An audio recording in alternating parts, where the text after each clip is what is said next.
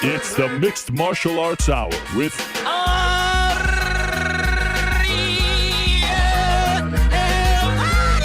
The Mixed Martial Arts Hour is back in your life on this Wednesday, March 9th, 2022.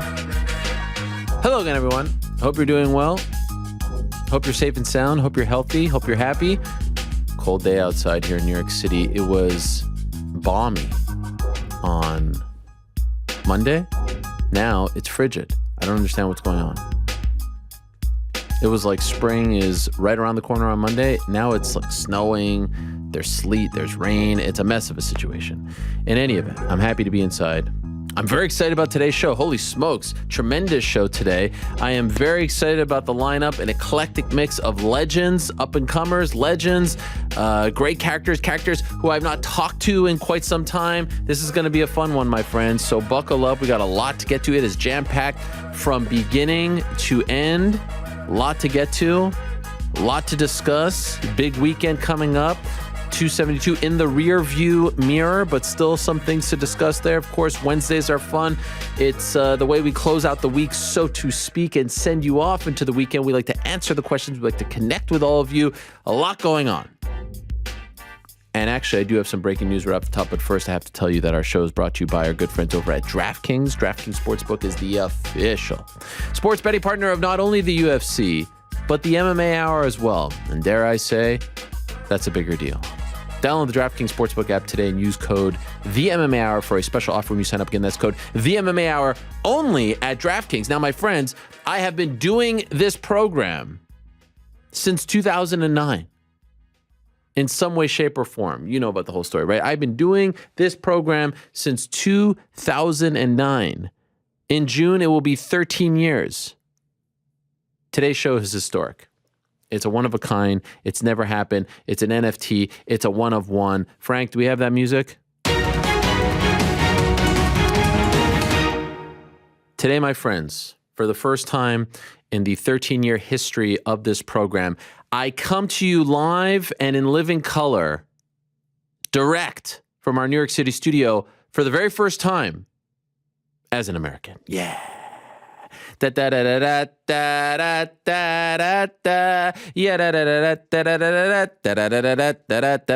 yesterday I became an American citizen. Not only I, but my wife as well became an American citizen officially. We are officially official. We are American. How about that? Your old friend from Canada is now a part of the Can-Am connection. So this is big. This is the first time I ever do this program or any program as an American. Feels weird.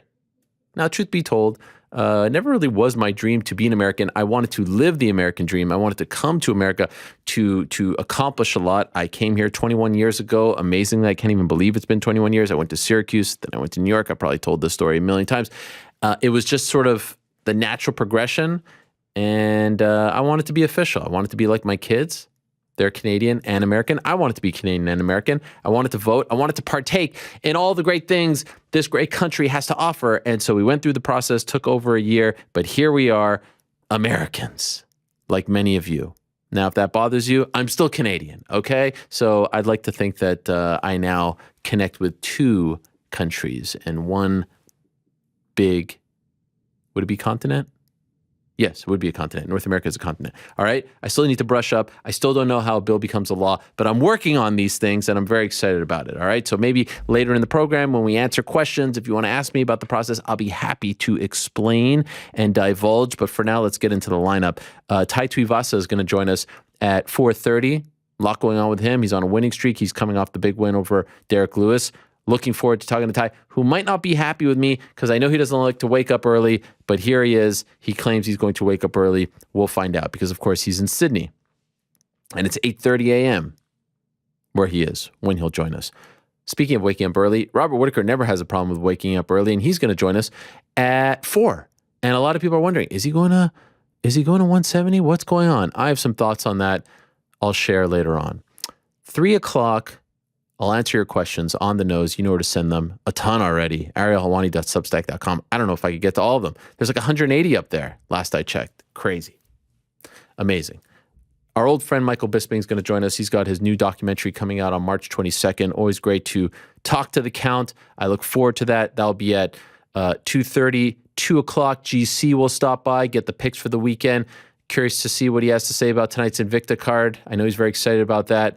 So stay tuned for that. That's at 2 o'clock, 1:30. Our old friend Ben Askren stopping by. I haven't talked to Ben in almost a year. So I look forward to that. It's been a while since we, as the kids like to say, chopped it up. And so that shall be fun. That'll be at 1:30. First, though, let's talk to one of the other big winners from this past weekend. This fighter is on a roll. He's on the longest winning streak of his career. He's looking very impressive, and he had one of the best performances and best wins of this past Saturday night, UFC 272 in Las Vegas, Nevada. We're talking to the tarantula first, the one and only Jalin Turner. Jalin, are you there? Yo. Yes, sir. I'm here. What's happening, Jalin? How are you?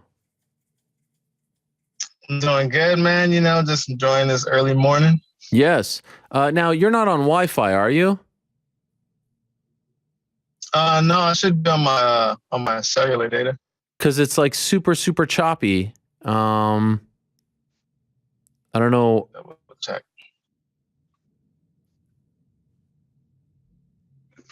Let's see here. No, yeah, no Wi-Fi. All right. Well, we could fight through it. It's just like it looks like a 1986 video game, but maybe if we fight through it, it'll look better. I appreciate you joining us. You're on a great winning streak. You're looking very good. Longest winning streak of your pretty young career, 4 in a row. What do you attribute the winning streak to? Why have you looked so good? All finishes, by the way, as well. The big win over Mullarkey on Saturday, super impressive. But what's been the difference as of late for you? You know, I just told myself I gotta just put everything forward and stay focused. I had to take everything in as a whole. You know, I just have to remember like this opportunity only comes once. You know, I can't fight and do other things when I'm like, you know, fight in the UFC when I'm in my late 30s. You know, like I don't plan on it either. So the time was now, and I adjusted. And also, I attest this win streak to J. Cole because I'm undefeated walking out to J. Cole songs. Wow. Always the same song, or do you switch it up? Switched it up. Yeah, different songs. And why him? Why does he speak to you? Why does he get you ready mentally? You know, I don't know. It's a good question because even in camp, I don't really listen to his music to pump me up and get me through training camps. Like, I listen to his music when I'm like on a run, when I'm trying to like clear my head, or when I'm going on a hike. Like that's when I really like attest to J. Cole. But when I walk out, it just feels good. Like every win I've had in the UFC, I walked out to a J. Cole song. And what was the one on Saturday? Applying Pressure. Okay. Is there like a secret meaning behind that to you, or is it just a song that you like? It was just a song that I liked, but I also felt like it made perfect sense to walk out to that song because I'm applying pressure to the division right now. You know, I'm getting noticed. Just applying pressure in all facets of life. Okay, so you have a really fascinating story. It's our first time talking, so I'm very excited to get into it. You grew up, you know, playing all kinds of sports, but actually you really loved skateboarding, right? That was one of your favorite things to do. How did you get into skateboarding? I had lived in a little cul-de-sac area, and I had some neighbors that skateboarded when I was younger. Mom got me my first skateboard, and I was like 8 or 9 years old. Just rode around on it. Didn't like really take it too serious. When I got into my teenage years, I started like actually like trying to like skate and thinking like, oh man, I could be a professional skateboarder. I had friends that skateboarded, and yeah, man, I took it full force, dove in hard, and I got a little sponsorship, a couple sponsorships back in the day, but I didn't make it far in skateboarding. Nowhere near as far as I did fighting. Any serious injuries as a result of skateboarding? Oh man, all the time. I broke my arm. I broke my fingers. I broke my thumb. Rolled my ankles. Bad joints, knees, shinners, all kind of stuff. Skateboarding. How did you get into MMA? How were you exposed to MMA? Because it was in your high school days, right? Yeah. So my sophomore year of high school, I tried out for wrestling. I had a friend that just kept telling me, just come wrestle. I was like, all right, like I'll try it out. tried it out. It was the only sport like my mom did not try to force me to do. And I enjoyed it. I loved it. I fell in love. It was like the hardest thing I did. Like that Hell Week, that trial was crazy. And lo and behold, I just had bad luck in high school, man. I broke my finger right before the season started. I shot in on a teammate. My finger got caught in his shoe. He went to take my back, and my finger popped out and broke. Doctors told me I broke it on my growth plate, so they recommended that I didn't continue wrestling unless I wanted a stubby finger. Oh my gosh! And so what happened? Like, what was the injury? Broke my finger. You broke it, damn. In his shoe. Yep. And was that it for you, wrestling? Yeah, so they ended up cutting the program the next year, and then they didn't bring it back. They tried to do a little wrestling club. I went to Summit High School in Fontana. They tried to do a wrestling club the next year, but some kid was being an idiot and was just being stupid. And then it's like something happened, and then he ended up hurting his neck, and then it was just a big thing. So they just completely cut it after that. So, you know, that's actually something I do want to do. I want to try to bring that wrestling program back to that school if possible one day. Now, when you got exposed to MMA and you're a kid, you're in high school, you're a teenager, is it true that you would do like fights in the backyard with your friends? Yes. So that was my senior year. So that kickstarted my spark of wanting to pursue MMA.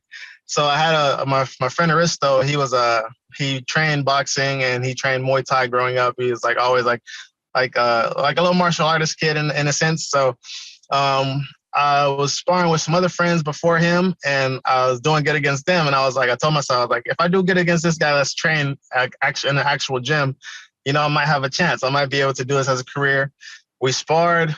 I did good. He didn't beat me up too bad. And I was like, I could do this. I was like, I could do it. Started training in my backyard. I didn't have a punching bag or anything. I had a couch. I set my couch on end.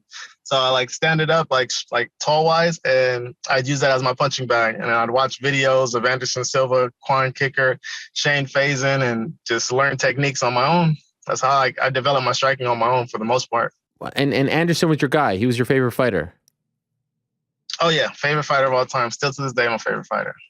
Yet, and I'm skipping over a lot of time here. Yet, I do believe when Michael Bisping was preparing to fight Anderson Silva, you came in as the guy to mimic Anderson Silva, yes? Yes, sir. How could you do that? That's your favorite fighter, man. Come on. Hey, I was a hungry young kid, man. I had to pay the bills, you know? Were you kind of guilty about that? Like, I mean, this is your guy and you're helping another guy try to beat him?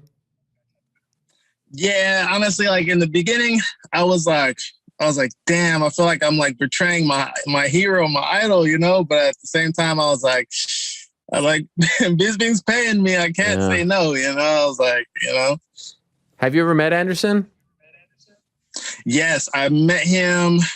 When did we fight? We fought on the Israel, when he fought Israel Adesanya. Oh, right. I met him that day. And I was so hyped. I was like, I fanned out a little bit, tried not to like get all super giddy when I seen him. You can still see it in my face in the picture. We took a picture.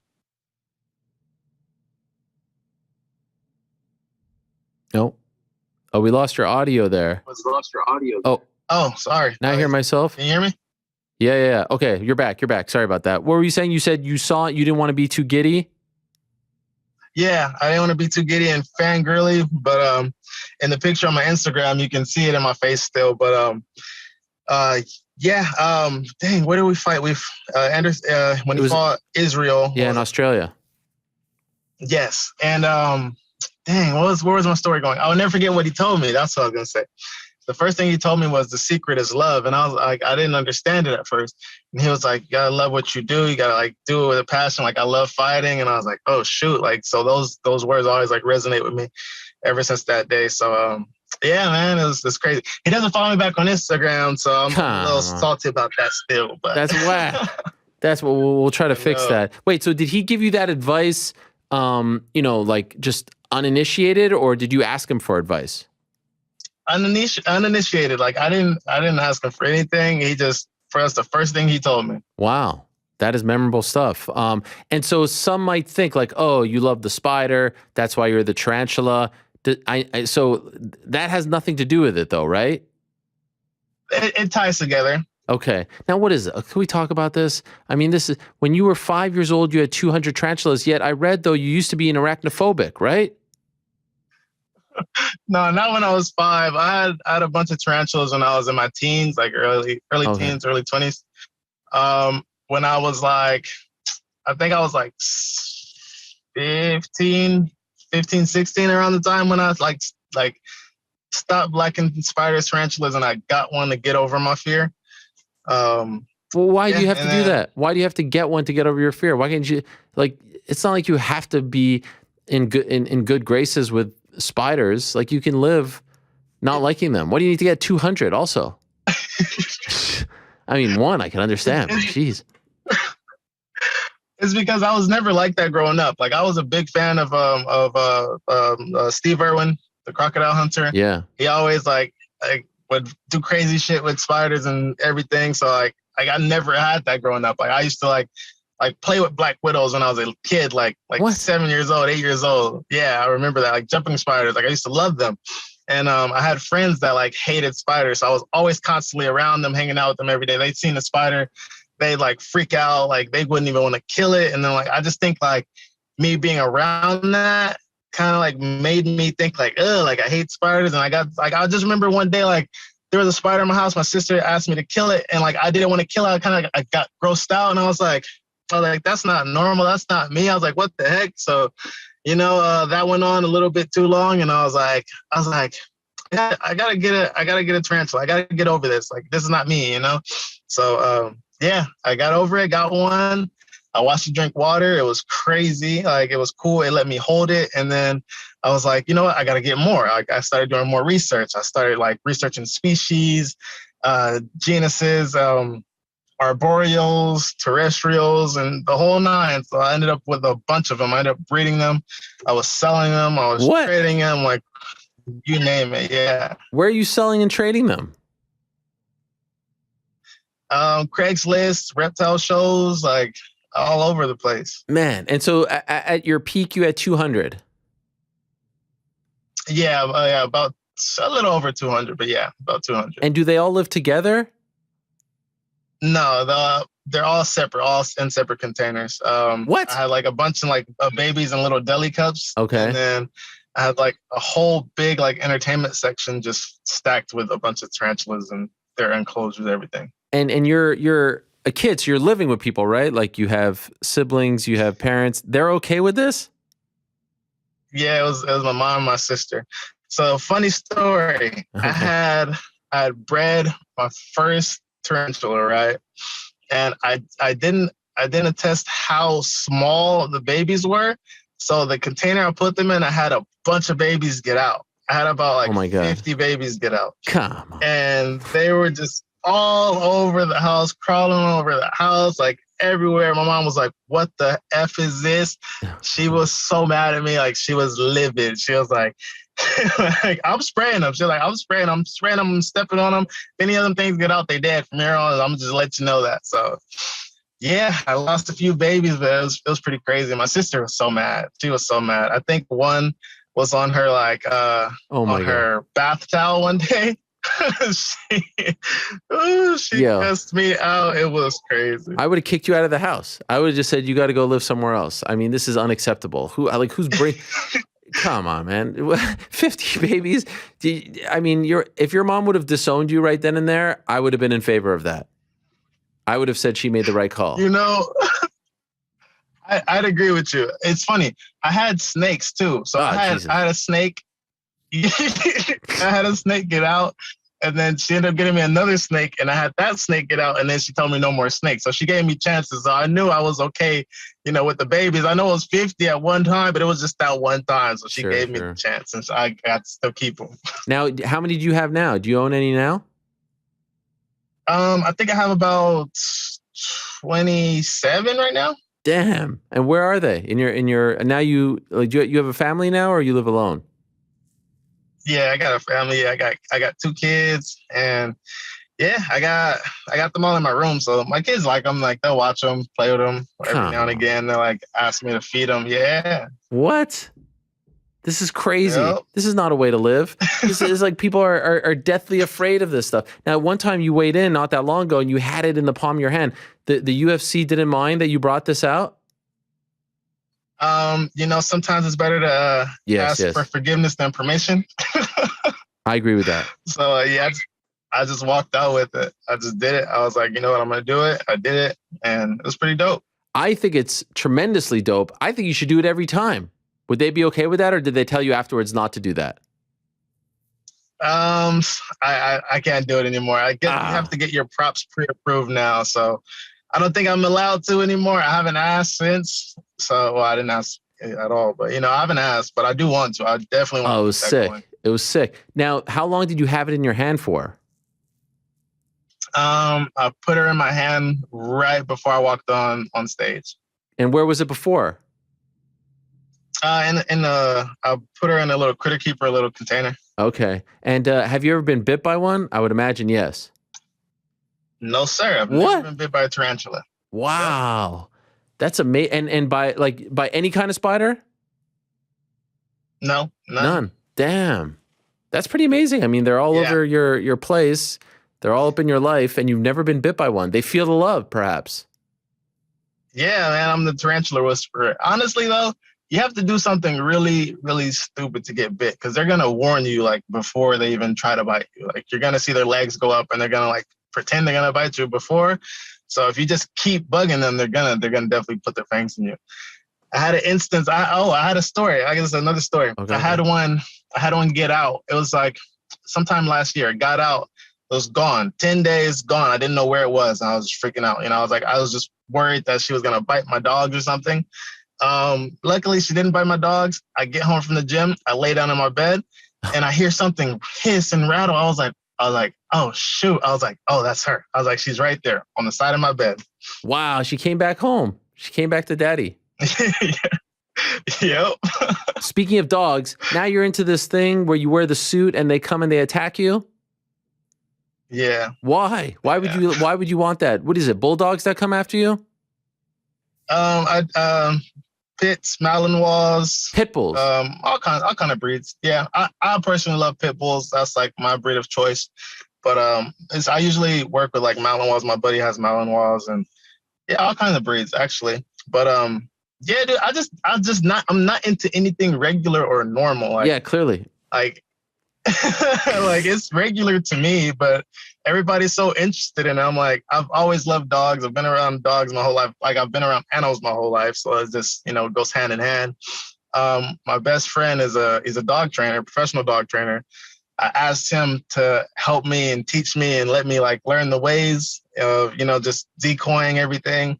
And he didn't take me serious until one day, like he asked, he was like, hey, I'm gonna be up at 6 a.m. Come if you want to.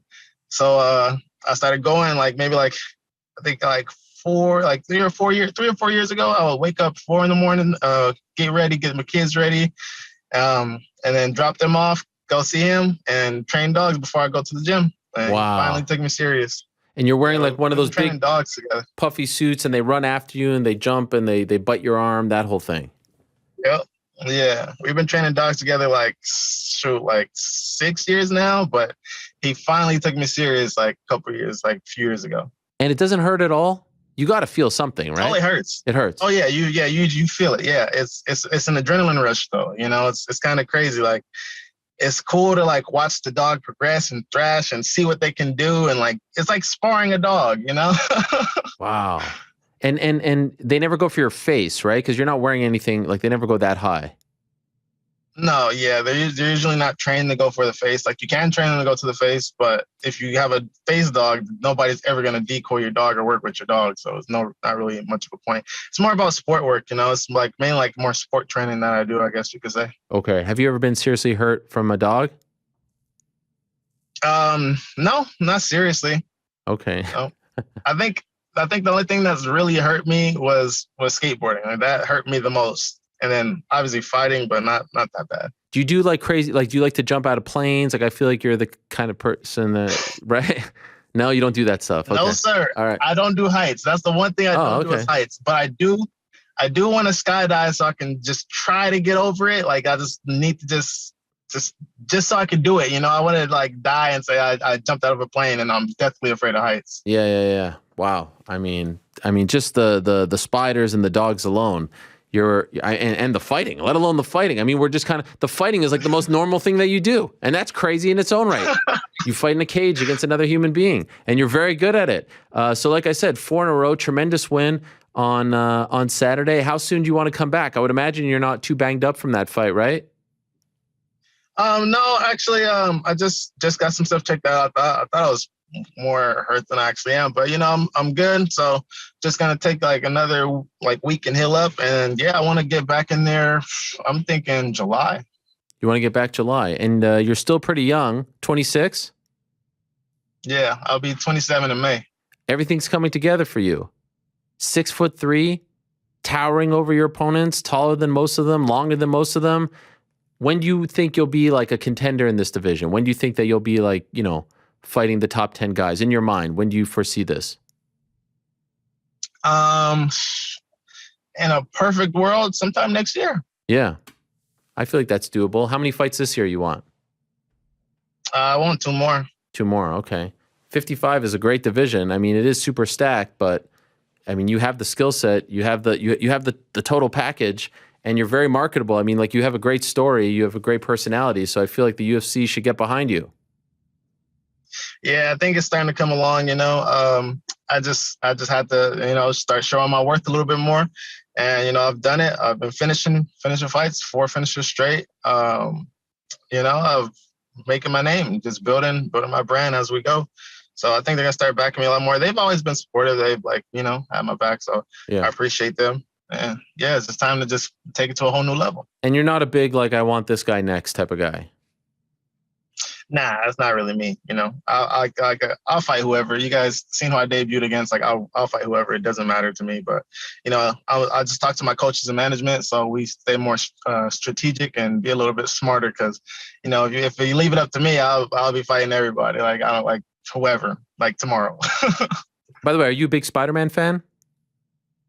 Oh yeah, I love Spider-Man. Is that? I mean, I would imagine, right? That's kind of. But he did get bit. Oh yeah. See, in his story, see, we need a Tarantula Man or something. You know, yes. I need a comic made or something. You know, just a spinoff. It gotta be. Man, it is like that time when you brought out the guy over there and he's like moving around in your palm. Terrifying. I mean, absolutely. The opponent? Who was the opponent? Was it Brock Weaver that you did it against? Yeah, Brock Weaver. Yeah, man, Brock Weaver. If I was Brock Weaver, I'd be like, "What the hell is going on here?" He didn't really seem to mind though. No, I didn't do it at the face-off. I just did it when I stepped on the scale. Oh, I thought you brought it out the face-off too. Just when you stepped out, when you're on, that'd be a little much, right? Oh yeah, because if he would have smacked my tarantula out my hand or something, you know, I would have been fine. They would have got suspended because we would have fought right there. Well, I love how unique you are. I love your personality. I love that you're always smiling and in a good mood, it seems like. So much respect to you. Congrats on all the success. Congrats on all you've accomplished thus far. The 4-fight winning streak, super impressive. The win on Saturday, super impressive as well. Keep doing your thing, my man. I'm looking forward to seeing you climb that ladder in the 55 division. Man, thank you, Ari. I appreciate it. I'm super smiley because I'm hyped to be on your show, man. It's pretty crazy, super surreal right now. Oh, awesome. Well, I look forward to having you back on very soon. All right. Yes, sir. No doubt. I'll be back whenever you want. All right. You're the man. Thank you so much, Jalin. Nice to meet you. All the best to you. Likewise. Appreciate your time. All right. There he is. Jalin Turner. Remember that name. 4 in a row in the UFC. Impressive wins, all via finish. TKO, sub, TKO. And I mean, I would never partake in any of that spider tarantula stuff. I would never partake in that dog biting you, even if you're wearing that suit. I mean, that's crazy to do that stuff. You got the fat suit and someone's jumping at you, and not someone, a freaking rabid pit bull is like going full speed, 100 miles an hour, jumping on you. But hey, 6'3" at 155 pounds, that is a player right there. Hailing from San Bernardino, California, which of course has produced a ton of great fighters. That whole area has produced a ton of great fighters. So excited about Jalin Turner. Great to have him on the show. And really great to meet him for the first time. Now, I said at the top of the program, it has been a while. It has been almost a year, believe it or not. I think April next month will be a year since I last spoke to our next guest. And there was a time when we were talking quite frequently. I don't know if we were beefing. I don't know if there was heat between us, but this seemed like a good time to have him back on. So without further ado, let us say hello to our old friend, Ben Askren. Hey, Ben. How's it going? Hey, how are you? I'm doing pretty well. Long time no speak. Yeah, has it really been that long? I mean, I know it's been a while, but it definitely. I think it was like the Monday after the Jake fight, and that was in April, right? Oh yeah, you're right. Yeah, and then you just kind of way to bring it up. No. I was just doing. I'm messing with you. Come on. Hey, guys, you know what I did the other day? Yeah. So it's funny you asked me on, and I don't know if it was because of this, but I told everyone that I was writing. I wrote a book, and I'm putting it out, and it took a lot longer than I anticipated it would take, but we're doing kind of like final touches. I kind of read through every chapter as it was being done, and then worked it out. And but after I read through it the last time, we were actually talking about the time that I was actually beefing with you. Oh yes, in April of 2012. So guess what? Oh okay. I went and looked up those tweets. Someone taught me how to look up old tweets. Yeah. So, and I want to say, I want to be vindicated here. I never challenged you to a fight. No, I never challenged you to a fight. Here is what I said. Give the people the context. What happened? Why did you tweet these things? So, well, I mean, you might dispute this, but yeah. I think I was on your show before my Douglas Lima fight. Yeah. And then, I think I was eating in the interview or something kind of rude. Yeah, it was a little rude. But so I think you were mad about it, or I also kind of crapped on the Canadian crowd. So maybe you're mad about that. Nah, I don't care. Congrats on your American citizenship. Thank you. How about that, huh? We're medium happy to have you. Okay, thank you. Appreciate it. And so then you tore me apart on your Monday show, and I'm like, hey, WTF? I didn't know we had issues. Was it a tear apart? Was it a tear apart, or was it like sort of just banter? Was it just like? Yeah, you really tried to crap on me. What did I say? What did I say? That it wasn't like a very exciting fight? It's 10 years ago. I don't remember. Okay, all right, fair enough. Seems like you're glossing over the main thing, but fine. What I said to you was, I invite you to go in a cage with me. Other than that, I don't really want to do your show. Kiss my butt. Okay, well that's not an offer. You kicked me off the show. You kicked me off the show. No, I didn't. Nah, I'm out.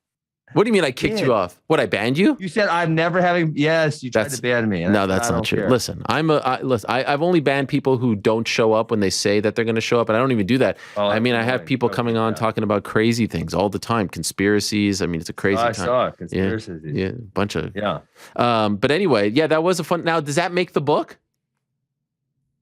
I think it is going to, because I thought so. I actually looked up a whole bunch of old tweets. The other one was when so I don't know if you remember this, but after my second fight and one championship, so I'd won the belt in my second fight, and Dana obviously did not offer to sign me when I left Bellator. Yeah, and then you had me on. And I don't know if he was on after me, or maybe you interviewed him some other time, like really close to him. But he said, "Yeah, we would love to talk to Ben Askren now." And I was trying to remember what happened, and I said, "Oh, thank you, Master. At Dana White, can I please have a shot now?" That was when you were really stirring the pot. Well, yeah, because I mean, what do you say? He'd rather see two flies. That was way early. So that was Sherdog, right? So no, that was that was even earlier. Really? So Sherdog ran a story on me when I was having my debut fight in February of 2009. And I don't remember the card, but there was a UFC card that same day. Yeah. And Dana was pissed. I don't know if he knew me at the time or anything, because it was literally my first fight. And he said, "Why are you having this effing guy on your homepage when you should be having our fight?" Essentially. Right. But then he said, that was the first one. Didn't he tweet the thing that he'd rather see two flies? When that happened, and I get vindicated a lot. So I was vindicated on that too, because he essentially said that you can't drug test people. And I said, hey, that's nonsense, because USADA actually does it with all Olympic sports. And, wrestling doesn't have as many athletes as fighting does. But if you consider all of the Olympic sports, the rosters is big of the people who are being tested.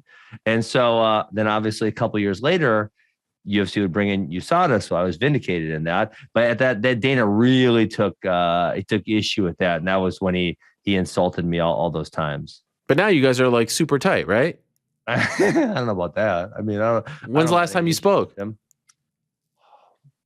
don't know, a year ago, maybe. Oh, okay. You don't check in. You don't text. I don't know. What's the last text? Let's see. It's probably. It was actually before the Jake Paul fight. What was it about? I can't tell you. Oh wow, it's personal. I don't know. Yeah, it's not. I mean, he was crapping on someone. It was not Jake Paul, someone else. I don't want to bring it up. No, that's fair. That's fair.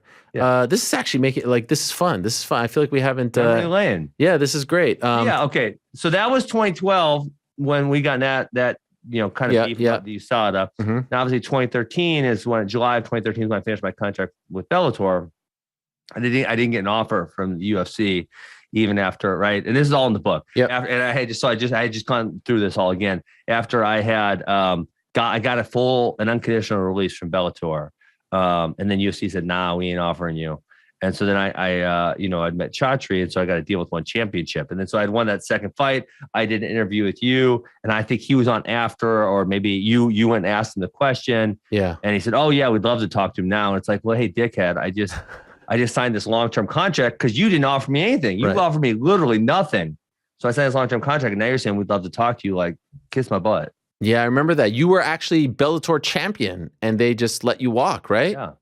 That was crazy. Well, they didn't let me walk. I had to work. I mean, so I didn't get released until my last fight was July 31 of 2013. And I didn't get my release till mid-November, right? Because they had that year-long matching clause. Oh, yeah. And so, and essentially the UFC had indicated, we're not going to make an offer because of what happened with Eddie and Hector previous to me. Right. We're not going to make you an offer. And so then, I essentially had to convince Bellator, I'm not going to come back. Like, are you going to look terrible and make me sit on the shelf for a year? Like, I'm not signing, essentially. Right. Yeah. And so finally I got a release. And so it's like August, September, October. Yeah. 3.5 months. Mid-November, I got my release. And then UFC said, and here's why I remember it, because I went to, me and Daniel Cormier actually had the same management, and we went to the UFC offices together. And it was the Monday after the John Jones Gustafsson fight. So I believe that was November 2013. Yeah. It was September of 2013. Oh, was it that early? Yeah. Did I get released that fast? Are you sure? Yeah. Oh, 100%. I remember that fight like it was yesterday. UFC 165.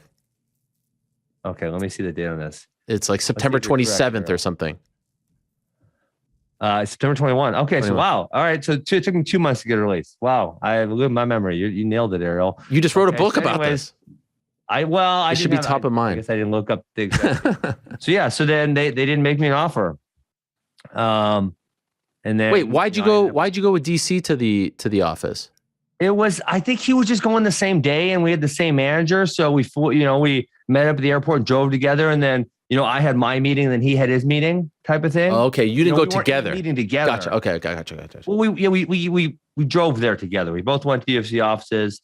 Bob Cook was there with us, right? Yep. He managed us both. Yep. Dwayne Zinkin, and yeah. So I think after I had my meeting first, and he had his meeting second, and I left with, they essentially said, hey, we're not interested. And it was really annoying because I'd gotten my full release. So it's like, not like I could go back to Bellator. I pushed them for a couple months to get my release. Right. I had it then. Yeah.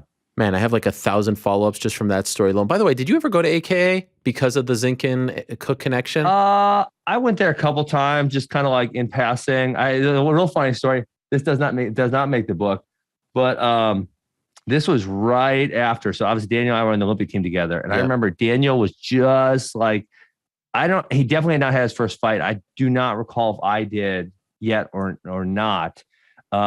Maybe I had some fights earlier than him. I'm not sure. Anyways, he was living with Bob Cook still. Yes. And I remember I had my Adidas sponsorship from wrestling still, and his had like expired or whatever. Right. So part of the deal, this is so funny. Part of the deal was we get like $5,000 a year.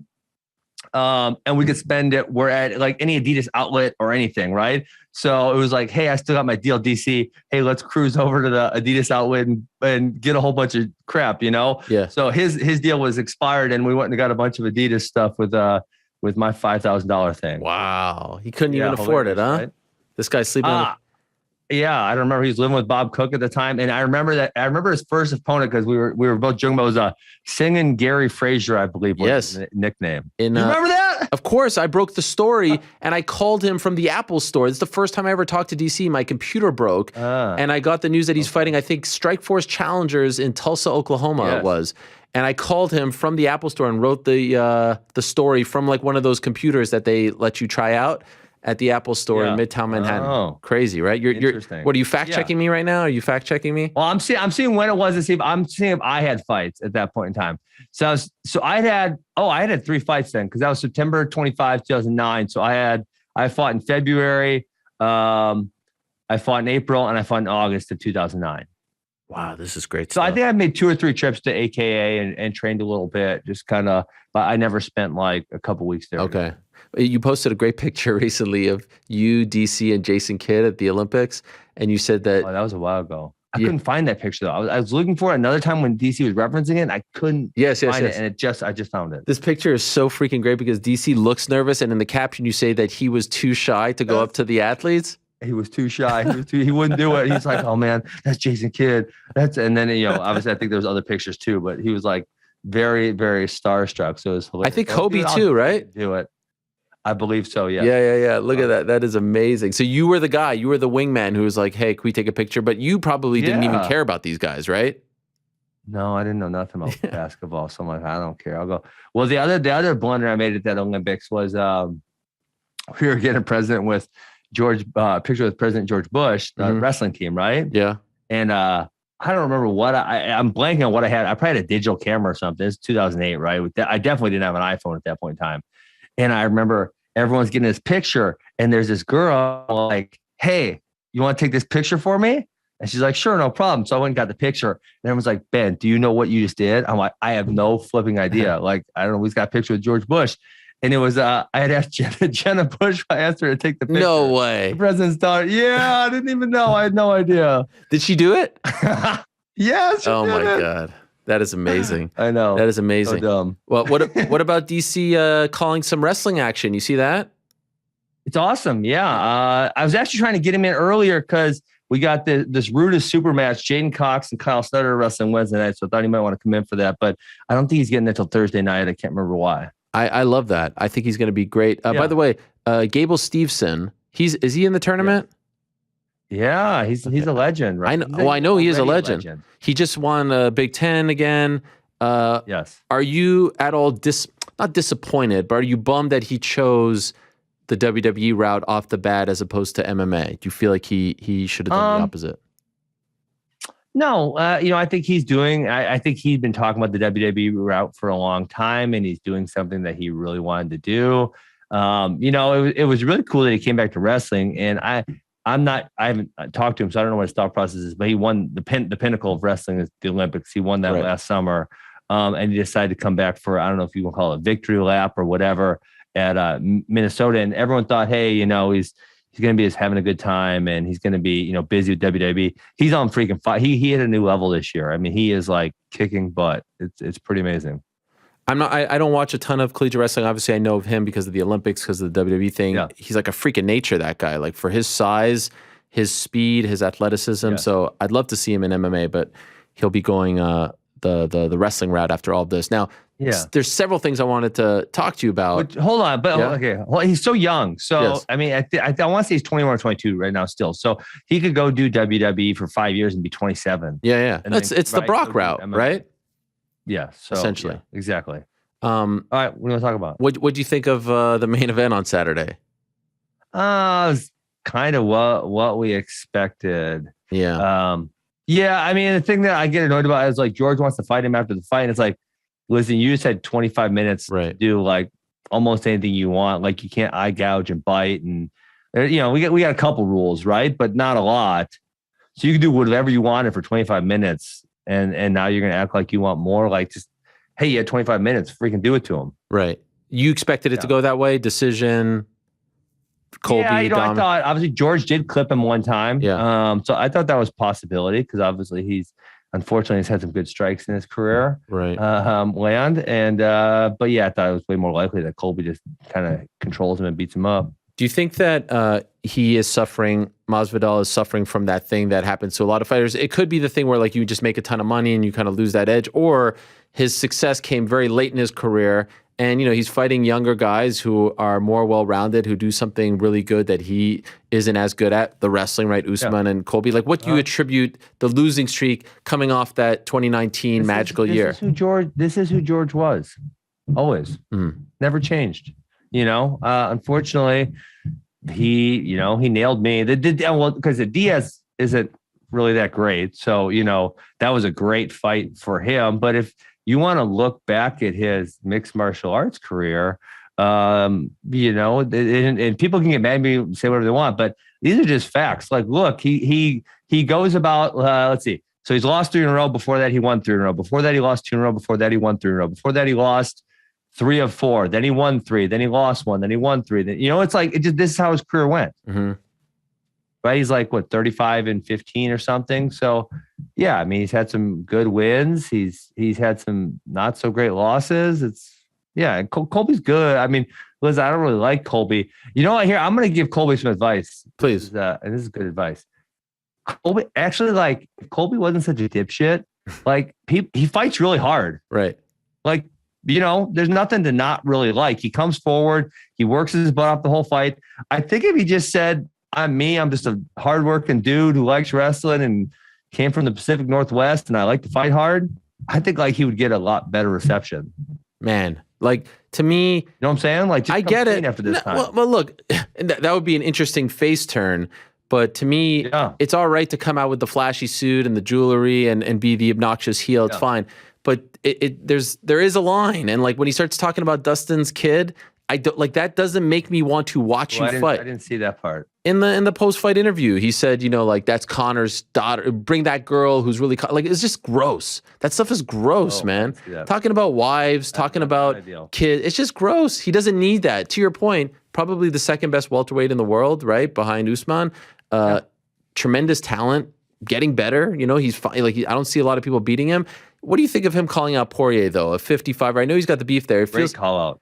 Is it a great call out? Yeah, because it's a fight that, I mean, obviously been in the gym. He probably knows he's really, really likely to win it. Poirier's probably a top 10 name in the UFC at this point, given the fact that he's beaten McGregor twice. So huge name, easy win. You can't ask for anything better than that, right? And now if Dustin loses, he kind of looks like a chicken. Colby also can't call you out above him because he's already had 2 shots at Marty, so it's going to take him a while to get that shot. Dana said he could get that shot again, but it's going to take a little bit. It's not going to happen right away.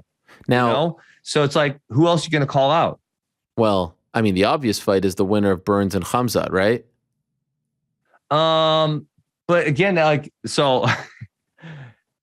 Big attention. Yeah, easy win. That's what you want. Sure. That sounds like it's. Neither one of those guys yet, I think, is as popular as Poirier. I think if Khamzat beats Burns, you don't think that that's a massive fight? But it's also really risky. I mean, if he beats Burns is good. So if he beats Burns, he's really good too. Yeah. So I think Covington went the right way with that one. Oh, sure, he went the right way, but I think it is actually tied to Khamzat, creeping up behind him, where it's like, I'm not going to put this guy over. Let me go fight someone who's 155 pounds. Has Kamaru exceeded your expectations? Can you say like this guy has actually ended up being better than good, right? You know what? I thought he was good initially, and that was initially. He wasn't one of the guys I called out like when I first signed. And then I don't remember what happened. I think I said Marty, like not even like just like that was who I knew him as, Right. I think I just said it like in an interview, and then he got all pissed off about it. And then obviously he came at me at that one press conference. So that was where that all got started. But I knew, hey, this dude's good. And again, if I could take an easier fight against, say, Darren Till or whomever, right? George, obviously it didn't turn out well, right? Fortunately. But those would have been easier fights than he would have been. But yeah, I thought Tyron was going to beat him. So that was really unfortunate. And obviously he's had a very good run. He's beat Burns twice, Covington twice. There's probably someone out, George twice. Yeah. Right? Yeah. He's got a great run. So I think I really don't think Leon Edwards can beat him. I guess we'll see what Kazma can do. Who knows? Do you agree that he beats Canelo, right? Rather convincingly? I mean, is this a real thing, or is this just like two people talking for attention? Well, I think it's really kind of one way, to be honest, at this point. Like, I asked Canelo about it last week, and all he said was payday. But like, I think Usman is the one who's really trying to push for it. I don't really see a market for it at all. Yeah, me neither. It's just not his bread and butter. It's the same with Khabib. Like, no one wanted to see Khabib in a boxing match. They want to see him do MMA. Now, let me ask you this: the idea that I've been pushing is Masvidal McGregor in November. If we're looking at fights for Masvidal, they're both on losing streaks. They're both big names, right? McGregor's huge these days, physically. Yeah. Well, huge size-wise. Yeah, he's probably lost a little steam since he hasn't had very many wins recently. That's good matchmaking. I think they should probably do that. I don't know where Nate Diaz fits into that mix. Poirier. He's a different direction every day. He's like, I'm leaving. I'm not leaving. I'm signing a new contract. Yes. So Diaz. Man, I like for Poirier. I don't know. I think he should try to fight for the title. What title? I don't get. He just fought for the title. Lightweight. Remember against Oliveira. But like, I understand. But Diaz doesn't put him back closer to that. You know what I'm saying? Like, at this point, he's just trying to get big fights. Okay. So then you can go that direction too. You can just say, okay, I just want the biggest fights possible. And I guess Diaz is that, sure. Now, I don't know. I just don't love it for some reason. Why? They were supposed to fight like 3 years ago at MSG, remember? Yeah. I don't know. I'm not that excited about that, but sure, let's do it. Fair enough. I wanted to ask you about Kayla Harrison, because I feel like there's a lot of similarities to your situation back in the day, where, she's getting a lot of money, but it's clear, given the competitor that she is, I mean, if we read between the lines, like, she's not very happy about having to stay with the PFL. She wanted to go to Bellator. She wanted to maybe go to the UFC, but she's getting that big payday, and she's balancing like legacy and security for her family. She just became a mother of 2. How do you feel about this whole situation? Yeah, I mean, I guess the hard part for her is, to my understanding, she fights 155 pounds. Yeah, but she can fight 45. She has fought 45 once before. But UFC doesn't really have that division. Sure, no. That's the thing. Is like, unfortunately, there's not a lot of girls who are that size. I mean, I guess Cyborg would be the best fight for her. And, now that Amanda Nunes lost to Juliana Pena, like, that obviously takes a lot of steam off her at the 145 division as well. So it's really challenging. Unfortunately, there's just not a lot of girls that size that want to fight mixed martial arts. When you look through the rankings, it drops off really fast. But the big one was Cyborg at 45. Bellator made an offer. PFL matched it, and she's kind of bummed about that. Do you think she should have said to PFL, please let me go? Just like, don't match it. Do you think that's even possible? Yeah. Sometimes that's hard in those type of situations. Right. Yeah. I mean, she maybe said that to them, but the business is business. The organizations don't really care all that much about your feelings or your legacy. Right. I mean, sometimes it goes your way. Sometimes it doesn't. Are you impressed by her? Man, it's so hard because I feel as though she's just so much better than everyone she fights. Yeah. So it's like, I would love to see her fight someone who is relatively similar skill level to her, because she's just killing everyone. Do you think she beats Cyborg? Probably. I don't know. Yeah. She's bigger. If she get the takedown. Yeah, I think it's a tough fight. So that would be a really good one to see. It's too bad they can't make it happen. By the way, what do you think of Jorge's tattoo? It's terrible. It's really like, oh God. Why is it terrible? It just looks like crap. Like, that's something like a teenager gets, and you're like, oh shit, I thought that was going to look a lot better. I thought this was going to be really badass, but it looks kind of dopey. Are you honored? He's rich. He could go get the best tattoo artist in the place. Part of you honored that you're like immortalized on his body, or no? Hell no. I mean, I think it's semi-telling how important that singular moment was to his career, and he knows it, and he tattooed it on his body because it was that important to him. Now, the main thing I wanted to have you on to talk about, believe it or not, is because you were the first guy, honestly, that I saw on my feed talking about Bitcoin. Like, you're talking about Bitcoin. Hey, let's do it. I love Bitcoin. And then I see you always popping up. You're on like Instagram Live. You're talking. I watch for 10 seconds. I'm like, I have no idea what you're talking about. You're doing all kinds of shows about this stuff. We go on live on Twitter on Tuesdays. Yeah. When we did it. It's all kinds of stuff that I still like. I had Kenny Florian on. He's big into it. I don't remember. He was on our show one time. Yeah, I don't recall a single thing he said to me about it. But it's now become a big MMA story because of this Marshall Rogan Inu. Oh God. What do you make of this? I don't like meme coins are nonsense. I don't. What is that? I don't know. I don't even know what that means. A meme coin is like Dogecoin or SHIB. And, they are what they are. I view them kind of as a lottery ticket. Some people will buy them at the right time and the price will spike and they'll make some money off of it. And there'll be a bunch of other people that lose money on it.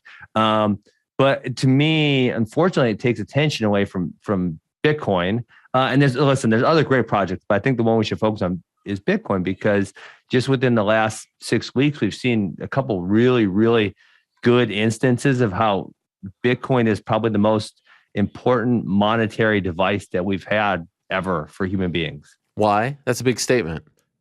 Well, why is pretty evident. I mean, so the Canadian trucker situation, your government's up there in Canada. I know I want to be American because the government's effing crazy. Right. They were freezing bank accounts of people who donated to truckers. That happened. And it's like, dude, Jeffrey Epstein still had a bank account. I mean, like murderers still have bank accounts, but someone who chose to donate $50 to like the Canadian truckers gets their bank account frozen. Like, come on, man. Is that 100%? Bitcoin, that's 100% fact? Yeah, that's factual. Yeah, okay. You can look that up. Bitcoin is unsensible transactions. And so if I have my Bitcoin, no one can take it from me. You can't confiscate it. It's literally the first personal property in the history of the world that is unconfiscatable. So like your land, people can confiscate. Your cars, your gold can be confiscated. Your Bitcoin can't be confiscated. I have it on a cold storage wallet with seed words. And even if I were to smash it with a hammer and gone, if I have my seed words memorized, or, some people put them in different places and save a deposit box, whatnot, like I could buy a new wallet, type in the seed words and restore my wallet. Right. So if I was in a situation where there was a lot of political strife and I would say, hey, I have to get out of here. Right. So like in Charlie Lee, who's the inventor of Litecoin, for example, he talked about his grandfather trying to leave China because they don't let capital leave, with gold bars taped to his body. Wow. And the worry, because that was his wealth, and the worry of like, well, if he got caught, they were probably going to execute him. He talks about that, It's not like with Bitcoin, I could have my money on a cold storage device. I could remember the seed words. I could smash that thing so it's gone. And then I could go wherever I want. I get there, I buy a new cold storage wallet, I load the seed words, and my wallet's back. No one takes my money. So wait, why are you against this Marshall thing? Because fighters are getting paid.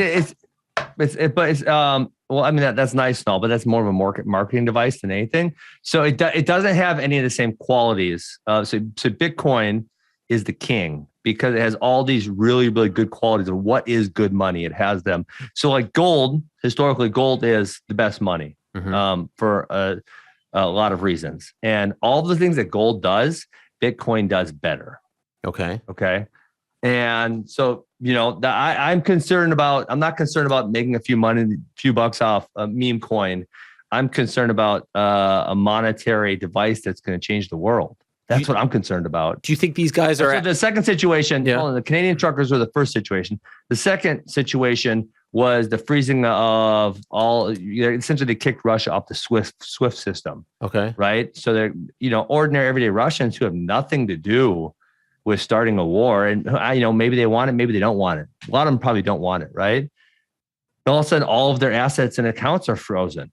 Like just everyday ordinary Russians are having their accounts frozen. They didn't do nothing. They're not convicted of a crime, right? They're not doing anything wrong, and their accounts are frozen. They can't use their accounts. They can't access it. So Bitcoin is unsensible money. If you want, and then the scary thing, if you want to go, and this is not really conspiracy theories. Actually, the Biden just put this out last night. America's looking for a CBDC. Do you know what that is? Like CBD, like central bank.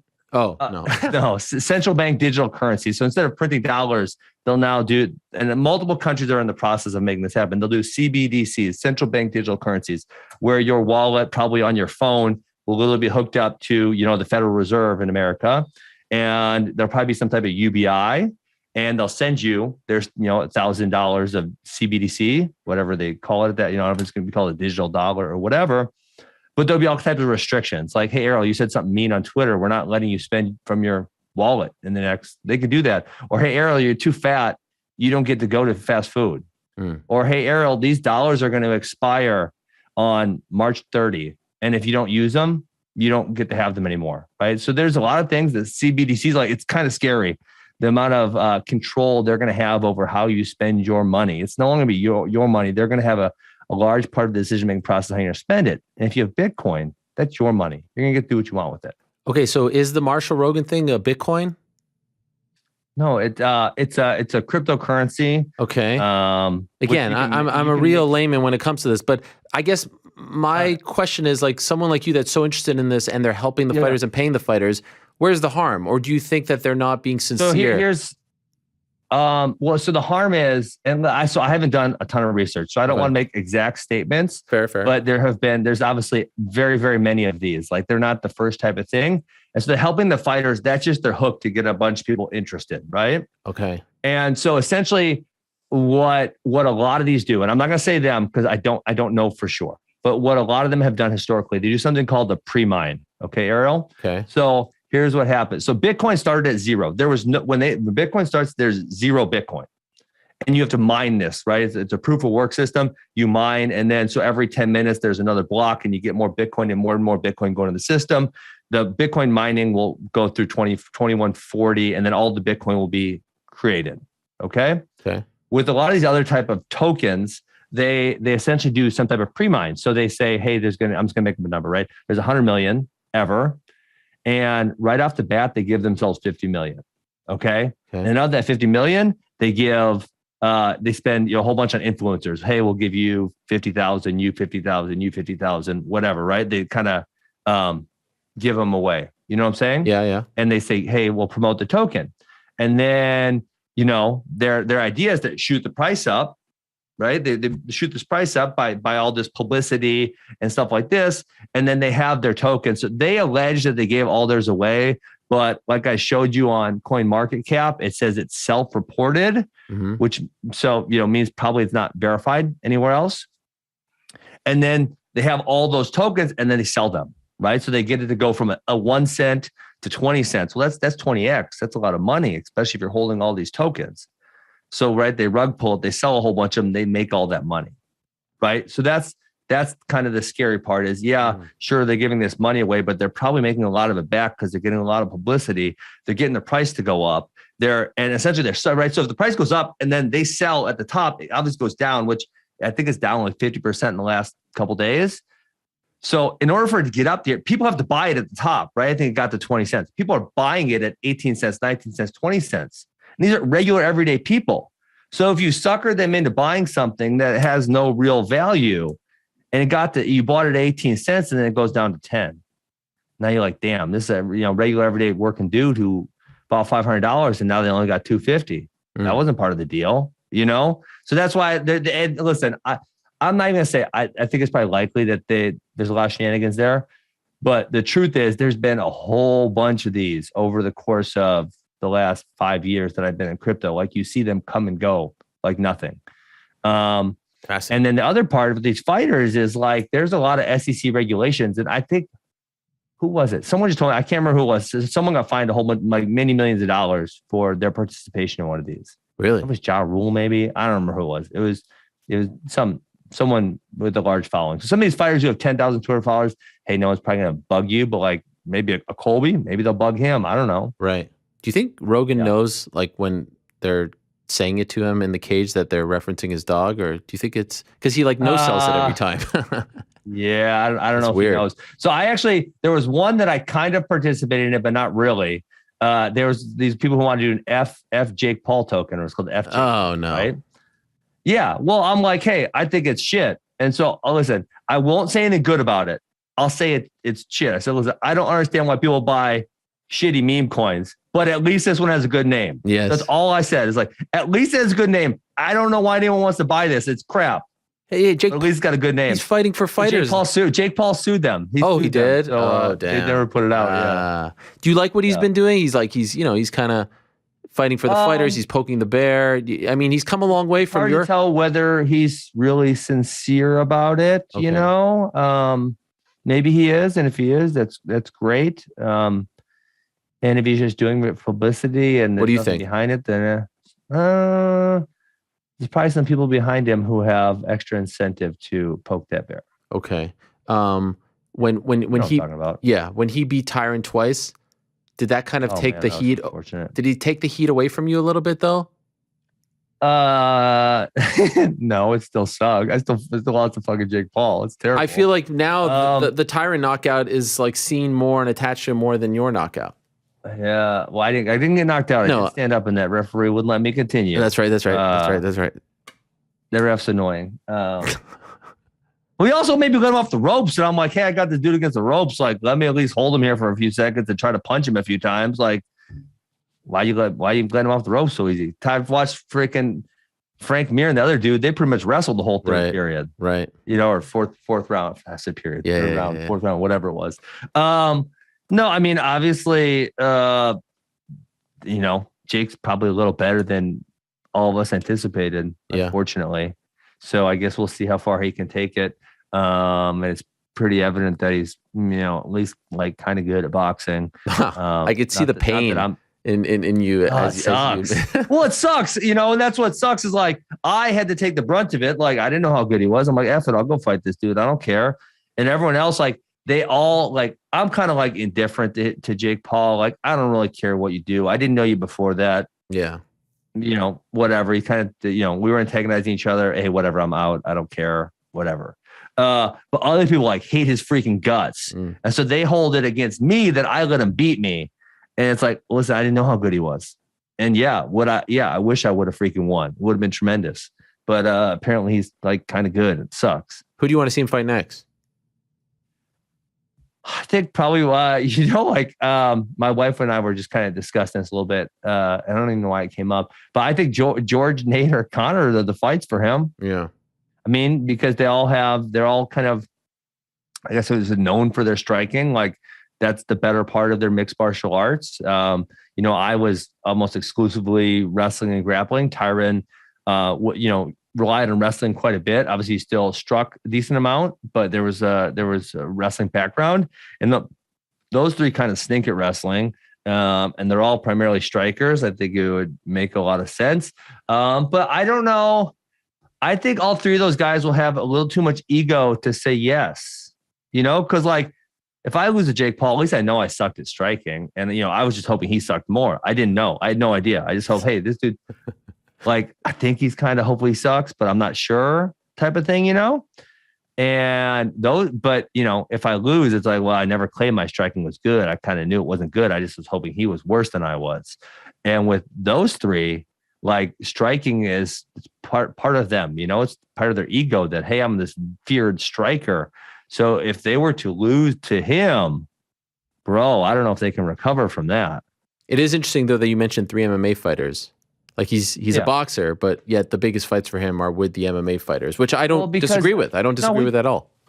Yeah, we've talked about. I mean, the other one, Anderson Silva, but Anderson Silva looked really good in those boxing fights. So maybe I don't think he takes that one. Well, the thing is with boxing, there's probably less big names than in mixed martial arts, and they're really only at the very top of the division, right? But like, so he would have to go fight kind of a boxing nobody, right. Someone that not a lot of people know, to have someone his equivalent skill level. So yeah, I think it makes a lot more sense for him to fight the mixed martial arts guys. By the way, 2 last quick things and then I'll let you go. This has been really nice. It's been nice to just shoot the breeze with you here. By the way, mixed martial arts. Yes. What's up?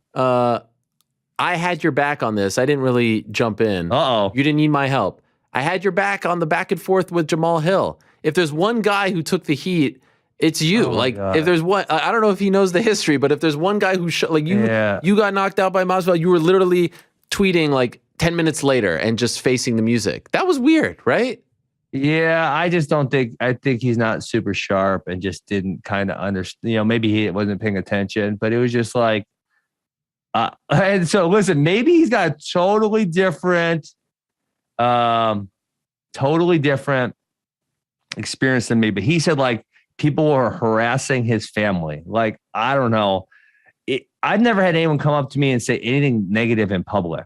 Right. Like someone will be like, I walk by someone and then they're like way back 50 feet over there. They're like, Jake Paul. Yeah. And I'm like, oh, okay, I roll, like fucking immature kid, But like, It's not like I had anyone show up and say, "Oh, you suck. I hate you." Or, like that's just never happened to me. It's never happened to my wife. It's never happened to my kids. Like, so maybe I live in a totally different world, but I never seen that. Now listen, on Twitter, different story. Right. Instagram, different story.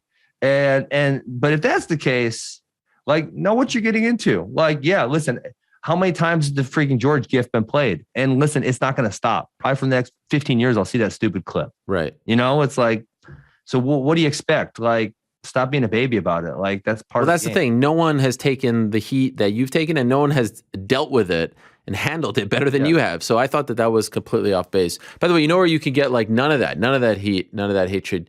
I believe there's you could go on Parler, and it's just I'm just kidding. That's a joke. I was just kidding. But the book, when's it coming out? I think it's October. So they said they did this pre-sale. Listen, so they're the booksellers, not me, right? And they who's said it coming out with? Thing. I said, listen, what? Like, who's the publisher? Permuted Press. Okay. If I would have not known that would have been bad. I almost like blank for a second. I'm sorry. I got like hundreds of books over here.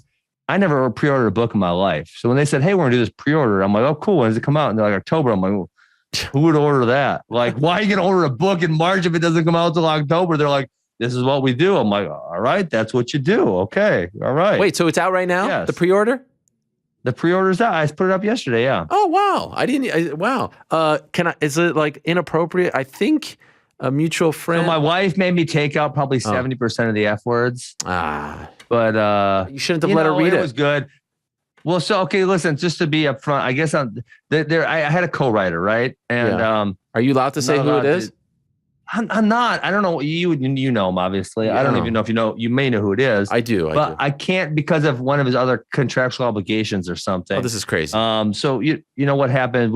He came here. We stayed 4 days together. We kind of like talked through everything.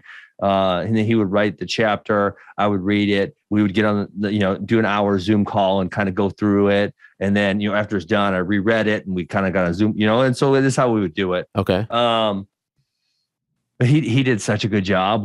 And I really feel like for the most part, he kind of captured who I am and did a really good job at that. But my wife was just like, no, too many F words. Too many F words. I'm like, Amy, we're not taking out all the F words because it is in my vocabulary. Yes. And in this sentence, it makes perfect sense. So we're freaking leaving it. So there's some of those, but not too many. And it's about the whole life. Everything? Yeah. Or is it just about a slice of your life? Sometimes people do that. No, my whole life. Okay. When does it end? My whole life. Unfortunately, the epilogue is the Jake Paul fight. Started it. You could have taken that out. Started it way before then. You know what? We did it. He did a very good job. So I got on the Zoom. We talked about it. He did a really good job capturing the emotion I felt about it. It's unfortunate it has to be in there, but listen, it's part of my life. I just told my wife, it's like, I wish there was a different outcome. But when you do things in life, you don't always know what the outcome is going to be. And if you choose to do something, if you choose not to do something because you don't know the outcome, you're a coward. And it's like, hey, the guy wanted to fight me. They want to pay me money. I thought it was going to be fun. I was hoping he sucked, way worse than he did. Right. Unfortunately, he didn't. I did crack him one time. Wouldn't have been so awesome if he would have fell down. I'm like, that would have been great. Oh man. All right. So I'm gonna pre-order this book now. I'm a world hero. Yeah. I didn't know it was out. Amazon? Yesterday.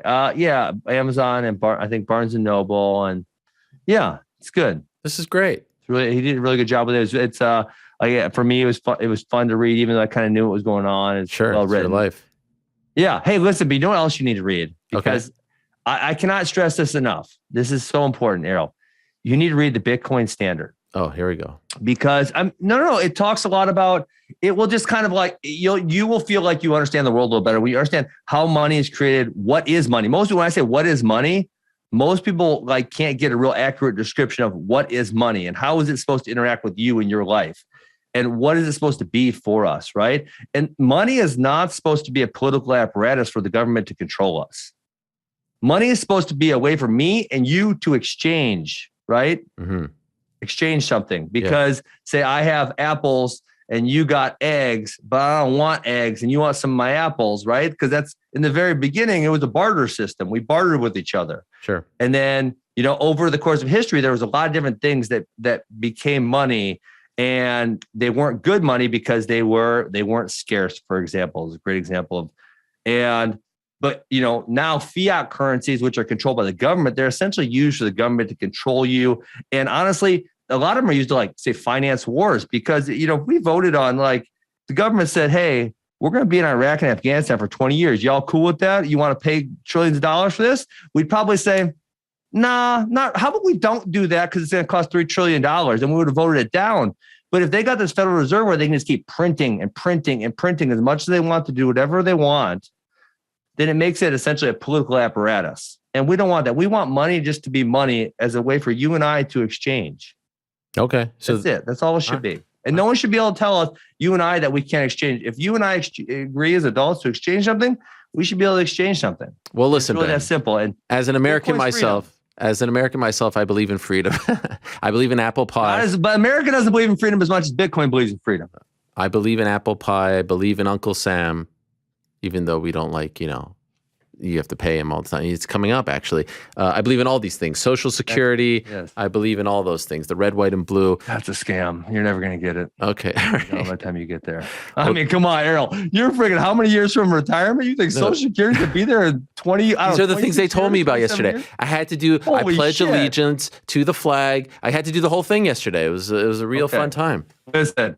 But man, you need to have a different savings device, because Social Security ain't going to be there in 26 years for you and I, unfortunately. I'm a little further. I think I'm 29 years away. Yeah, sounds about right. I think 66 is when you get it.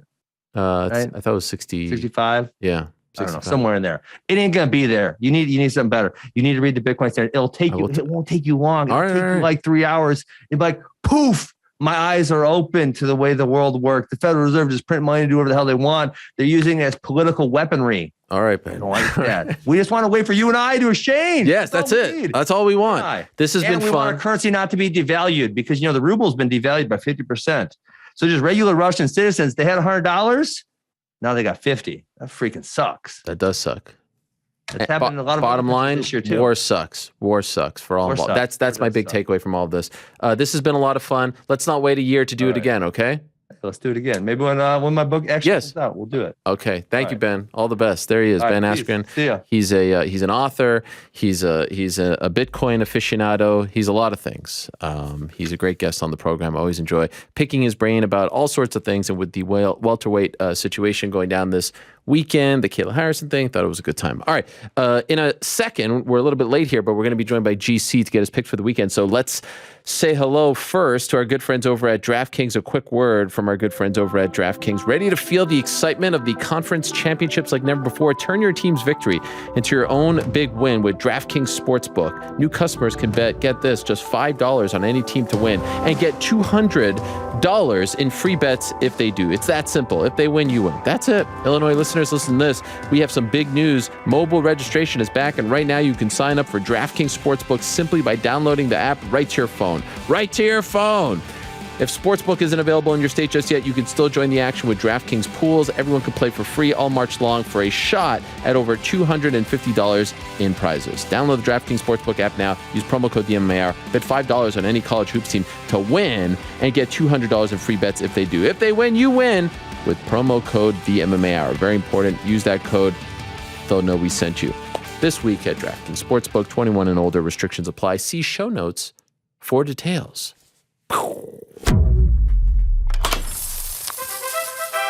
I'm sorry. I mean, listen, Bitcoin taking over the world. Oh, yes. Oh, yeah, we got to interrupt that. There it is. I need both flags, okay? I'm not turning my back. They wanted me to turn my back on my country. I will never turn my back on my country, but I'm very happy to be one of you. One of us. One of Welcome. us. One of us. Thank you. Thank you. I I'm happy appreciate for that. you and your wife. Yeah, it's a big day. Big day. They said, go celebrate, go do this. We went home and, I continued my day. That was pretty much it. I mean, I feel like I'm an American. I've actually lived in America longer than I lived in Canada at this point. Oh, wow. That's crazy. Yeah. So, I mean, just by default, I'm an American. Yep.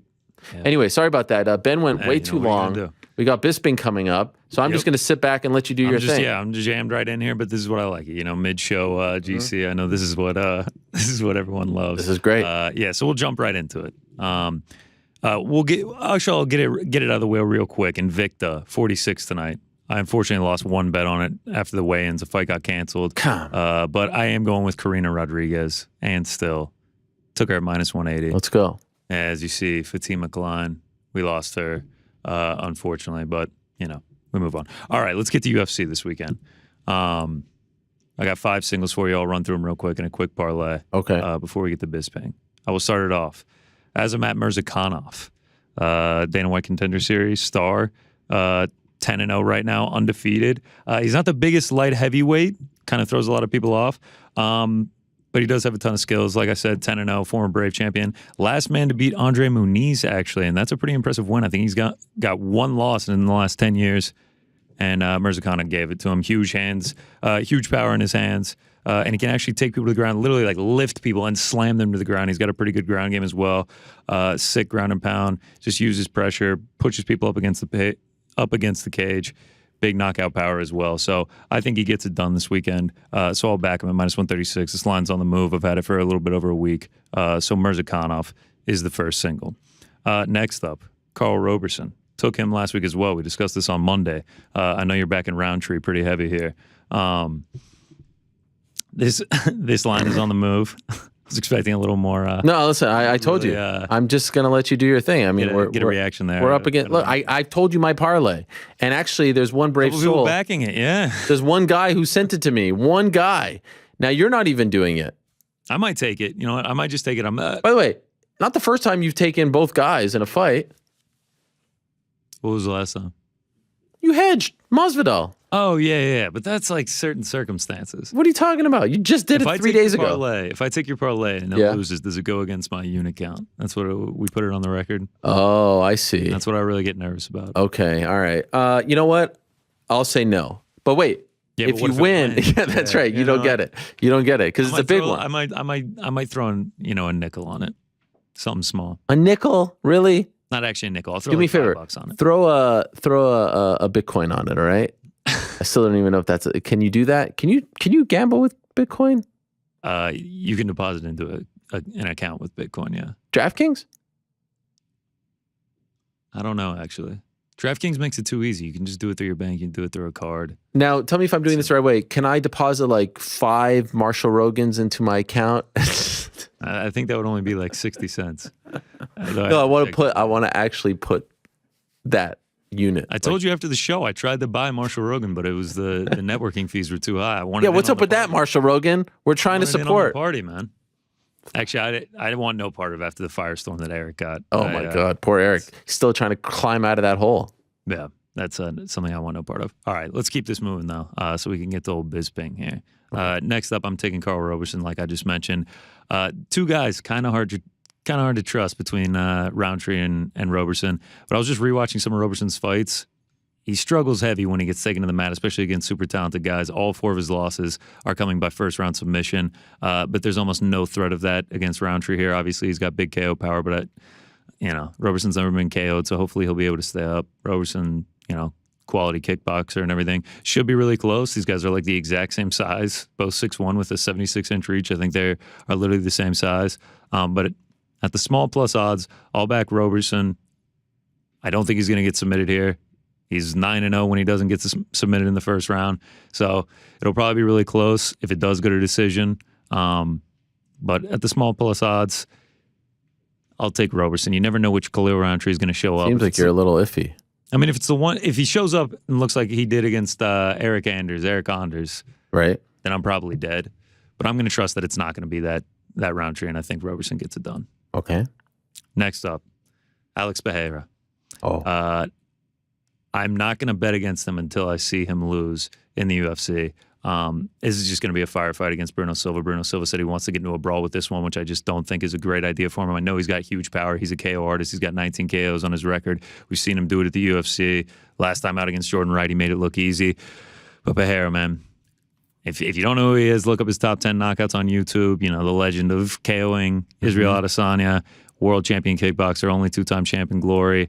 He's just got a disgusting left hook, can put you out in one shot. He's going to have a huge height advantage, huge reach advantage here. If this one stays standing, I think he's going to be able to get the win. And Silva, he's got no takedowns in the UFC. I know he's a black belt, but I I couldn't find any real tape of him offensively grappling. So I think this one is going to stay standing. I think it will be a brawl, and I think someone's going to get put out, and I think that Alex Bahia is going to be the one putting. I actually feel like this fight should be a bigger deal. Like I feel like Bahia is one of those guys. I think so too. As soon as it got announced, I was like, this is going to be a sick fight. Yeah. Like I wouldn't be shocked if Bahia loses. I mean, if you notice, I'm going lighter this week just because like none of these are crazy confident plays. Yeah, I think it's going to be fireworks, dude. I think it is going to be brawl, and I think it's going to be fireworks. Like this could easily be the quote-unquote co-main event or the second to last fight. Easily. Oh. It's on the main card, right? It is the first fight on the main card. All right, kicks off the main card. Yeah, so I got Bahia winning that one. Next up, Yadong Moraes. I'm going to take this one under 2.5. Grab that, minus 165. Marlon Moraes. Ooh. I mean, talk about... That's an interesting one.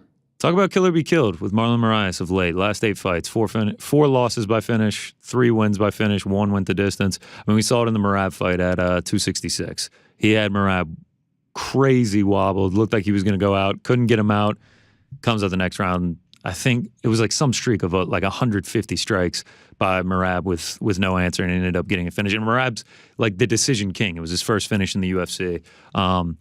Song, while he's not the biggest finisher, he does have finishes in his career. Last time out against Julio Arce, I actually think I had the over in that one, so he killed me with that one. But 3 different finishes in his UFC career, so he does have that finishing capability. So I think we're going to see Moraes come out on fire like usual, looking for that finish in the first round. And if he doesn't get it, I think Song Yadong will be able to put him out. So I'll take the under 2.5 in this one.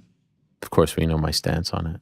It's more about the parlay. It's more about the fact that I was surprised all 4 of those guys. I mean... If Marlon Moraes comes out and like puts him out in the first round, I would not be surprised at all. I wish I knew the dude that sent me the tweet because he was getting a lot of hate in particular for this fight.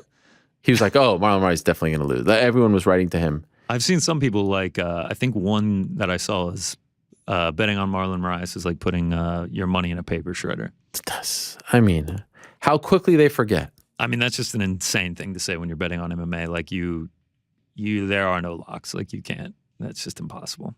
Guy loses a couple in a row, and all of a sudden... I want to see you win this parlay. That would be backing nuts. you on it, so. Let me tell you something. If I win this parlay, I mean, look out. All of you jabrones in the betting world. What if the inverse happens? What if you go 0 for 4? Nah, I'm not an expert. So I'm actually expecting. I'll be happy with a 2 for 4, a 50%. Yeah. In baseball, that's tremendous. Batting 500. But in a parlay, that's terrible. No, it's terrible. In reporting, by the way, there's a lot of reporters out there who are happy with a 500 record. Wow, that's a dig it. I mean, not Helwani. We bet 1,000 over here. Anyway, please continue. Any truth to the Tai Tuivasa Stipe Miocic fight? What are we getting? We getting scoops here now? This is I don't know. I've just the seen it on segment. Twitter. I'm coming to you. I mean, you say you never guess miss what? anything. I just want to know. Luckily, he'll be joining us in a couple hours. Good. Yeah. If he wakes up. I'm still waiting on my Shuivasa. It's taking a while to get here Trust from Australia. Me. First question. It's the first question. I want to do one on the show when I get it.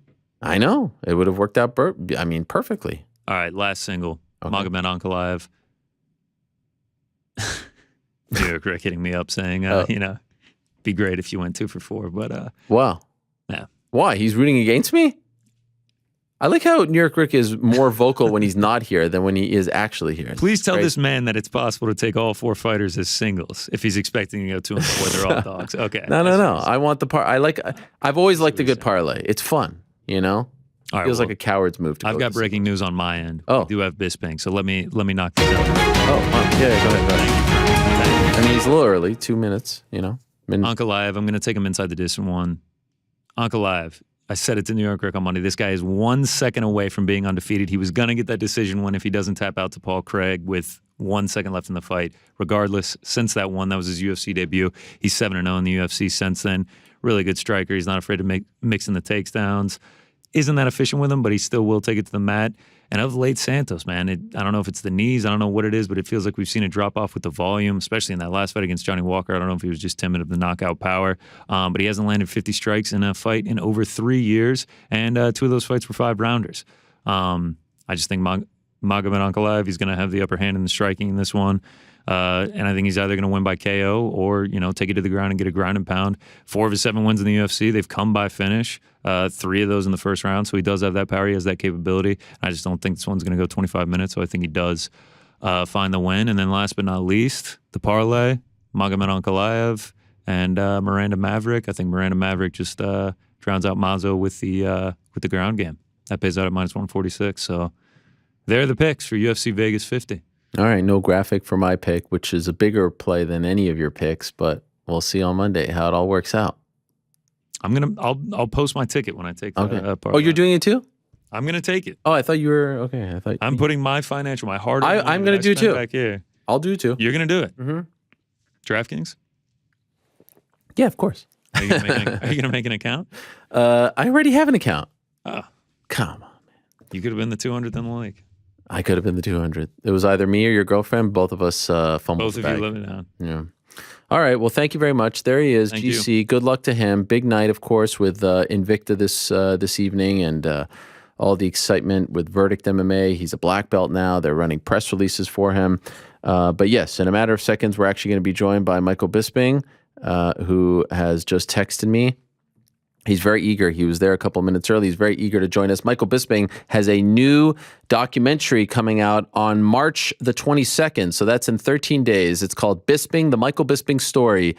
And it comes out on the 22nd of March, 2022 on digital and on demand in the US, and March 21st in the UK. So they get it a day earlier. And I highly suggest you check out the trailer. He has tweeted it. And also bispingdoc.com. In fact, we have a little quick exclusive clip of the film. Check it out. Get out of bed the next day, my phone, bing, bing, bing, bing, starts lighting up like a Christmas tree. And I'm like, what the hell? And I look, and all these tweets, and then I get a phone call from Ariel Helwani, and I answer the phone, and he says, oh, congrats. I'm like, congrats on what? I've got some breaking news here, Yeah. So let's get to it. Dana, who is it? Who's going to fight Luke Rockhold in UFC 199? The next guy in line is Michael Bisping. Really? I mean, number one, it was great news. He hadn't told me. This is the first I'm finding out. And if I'd have known, I wouldn't have had a couple of beers the night before. So I was like, shit. I checked my weight. I got on the scale. It was like 215 pounds. I've got 2 weeks to weigh 185 pounds. So at 30 pounds, I'm like, shit. So, right, I'm panicking. My head's spinning. I've got to run. I've got to run. So I run out of the city. I throw my backpack over my shoulders, and I'm just running through the city. And then Dana calls, and I'm on the phone to Dana while still running. Bisping would never say no. Bisping is a fighter. This is what he was born to do. Because there's a lot of guys that try to pull some real stupid bullshit when you call and try to get them to fight last minute, and they're actually real dirty about it. Bisping was never dirty about it. Bisping was always smooth in the way he handled himself. And as I'm running, I start thinking, I don't believe this. This is so typical of my career. I've wanted a title fight my entire life. And here I am. And in true Michael Bisping fashion, I get it on 2 weeks' notice against a guy that already beat me. I haven't been near a gym. You know, I had a couple of drinks last night, and I've still got to finish filming Triple X before I go home and then focus on the fight.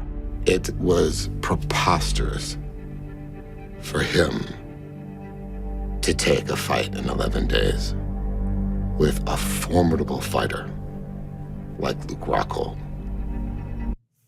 I mean, that is incredible stuff. How dramatic. There he is, the star of Bisping, the Michael Bisping story, out on the 21st of March in the UK, out on the 22nd of March here in the United States, on demand, digitally. I mean, I'm a little bit in awe right now. I feel a little bit starstruck. This guy is such a big star now in the world of MMA, the one and only, the Count Michael Bisping. How are you, sir? Thanks for carving out some time for us.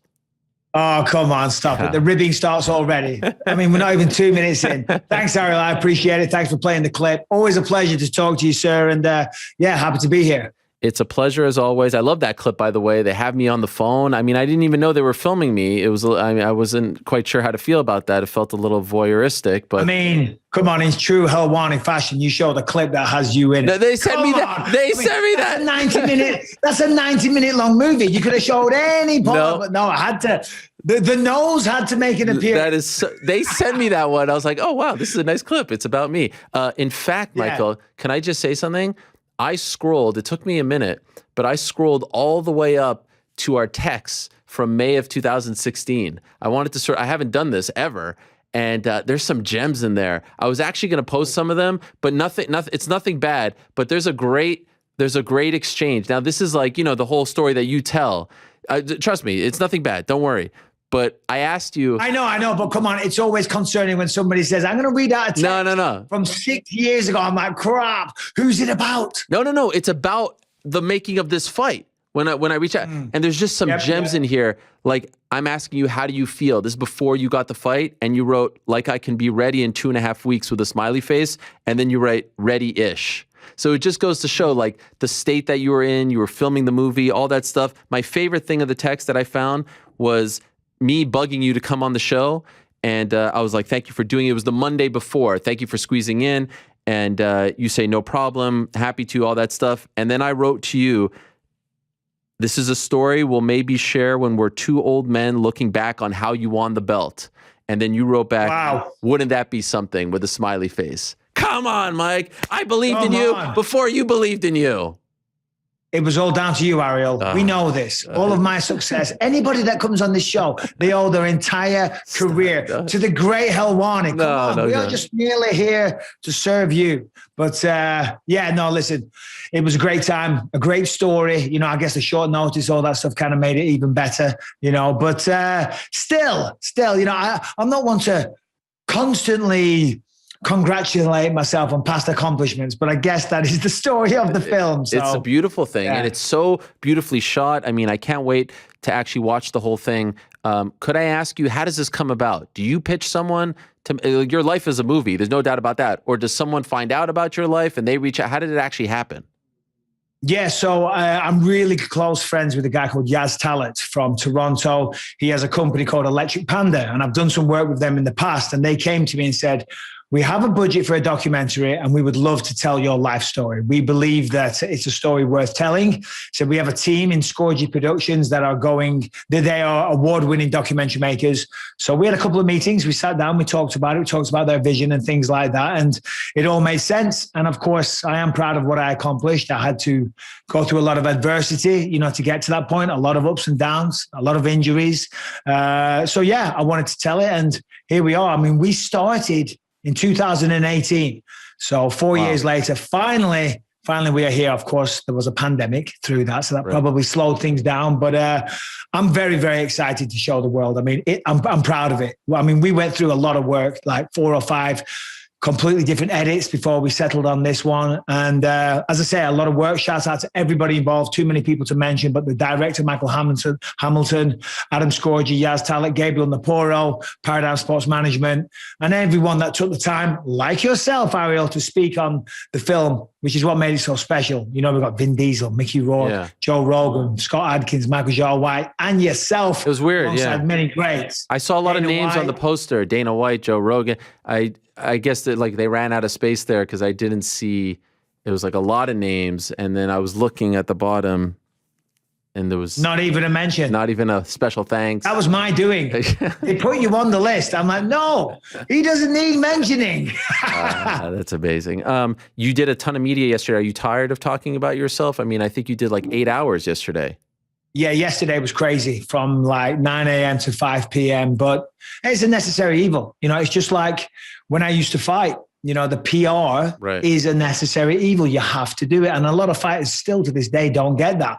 How are you supposed to publicize your fight? How is your fight, which is your product that you're trying to sell, you want that to be successful. So you have to let people know about it. So I guess I'm trained from the early days for that. So no problem. I want this to be a success. It will be a success. The product alone is fantastic. I'm very, very proud of it. But hey, it is what it is, and I'm always happy to talk to you, Ariel. You know this. Thank you. When you write a book, which you did as well, that's something you read, you're a part of the process, all that.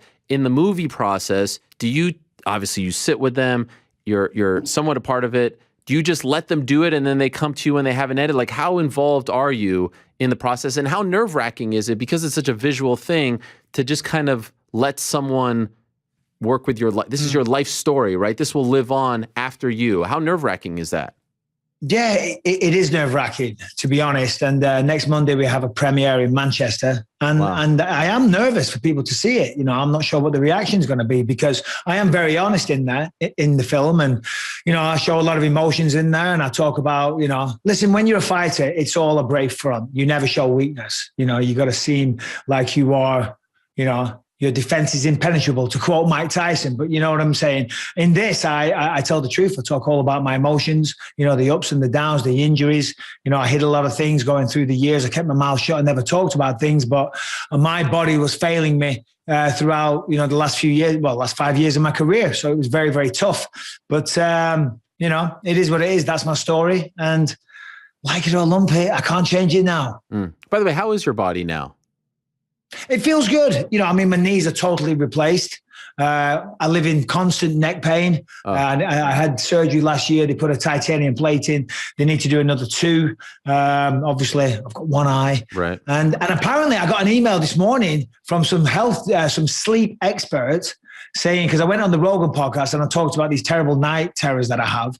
And some sleep experts reached out saying that it wasn't a good email to read. He says you have got a degenerative neurological disease, CTE and all kinds of. He's just trying to sell something, I'm sure. Okay. But yeah, no, my body's good. My body's good. Don't worry about me, Ariel. I'm coming back. Jake Paul's gonna fucking get it. Yeah, right. You're not, obviously. I have to. You're not serious about this, right? I mean, this is the natural. No. You said if he wants to, I would. You would. You really would. You can't. How could you? Stick me on an Indian reservation. 2 rounds. Boom. Out cold. You don't believe that, do you? Why wouldn't I believe that? He's a tremendous boxer. No, he's not. You think you could You're beat him? talking to the count, baby. You think that you could beat him in 2 rounds? I think I could beat him. I don't know about 2 rounds. But anyway, we're not here to talk about that, Ariel. I should not have said that. No. We're going off on a tangent now. The best are why do you read the comments from the people on the YouTube, and why do you read their names? They keep getting you. Don't let them get you. Just don't read the names. What do you mean, get me? They're you're talking about these stupid names. Yeah, well, listen, I'm not known for my vision. Do you know what I mean? And so when I do a live on the YouTube, people, you know, they ask questions, and that's what we're doing. We're interacting. Yeah. And it's only, I haven't got time to stop and read it first because it's a live show. Sure. And that's all it is. I don't have guests like you. I'm just answering their questions and whatnot. So I lean forward and I'm like, so John says, and I'm like, oh God. And by the time it's too late, I've already read it out loud. Do you know what I'm saying? Yes. So, but some of it's very funny. Some of it's very offensive as well. So I apologize for that, but that's not my fault. But if you haven't subscribed and rang the bell on the Michael Bisping YouTube channel, what are you even doing with your life? It's incredible stuff. All I'm saying is just don't read the names, and then because I have to admit there's a Twitter account. I don't know if you're familiar with it. Boashinya Depot. Are you familiar with it? I've been a big fan of their work for a long time. Every time I see one of your clips, I can't help but laugh because you handle it very well. You let it roll off your back, but golly, you could see it coming a mile away. And I mean, they keep getting you. So I was just thinking, just read the comment, don't read the name. Yeah, it's part of the fun, Ariel. Right. Come on. It's part of the I'm just and yeah, I do take it well. You know, it's like water off a duck's back. All good. All good. Okay, fair enough. Okay, so you have the movie, it's out, and just curious, like, are you a part of the editing process? Like, do they consult with you, or do you just come in at the end? No. Excuse me. Just finished working out. Still got it, you see. Look at you. I see those guns. Golly. Yeah. Oh, bro. Yeah. Very much so. Very much so, to answer your question, you know, because it is my life story and I want it to be told in the proper way. However, you know, yeah, to answer your question, yes. And I was very meticulous in saying, take this out, put that in, take this out. So I don't think there's anything in there that people should get too upset about. There's a couple of things here and there that I say that I was very, you know, I don't want to throw people under the bus along the way, but you got to tell the truth also. So it is very much a warts and all film. Logan Paul, speaking of the Paul brothers, was on my show last week. You'll see where I'm going with this. Yes. Actually, a very pleasant, likable young man. I don't know how much you know of him, but different than his brother. In any event, we were talking about he cannot watch his old videos. Like, and he was a big YouTube guy. He says he cringes. Like he actually thought of deleting all of them because it hurts him inside to watch himself as a youngster. And it made me actually think of you. Can you go back like to 2010? Can you go back to Jorge Rivera, to Matt Hamill, to some of these fights, shaved head Bisping, and watch your stuff? Or does it make you cringe inside? Certainly, to answer your question, it makes me cringe. Absolutely. I mean, I said some things over the year that I regret. The Jorge Rivera one, I have no problem watching back, buddy. That was a great stoppage, a great knockout. And if you haven't seen it, go check it out. He talked mad shit going into that one. Yeah. So you talk shit, you got to pay the piper. Simple as that. But in terms of, old interviews and things like that, oh God, yeah, I cringe. I die inside. I'm like, oh my God, what are you saying? But hey, listen, I've grown up over the years. In fact, this shirt that I'm wearing, Tales from the Octagon, in that show, I revisit some of my early stuff and talk about what a fool I used to make out of myself. So yeah, thank you for bringing that up, Ariel. But I can, but it's with great difficulty. So it's amazing, like the revenue streams that you have going on, right? Like you are, I mean, obviously not everyone has the career that you had. Not everyone has the resume. But what you're doing now, you're working the UFC broadcasts on ESPN. You've got the YouTube channel. You've got the book that came out. You've got the documentary that came out. You've got Tales from the Octagon. I believe you're going back in October, right, for a massive tour. Is that correct? Yeah, well, just allow me to elaborate on that. So we did a 4-stop tour last year, and I was so nervous to do that. There were huge venues. In Manchester we had 3,500 people, and I was on stage by myself for 90 minutes, and I've never done anything like that. So I was terrified, but it went well. We did Scotland, London, Manchester, and Birmingham, and the turnout, they were sold out. The crowd was amazing. Everybody loved it. And it's kind of due to popular demand. They want to do a round 2. And I didn't want to do it because for me, I have no, designs on becoming a stand-up comedian and touring the world. So I was like, that was a moment in time. I enjoyed it. Let's end on a high. But honestly, the demand has been crazy. So the promoters came back and said, there's so many people asking. So we're doing a 17-date tour around Europe, Stockholm, Amsterdam, Copenhagen. There's a couple, Dublin, London, and all over the UK. So myticket.co.uk. Then we go down to Australia, New Zealand. So yeah, that's October and November this year. myticket.co.uk if you want tickets. And then there's another one as well for Australia. It is livenation.com.au. And we got Dapper Laughs. He's a hilarious comedian. He's going to be opening up for me and providing some laughs. So if you want to come check it out, check it out. If you don't, then go fuck yourself. Yeah. Okay. Now, do you have to say the same story 17 times? No, everyone is, listen, it's based around my life. Sure. But is it all kind of set up the same, or do you switch it up depending on where you are? Well, yeah. I mean, see, the thing is, the rowdy crowd, so there's a lot of interaction from those guys. So that kind of, we go off on a tangent, because the way it started, there was supposed to be a 30-minute Q&A at the end, but we went straight through 90 minutes and there was no time for a Q&A because someone says something and I react and we kind of go down the rabbit hole, so to speak. But it was amazing, and I am nervous to do it again, but it was a lot of fun. Why not in America? America, Canada, you got fans here?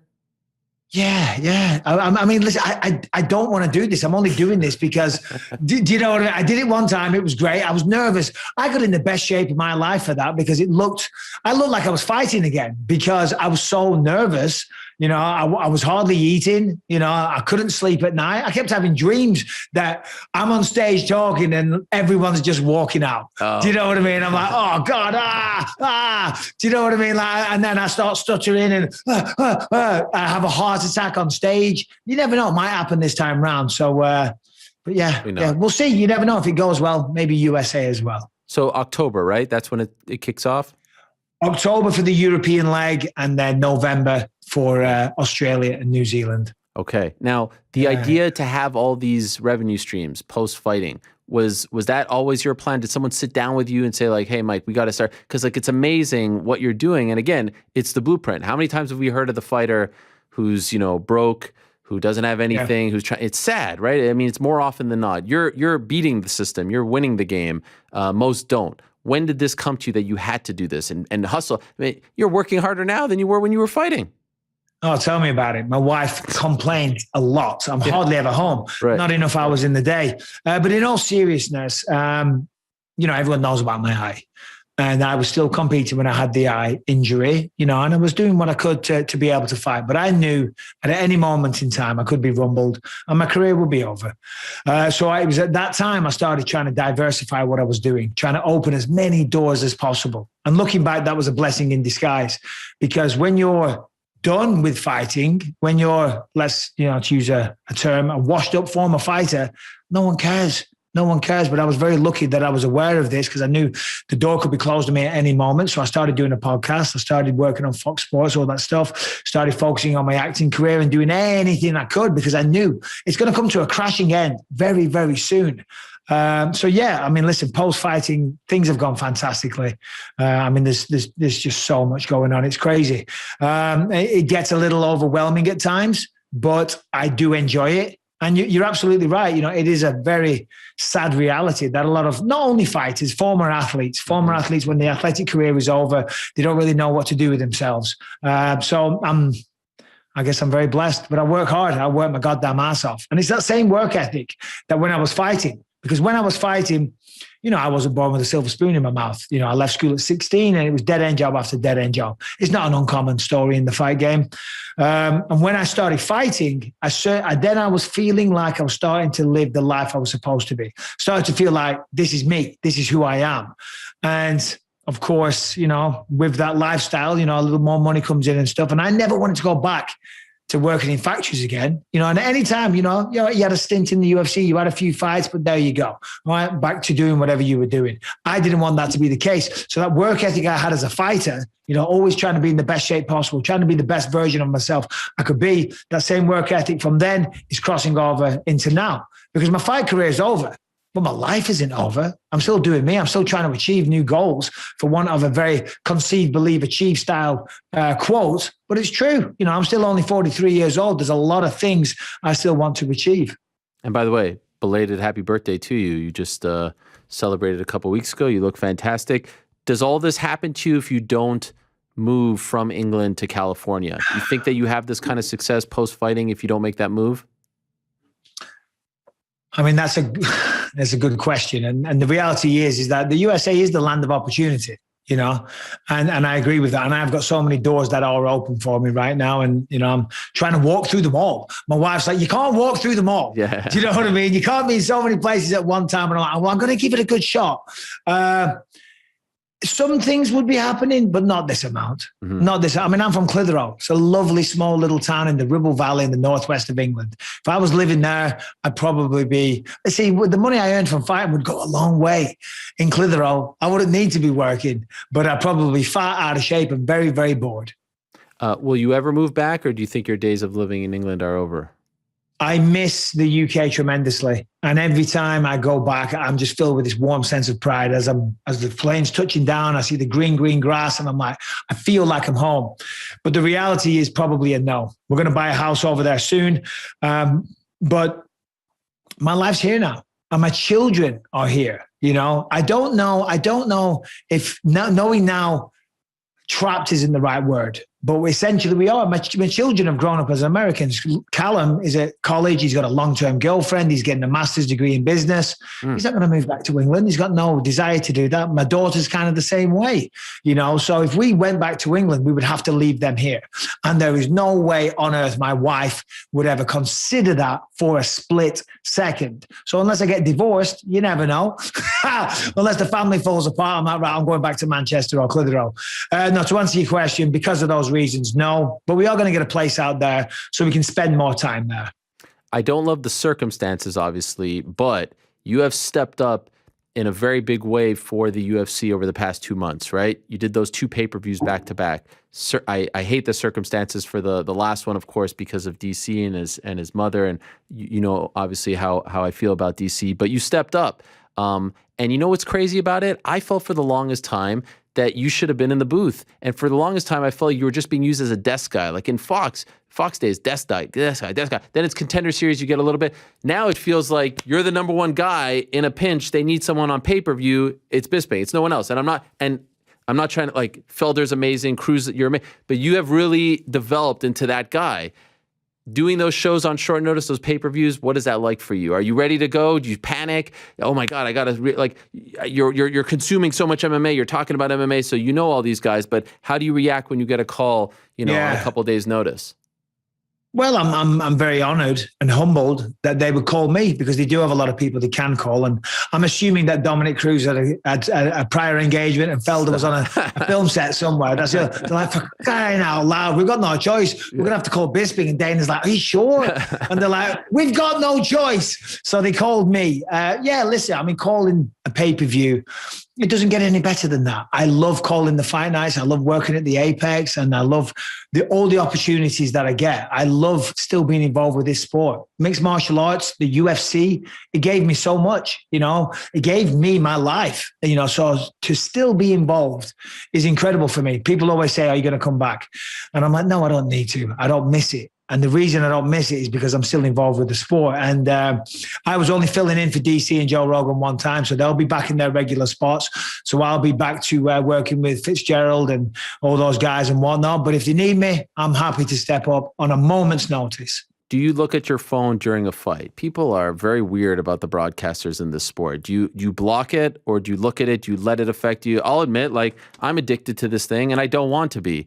Do you look at it? I remember actually someone at ESPN way back said, stop looking at your phone. Stop reading. Stop letting it get into, a mutual friend of ours, Ant Evans, said to me, because I was sort of lamenting this. He said, your brain is not a hotel. You can't let people check in and check out whenever they choose to. Stop letting this get to you. Do you let it get to you when people start commenting on your work in real time? I don't let it get to me. I wouldn't say that's the correct description for it, but I do have to correct them. It doesn't bother me, but I'm like, hold on a minute, you're an idiot. You don't know what you're talking about. Do I look at my phone? I do when we go to like a commercial break or they're running a long feature or something like that. Of course, when there's fights going on, when there's people making their walk to the octagon, I would never dream of disrespecting what they do. But, if we go to like a 2, 3, 4 minute long feature, I'll just quickly text, see if my wife's text me or anything like that. And, cheeky little look at Twitter as well. Take a look, see what's going on. But listen, I love being a commentator for the UFC. I really do. I'm so passionate about it. And hopefully long may it continue. I thought you shined in the RDA fight on Saturday. You told it like it is. Look, it's okay to be honest. Not everything is rainbows and lollipops. Sometimes it's a little bit controversial. It's the fight game and it's subjective. I thought that fight should have been stopped in the third round. I felt it was uncomfortable, and I felt like RDA took his foot off the gas because he felt bad for Moicano in the fifth round, and thus Moicano hits him with a shot, and everyone's like, oh, look, the fight should have continued. That fight should have stopped. Why don't fights stop earlier? When the guy like Moicano, 20 pounds in 3 days, there was no need to take that extra damage, right? Doesn't that make you feel uncomfortable when you're watching that? Yeah, it does. It does. And listen, last thing I would ever do is want my words to be misconstrued as insulting to Moicano. I have tremendous respect for what he did and what he went through. To step up onto the plate from Tuesday, take on Dos Anjos for 5 rounds at a weight class above or at a catch weight is an incredible feat of bravery in itself.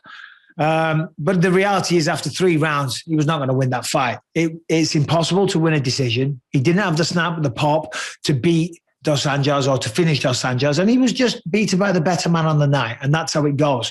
In mixed martial arts, for whatever reason, we just don't see it. I know Jason Perillo threw the towel in when BJ Penn fought George St. Pierre for the second time.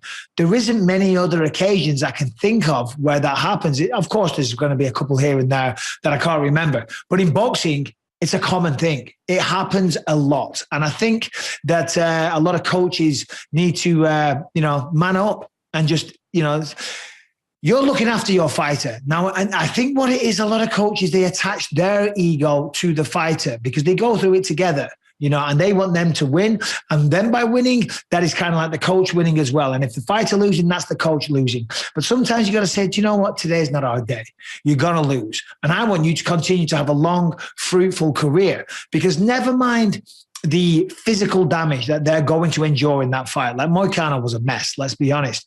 The psychological damage is even more, because it's one thing to get caught. If you get caught by a shot and you get knocked out, fighters, we have a great way of convincing ourselves, well, we just got caught. We all get caught here and there. But to get systematically beaten down for 5 rounds to where a commentator said this needs to be stopped, there's psychological trauma there. That's going to affect your confidence going forward. And there's a potential that that fighter may never be the same again. So right then and there, if they're stopping that fight, they are saving the fighter's career. So what you lose some here and there, go home, feel sorry for yourself, heal up and get back in the saddle. Doing that, you never know. There could be lifelong injuries. That's one thing I'd like to see more prevalent in the sport. Another thing that I've been banging the drum about, I'd love to get your thoughts. I want open scoring. I want to know where things stand. I'm a big fan, a big proponent of this, especially in boxing, longer fights, more rounds. I don't know if you saw that Josh Taylor, Jack Catterall fight. It was a total robbery. But here we have a situation, even in our sport, sometimes we're going into the 5th round, we're going into the 3rd. We don't know where things stand. How do you feel about open scoring? I think it'd be very exciting for the crowd as well. Also, I believe that would hold judges further accountable. Yes. Because right now, we know the names of some of them, but the most fans wouldn't know who they were if they walked past them in the street or if they spat in their face. Yeah. You know what I mean? Like, who did that? Apparently it's an MMA judge. But this way, being it comes up, people can say, who the hell is this? Oh, yeah, I agree with this. It's another talking point. So I'm not sure what the negatives are, and I'm not sure why they don't do that. But I think it would add a further element of excitement. And it also would say to the fighter in question, their coach, to say, bud, you are down. You have no choice. You need to be Derrick Lewis against Volkov. You need to go out there in that final round and get that Hail Mary shot, because if you don't, all this work we've done, all this preparation has been for nothing. There are people who say, if you say this guy's up 2 rounds to none or 3 rounds to 1. He's going to coast? Yeah, come on. He's not going to coast. What are we talking about? He's going to run around the octagon? And, hey, I've never been in a fight where I don't know that I'm winning. Do you know what I mean? Know, if you're way ahead on the scorecards, you're controlling the action, you're aware of that, and you're still trying to get the finish. Nobody plans on going to a decision. You know what I mean? Nobody's like, do you know what I'm going to do in this fight? Ooh, yeah. I'm going to go 5 rounds. And I'm just going to scrape by the skin of my teeth and win like that. No. As fighters, we love nothing more than to finish an opponent, to get our hand raised while the doctors are seeing to him on the floor. I know that sounds messed up, but it's true. To connect with a punch and put him to sleep, to do an arm bar or a rear naked choke and get the tap. That is the ultimate feeling. Winning a hard-fought decision, of course, that is a completely different feeling, and it feels good. But nothing better than getting a finish. Imagine you're doing the broadcast. It's the 5th round. It's about to start. They get off from the stool, and all of a sudden it flashes like 47, 46, and the crowd is going nuts. And the fighter's like, oh, really? Okay, there could be some real compelling moments there that I feel like we're losing out on. It's time for the sport to grow up. There could be. I wouldn't say it's time for the sport to grow up. That's right. That's a bit of a... No, that's right. Oh, whoa. Easy, Helwani. My God, time for the sport to grow up. I need open scoring now. Yes. Sounding like a little spoiled brat there, Helwani. But I'm sure there's negatives. I don't know what they are. You just sprung this conversation on me. I'm yet to do my research. Okay. But I'm sure there is... on it. I'm sure I will. Okay. I will. I'll talk about the way Helwani railroaded me. That's a railroad? Utter nonsense. No. You know, I'm here to talk about the many endeavors that I'm involved with. All right. Block Acid, Tales from the Octagon. I forgot about Bisping being released video on demand Monday and Tuesday next week. Talking about open scoring. What is your problem? This is the way it goes. You come on, you promote the thing, we talk a little in the middle, and then you promote the thing on the back end. I know. I'm kidding. Can I ask you Go ahead. Yeah, no, just, it's hard to imagine, but at one time you were one of the biggest heels in the game, right? You know the term heel. People hated you. They loved to hate you. They wanted to see you lose. Could you rate Colby Covington as a heel for me? Not the fighter, but just the way he goes about promoting himself in his fights. I think he does a great job. I think he really sells it. I think he gets people very, very much interested. I'm not so sure if he's necessarily a heel. Well, he is a heel. I did an interview with him last week for BT Sport, and it was a very compelling interview and very honest and open of him. The reality is Colby's an incredible fighter. He really is. He's just unlucky in some ways that Kamaru Usman is the champion and he's around at the moment. If it wasn't for that, he'd probably be the champ. I think he brings a lot of excitement. I mean, that fight against Usman at Madison Square Garden, I loved every second of that press conference. And that was because of Colby. It was what he brought to the table. The same thing with Jorge. It's the same thing every single time. And if I was a fan I would have bought that pay-per-view after watching that. So he's doing what he's setting out to do. He's promoting the fight, he's hyping the fight. He's trying to put a little bit of doubt into his opponent's mind. I'm not sure if he's successful in that because I think a lot of people now know he's just playing this character. But promoting his fight, 100%, he does a fantastic job. I saw you hobnobbing with Darren Till and Khamzat Chimaev over the weekend. What is that like, hanging out with those two guys? Because I have a theory on them, by the way. Terrifying. Why is it terrifying? Terrifying. Oh, my God. Because I was in a car with them, with Khamzat and Darren, both taking it turns to drive. I almost died. They're 28 and 26. I'm 43. Right. I've grown up a bit. I've done a little bit of maturing over the years. Block Asset, they're a company that Darren and I are investors in and partners in, and they're doing some incredible things. They're actually tokenizing the entire UFC roster. So they're in town with Darren because Khamzat's training for his fight against Gilbert Burns in April, and they're all staying. So I was commentating at the weekend. Yeah. And we went out for dinner Friday night and they picked me up from the hotel, which was very nice. And then driving back from the hotel, they got a little giddy. Khamzat's driving like an absolute goddamn maniac. And I mean a maniac on the wrong side of the road. Oh my God. Purposely dodging traffic. I'm in the back, screaming, putting my seatbelt on. I'm like, stop. They pull up the gas station. I went in to buy some milk for my coffee in the morning. And I come out, they're doing donuts like maniacs in the car park. I'm like, guys, you're going to get arrested. I get in the car. Darren Till starts doing more donuts, just misses the fuel pump by about this much. I'm like, oh my God, let me out of this car. If they make it to the fight, if they don't die, I'm going to be very, very impressed. Wow. Were they filming that too? The Block No, they guys? weren't. They were just laughing their heads off. And the problem is because I was being such a quote unquote little bitch, they were doing it more. Do you know what I mean? Like, because I was terrified. Listen, I like my life. I love my wife. I like my children. I want to grow old. Do you know? I don't want to die in the back of a car with Khamzat and Darren Till laughing their heads off. You know what I mean? Call me stupid.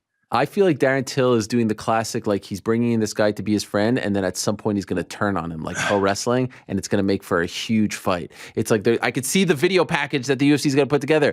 They were the most unlikely friends. They came together. Khamzat repackaged his life, and then at one point, it won't be a steel chair, but I feel like at one point Darren's going to turn on Khamzat. Do you see what I'm saying? Or Khamzat's going to turn on Darren. We just don't know. Right, I mean, they did a live thing. That's Khamzat pulled out a flick knife. Do you know what I mean? So I'm not sure how they roll in Chechnya. Liverpool's a tough city, but Chechnya versus Liverpool, I don't know. I think I'm going to side with Khamzat on this one. Do you know what I mean? Wow. But yeah, I think you never know. I mean, right now it's a little bit sickening. It is. They are so in love. I know. The pair of them. It is. They're sitting next to each other all the time at dinner. I'm like, I know your buddies. You don't have to sit next to one another. And I'll tell you the funniest thing. Khamzat, he doesn't speak the best English. You know, he can talk a little. He gets by okay. Scouse, fucking Scouse lad. He fucking understands that perfect, mate. So Darren has to translate in Scouse what we're saying in English. It's bizarre. He understands Scouse perfect, but proper Queen's English, he has no idea. Wow. You blew my mind with that. That would make Darren into the ultimate babyface. Khamzat turning on him, and then everyone wants to see him get his revenge. Wow, that is an incredible idea. Consume far too much wrestling with these terms, Ariel. You need to stop. I don't get it. I'm sorry. I saw some clip of CM Punk the other night covered in blood, and him and his buddy going, ugh. It's not his buddy, it's his opponent. I don't care. It's all scripted nonsense, and you look pathetic. No. Get off the floor. Stop with the fake blood. Just stop it, please. Did you see the dog collar? They were attached by dog collar. You saw that? Again, an even further example of how ridiculous they look, okay? As Colby would say, that is strictly for nerds and virgins. Oh, my God. That's not very nice. I ain't either of those, buddy. I'm going to let you go in a second. I just have to ask, next weekend, March 19th at the O2, the much anticipated, long awaited return to the UK. I'm assuming you're working that one, right? Yes. You have to be, right. Okay. John Gooden back? I miss John Gooden. Is he working that one? He is. It's going to be me, Felder, and John Gooden. So I'm very much looking forward to that. Fly there on Friday. get to London. I've got a tremendous amount of PR to do for the documentary. I'm like, hey, guys, I'm actually going there to commentate an event. And then they scheduled it into the PR schedule. Saturday, work UFC fight. I'm like, no, that's not how it works. There's a full week of meetings and interviews and stuff like that. And then, of course, I've got BT Sport as well. But the Universal have set up some incredible PR opportunities for me. So it's going to be a crazy week. And then I get down to London, call the fights. Very excited. I cannot wait for me personally and it's not about me. It's about the fighters. It's never about the commentator. But for me personally, when I step back into that octagon, when I do the fighter interviews, just to be on that canvas, have my feet on there, so many great memories, so much support over the years from the British public and everyone that came to the O2 Arena, to Manchester and wherever. I will never forget that. And that's partly why, by the way, I did this tour, Tales from the Octagon.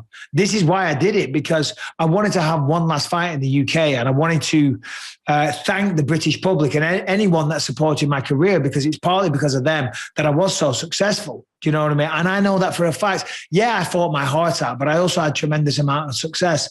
And I never got to have that final fight because of my eye. And after the Gastelum fight, my good eye started messing up as well. So it was too dangerous. And I wanted to, you know, the whole thing, get on the microphone, take your gloves off, put it down on the canvas and thank everyone. And Audie Attar said to me, he said, Mike, he said, you are romancing this in your mind. He said, you are going to risk going blind for that. So you don't need to do that. And he was right.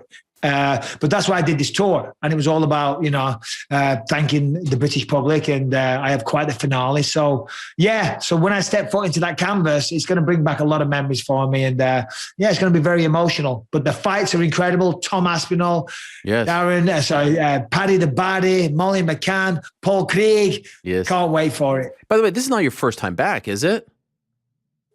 No, it's my first time commentating. Is it? Really? I've worked, yes.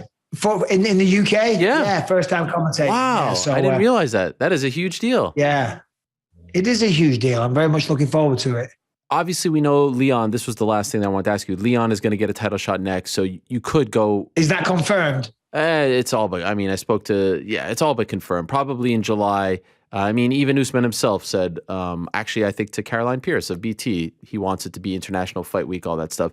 I'm just curious, like, of all these names, because a lot of people in the UK, journalists that I talk to, PT, etc., not from the UK or Irish, but he says, like, this is the golden age of UK MMA. Like, there's never been this many great fighters coming out of the UK in particular. Could you tell me, like, one that you think that you could confidently say is going to be a champion, will be the next UK champion? Again, Leon could be the easy one because he's literally fighting for the belt next, but maybe excluding him, who's the guy or gal that you say? So Leon has a strong possibility because he's incredible. Right. The only problem is that he's got Kamaru Usman, who's the pound for pound number one. So I'm not saying that he can't beat Usman. I'm just saying it's a tall order and it's going to be hard. And I'm sure he understands that as well. Darren Till, I believe, one day. He's still only 28. We know he's had some mixed results lately. He's got some work to do and he's doing that work. And I firmly believe he can be a champ one day. Arnold Allen, again, he's right there. He's kind of like a Leon Edwards. Yes. You know, stays quiet, but he's doing the work. He's chipping away. And if he continues, they're going to have no choice but to give him a shot. But the one that I think I can firmly say that will become champion one day is without question Tom Aspinall. He moves like a middleweight. He's 6'6". He's gigantic. He's so humble. He's such a hard worker. He's a lifelong jiu-jitsu specialist. He's got incredible striking and he's so humble that he does the work. 4-0 in the UFC, 4 stoppages. He's got a tall order with Volkov, but I believe if he can get through Volkov, then nothing but big fights. Of course, we've got Ngannou. You know, he's at the top of the food chain. But Tom's very, very technical. So I think Tom's going to pull it off. I mean, come on. You know, I can't be the only one forever, Ariel. No, of course. That's why I love Arnold. I think he's a great character. I'd love to see him get more shine. This is a massive fight for him against Dan Hooker. But yes, I would agree. And there's a tremendous amount of time. I mean, there's guys like Lerone Murphy coming up. I mean, it's just an amazing. Yes, of course. Right? You know? As you say, I mean, we haven't even mentioned Paddy the Baddy and there's many others. Right now, British MMA is at its peak. You know, there's so many great fighters. And then, of course, outside the UFC, we've got Michael Page and many others, you know. So, the country's very well represented. Great Britain, I'm talking about. So, yeah, it's great. It's great to be a part of it still. Bisping, the Michael Bisping story. It comes out here in America March 22nd on digital and on demand. In the US, that's the 22nd. In the UK, the 21st. They get it a day early, which I think is apropos. I mean, they should. It's the least that you could do for them. Give it to them a day early. I mean, right? I guess you could just say because we're 8 hours ahead when we're showing it. Maybe that's when it goes. It's the middle of the night in America. That's fair. You know what I mean? So when you wake up, you'll have it. That's fair. That's there fair. BispingDoc.com. BispingDoc.com is where you can get all the information on where you can get it. Instagram is at BispingDoc. Twitter at BispingDoc. All those places. And of course, Michael Bisping's got the YouTube channel. He's got the block asset. He's got the podcast. He's got BT Sports stuff. He's got Tales from the Octagon in October. Golly, and you got the UFC stuff as well. I mean, ESPN commentary, and then many UFC gyms. UFC gyms. Jesus. Oh man, I mean, like the the list goes Renaissance on, man. really. You know, I mean, when I first got there to Fox, Jay-Z's got nothing on me, bro. I said, you guys have to hire Michael Bisping. I was the one that said, you guys at Fox when to who? To the suits over there. Fox. No, to the suits, and they were like, Bisping, I don't know. And I know. Look at you now. You don't tell that story. You don't tell that story. It's down to you. You know what I mean? I mean, you'll get these 20% in the mail. Okay. I appreciate you, brother. But thank you very much, everyone that supports what I do. myticket.co.uk if you want tickets for Tales from the Octagon. And Ariel, I know you got a busy show. Thank you always for supporting what I do. I appreciate it. Take care. Keep up the good work, and we'll talk soon. All right. There he is, Michael Bisping, the man. Again, March 22nd, next week. That's in 13 days. It comes out here in the United States digitally and on demand. And March 21st for the good people of the UK. And how about that? I got the clip, and we're featured in the clip. That's amazing. I love it. But it looks amazing. It looks, I mean, look at the names they have involved. Vin Diesel, they got Dana White there, they got Joe Rogan, everyone's there. It's a beautiful thing. So I highly suggest that you go check it out. I hope that you go check it out ASAP. And I hope that it is very successful. Again, March 22nd, March 21st. All right. Going to take a quick break. We're going to start doing this. We're going to do our first commercial break. Yeah. Is that a real thing? It's not really commercial. Breaking news. 5-minute break after this, on the nose. After that, Tai Tuivasa and Robert Whittaker in the final hour. 5-minute break. Watch this old school clip. A lot of people don't remember this, but you should remember it. Take a look. I'll be back in 5 minutes. Khabib, my friend, how are you? Good, no bad. Where's the camera? This camera. Welcome to my home. Thank you. I'm going to take this off now. Finally, Khabib. Finally. You know how many times people have asked me to have you in studio? Your fans, you have such loyal fans. They say, please have Khabib. Here you are. Here he is. Yeah. And I thought you weren't going to come. They were telling me you were late. What's wrong? There's a lot of traffic? Yeah, a little bit traffic. Okay. Sorry about that. No problem. It's New York traffic. I understand. But you are here, my friend. We have so much to discuss. Thank you for coming. I appreciate it. How are you feeling? You're okay? Feeling great. Yeah? Feeling great. When did you find out that Tony Ferguson was injured and might be out of the fight? When did you first hear about this? Yesterday after training, we're going to home, going to hotel, relax, and my brother Ali told me he's out. But I can't believe, how he's out. Everything is finished, hard training finished. Like, I'm just watching his interview. He talk about, I'm ready, I'm on weight. What interesting, when we have press conference call, he talk about like injuries, pull out, something. I tell him, hey, be careful because nobody is protected about injuries. It's hard sport. You never know what's gonna happen tomorrow. And he still talk about this. I tell him, hey, what happened 2016 when you pull out, but nobody talk about this. What happened? He say, I have injured, some blood, but something because I don't understand his English. He talk too fast, and now he pull out again. I still want this fight. Even they change my opponents, I still want this fight because even he pull out, he have 10 win streak. 10 win streak, good opponent. We have big history. Maybe not perfect history, but big history. People still want this fight. But now I have to focus to Max Holloway. Did you think it was a joke at first? Like, was first, it hard? yes. I think first, because 1st April. Yeah. I think maybe this guy's joke like always, because I didn't like this 1st April joke. No. And I hope, but after somebody told me like they wanna find you different opponent, like I don't understand this now. Like how they find opponent, maybe this joke, and I hope, but after everybody beginning talk about this, and I understand it's no joke. Were you told other opponents, other names? Were they saying, okay, what do you think about this guy? What do you think about that guy? What was the process like? I told first, hey, where is this Burger King? Take this Burger King here. I need this guy. Because he put tweet couple weeks ago, I'm stay ready. Now where's this guy? 6 days for make weight. It's good days, like it's not like 2 or 3. It's 6 days. He can make weight. Bring this guy. But then I told like he have to be look nice, like face everything, because now he have good sponsorships, like deal something. We cannot change his face. I say okay. I need somebody. I need fight for the title, but I don't care who. Like bring like whatever you want, guys. 150 fight for the title.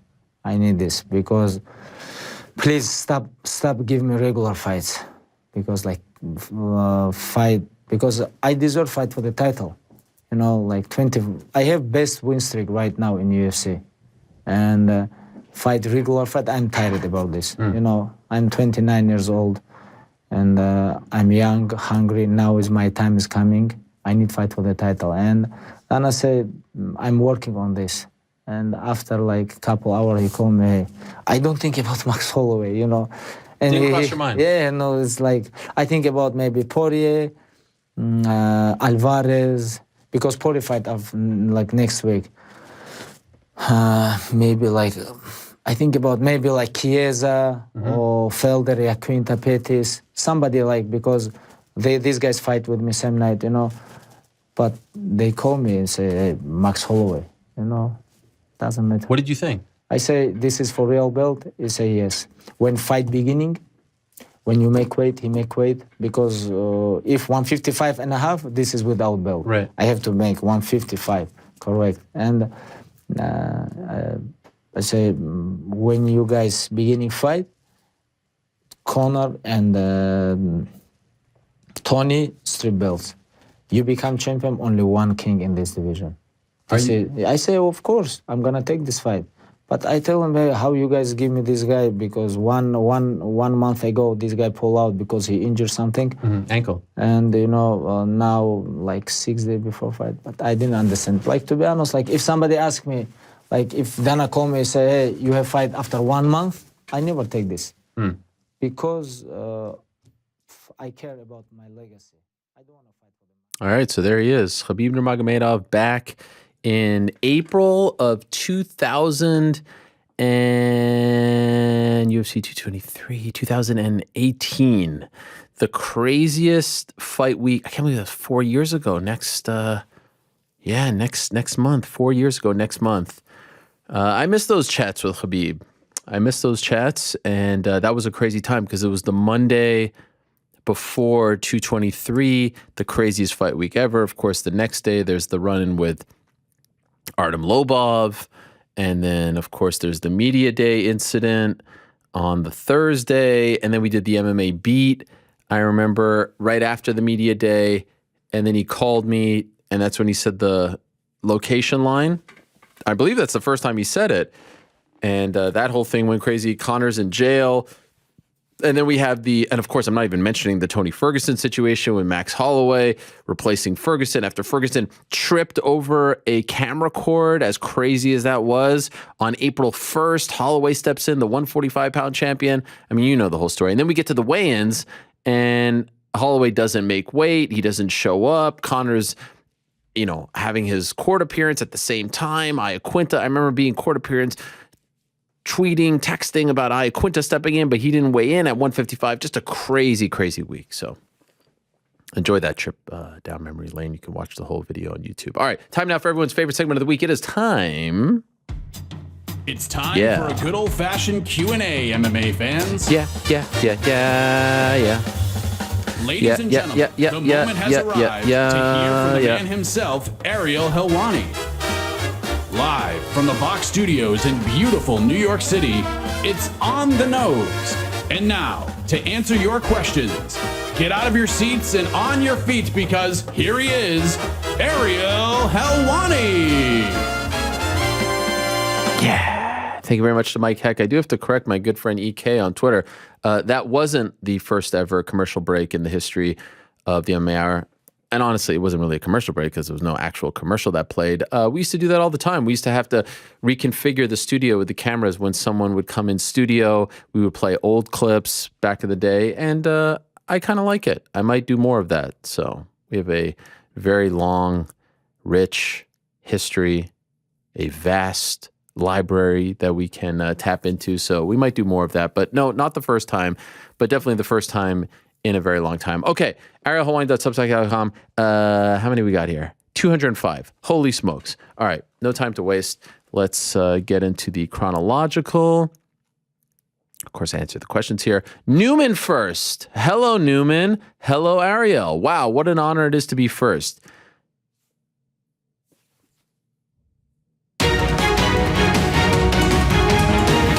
Cubano, not first. That's big news. It took a lot of hard work and dedication to get here, but I finally made it. I have to start by congratulating you and Mrs. Helwani on becoming U.S. citizens. Thank you.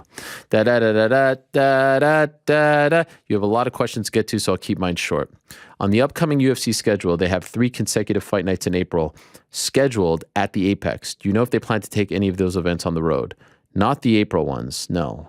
Hopefully more and more as time goes on, but not the April ones. Also, how do you see Robert Whittaker fitting in at 170? So Robert Whittaker last night said, maybe it's the return of Skinny Rob. Of course, Robert Whittaker is going to join us in 35 minutes, so stay tuned for actual answers from Rob. The way I interpreted that was he has a fight coming up. He's got to lose weight. He was on vacation. He's back to 85. Yet for some reason, everyone's interpreting it as 170, Rob. Why the hell would this guy go back to 170? He's the second best middleweight on the planet. He just fought Israel to a decision, went the distance with him. He beats everyone else at 85. He's had more success in the UFC at 85 than 170. Why the hell would he do that? So I don't know why you all think it's 170. I think it's just him getting a fight sooner than later at 85. We'll find out.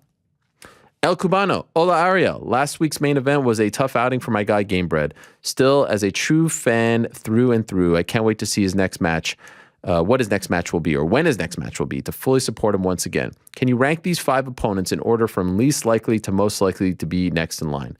Conor McGregor, Nathan Diaz, Nick Diaz, Leon Edwards if he loses, Wonderboy rematch. Bonus, is there any possible opponent that may be flying under the radar? Way too soon, Viva Helwani.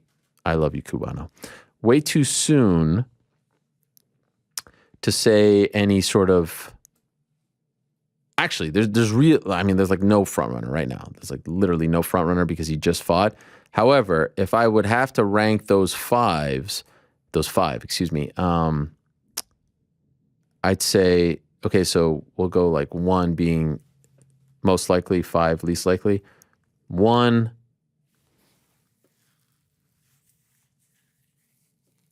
Actually, I'm going to go 5 to 1, least likely to most likely. Nick, least likely. Then I'll go 5 Nick. I'll go 4 Edwards. Sorry, I'll go 5 Nick. I'll go 4 Nate.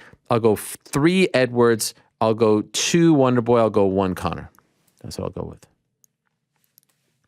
Carmine, hey Ariel, 2 quick questions. Do you agree that Bryce Mitchell could be the UFC's next biggest star? I mean, next biggest star? No. I mean, he's really leaning. He's going to turn off a lot of people. He's going to alienate a lot of people, but he's also going to gain a lot of fans because he's really leaning into this politics thing. He was on Tucker Carlson yesterday.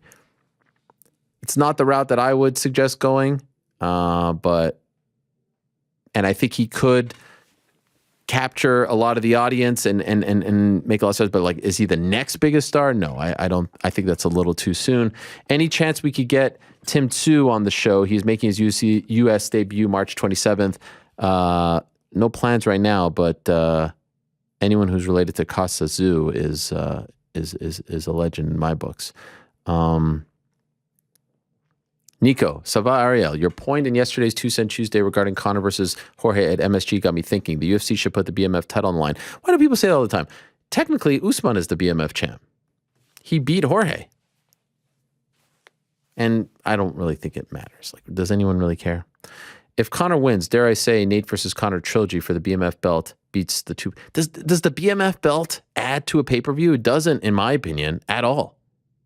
It's not a thing anymore. This is what I think should happen.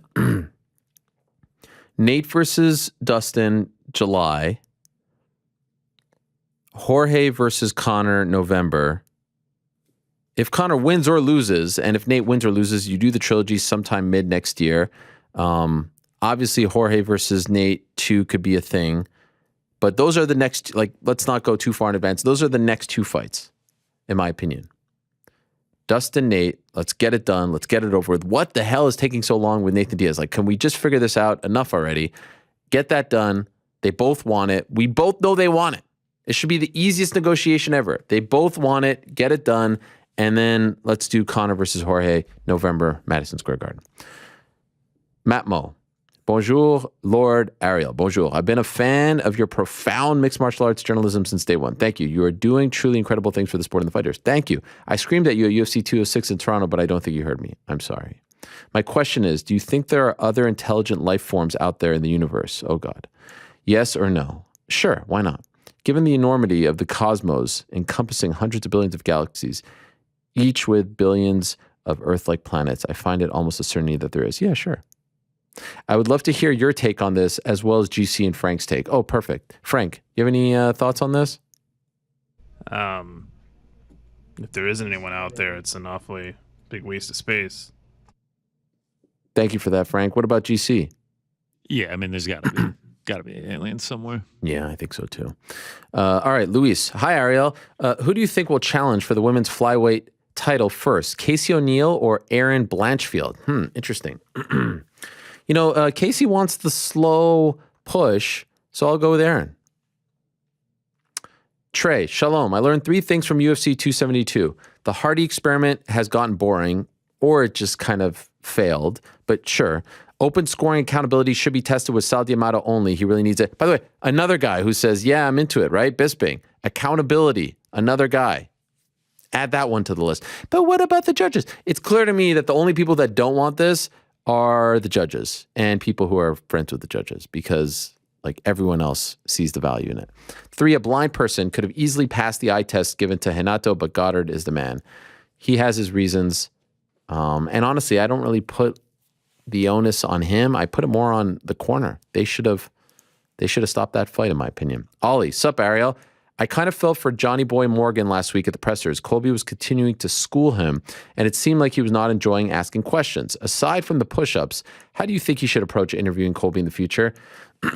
Look, I mean, I've been there before, not quite this weird and inappropriate, but certainly, I mean, I've certainly taken my shots. The one way to go about it is just stop asking him questions. Because if you know that he's going to do that, just stop doing it. I think it's gross. I think it's inappropriate. I personally think the UFC should say, hey, you know, we don't like you making fun of the journalists. Like, can you, like, there's nothing that's going to come of this. Especially from my vantage point, it doesn't seem like there's an actual beef there. I don't really get what the end game is here, but this is why having some sort of media association would be beneficial, but alas, I digress.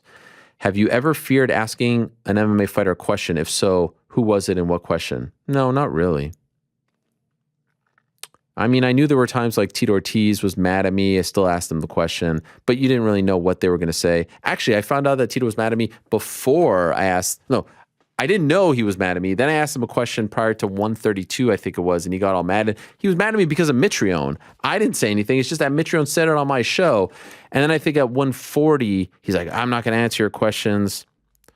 Whatever. It's an awkward thing because you don't want to make it about yourself. And You don't want that confrontation, and people love that, and they'll clip it off. It's one thing to say I don't want to talk to you or I don't want to answer your questions. It's another thing to be mean and to be insulting and to try to humiliate and embarrass. That to me is... Alo Akbar, Mr. Helwani, congrats on becoming an American citizen. The world is so full of sad news. Can we take a moment to talk about the love for all the lads, ladies? Yes. Oh, can you share with us the meet cute moment between yourself and Mrs. Helwani? Can I ask what your pickup line was with the first date? Well, I actually first met my wife in 1994. We were in 7th grade, August of 1994. So in Montreal, in Quebec, there's no middle school, and high school ends with grade 11, 11th grade. You can always tell if someone's from Canada if they say grade 8, grade 7, grade 6, as opposed to 6th grade, 9th grade, 10th grade. And then you have like your marks, right, instead of your grades. You mean like A plus, B plus, C plus? Yeah, like, oh, have you marked my test yet instead of A? I'm not sure about that one. That's an interesting one. I'll think about it.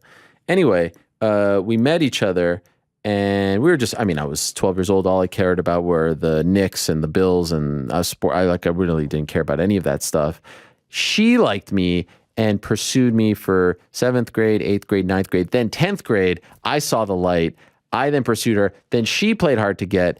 Then we broke up that summer. Then I pursued her really hard in the 11th grade, and she really played hard to get. Then we got together. Then we broke up again. Then we went our separate ways for several years, stayed friends, and then we both moved to New York at the same time in 2004. I just graduated from Syracuse. She came for a year just to study and help grow her business, and she never left.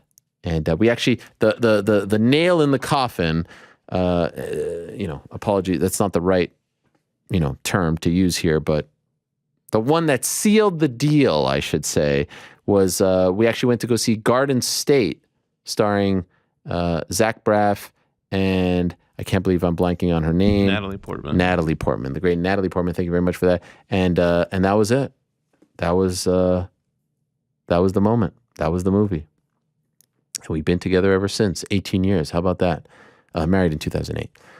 Thank you very much. Zach, good morning, Ariel. Call me a hater, but what was the whole point of Kayla Harrison saying it haunts her that her window of opportunity to fight girls with the star power of Ronda Rousey is closing? In order to do that, she would have to go to a different organization, but instead she re-signs with PFL. Well, she re-signed with PFL because they matched the offer. So, trust me. Let me just put it out there. She wanted to go to Bellator. She wanted that deal. She wanted that opportunity. Just read the tweets. It's all there. Read between the lines. Cryptic at times, but it's all there. She wanted that. Don't get me wrong. She is smart. He writes, getting paid over $1 million to fight. Yeah, she's getting paid a lot. But she will never get the star power she wants in the PFL. Much love, Zach. This week's handicap hot take for you is Juliana Pena will win the rematch against Nunes via KO. Again, we need to start keeping track of these hot takes, Zach, because you're throwing them out there, but are we getting any of them right? That's the question. That is the question. I hope you are. And again, I really do, I got into, I don't think this matters, but I got into a bit of an argument with someone who's part of Cyborg's team, and they were like, oh, this is Ronda all over again. She doesn't really want to fight Cyborg. I'm like, you could not be more wrong. Kayla Harrison wants to fight Cyborg. Kayla Harrison wants to be the best. She wants to challenge herself. She wants the biggest fights, the biggest names. Just because she re-signed with PFL, to me, doesn't mean that she doesn't want that. It's just a very unique situation. They matched, and they had the ability to. Now, could she have maybe tried to broker a deal that they don't match? She sits out, yes, but she still has to fight. She still has to get paid. She wants that Cyborg fight, 1,000%. Now they're doing Cyborg April against Arlene Blankow again. There's nothing going on for her in Bellator. There's literally nothing going on for her. If she's not fighting Kat Zingano, there's nothing going on. So when her deal is up in the summer, we'll find out. We'll find out where she goes and who wants to fight who. Alec Tomlinson. Top of the morning, Ariel. I had a question for GC. I was wondering if you would ever after the picks, do a full card prediction, just picking fight winners at Moneyline for some crazy parlays. And just for fun, if people are stuck on fights, I know he already invests a lot of time into the picks. So if not, I understand. Just thought it would be a cool and fun addition. What do you say, GC? What do you say? He's saying, like, basically give out a pick for every fight? Yeah, Moneyline. Yeah, we could do that. We might have something in the works that people will find out about soon. Okay, there you go. That will involve that. Yes, that's a good tease right there. The Average AF Podcast. Ariel, I'm curious to get your thoughts about how Colby's gimmick continues to sell pay-per-views.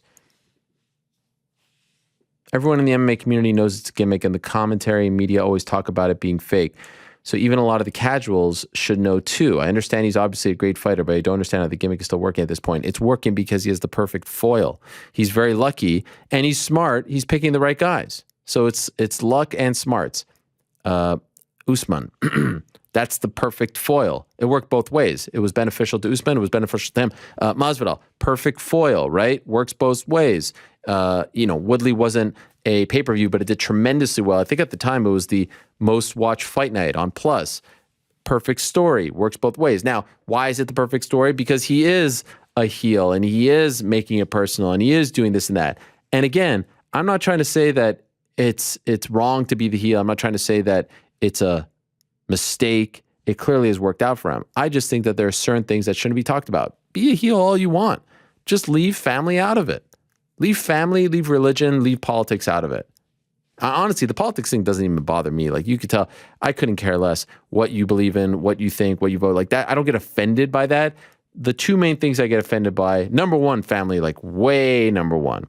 Wives, kids, all that stuff. Parents, leave them out. And then religion, and you're good. But, and of course, like when I say religion, I mean cultural stuff. Don't be a bigot. Don't be a racist. Don't be an a-hole like that. There's a ton of stuff that you can say. That's the stuff that makes me a little bit feel frustrated. But it's like you could be a great heel and not go that route. Hugo knows. Good afternoon, Ariel. El Nariz, Helwani. Good afternoon. If we can't get a sponsorship from Lego for Brandon Moreno, can we rally the Helwani army and bombard the Funko Pop IG page / socials demanding a Brandon Moreno Funko? I mean, he's got a management team. They should be picking up the phone and cutting these deals. That would be another feather in the cap. I got way too many things to worry about, but getting, Brandon Moreno a Funko Pop deal, that's what he has a manager for, an agent for.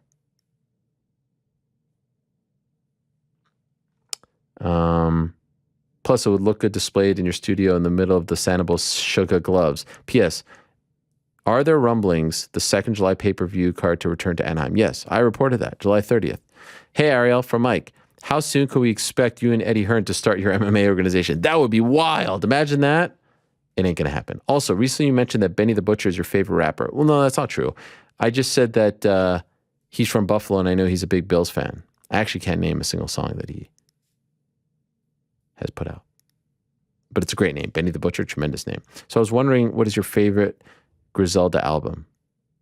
Frank? Why don't you... Can you help me out here? Yeah, mention the last one from Conway the Machine. Go ahead, mention it. I don't know anything about this. You know what? I actually don't remember the name. Perfect. That's great. Matt S. Morning, Ariel. I wanted to touch upon something you discussed in 2 Cent Tuesday, which is how strange it is that Usman is going pedal to the metal on this Leon fight. Love Leon, but I think it goes without saying that the marketability of a fight against Leon versus Khamzat is not close. Perhaps in Usman's mind, he believes Leon is an easier fight and he wants to maintain perfection in hopes of a Canelo fight. Possible. Here's the thing. All of a sudden, you've got Usman, who always sort of ignored old Leon. And so Usman's talking about Leon. Oh, it's going to happen. It's going to happen. Colby's going after the 55 Poirier. And I just think it's a mere... I'm just bringing up the coincidence that there's a guy named Khamzat who is one fight away from fighting either one of those guys, right? I think what should happen is Colby should fight the winner of Khamzat versus Gilbert Burns. I think that's 100% the move to make. And then if he wins that fight, he's fighting Usman, right? Let's just ignore that guy and let's go after this guy and this guy. I was just wondering. I was hypothesizing. Is this possible? Are they talking about these other guys because of the boogeyman? walking up behind them, I don't know. Matt in Montreal. What is your favorite and most challenging part about doing the show each week? 10-7 Helwani from the green room on Colby's BS call. Thank you. I mean, the most challenging part is just like the booking the guests. I talked about this 1,000 times. I love when I sit here and get to do the show and talk to everyone and they're here and you get 45 minutes with Michael Bisping and Ben Askren and all this stuff. It's just basically, a big fight happens. Can you get the guy on? Sundays and Tuesdays are a little bit stressful in that regard, but I'm not going to complain. This is a great thing. But yes, if you want to know, like the most challenging part is getting the guests, booking the guests, getting them to commit, getting them to come on time. And the best part is actually doing the show. And I mean, when the show's over, it's a great feeling as well. When it's a great show and you're like, wow, that was awesome. Tremendous feeling. What's better than that?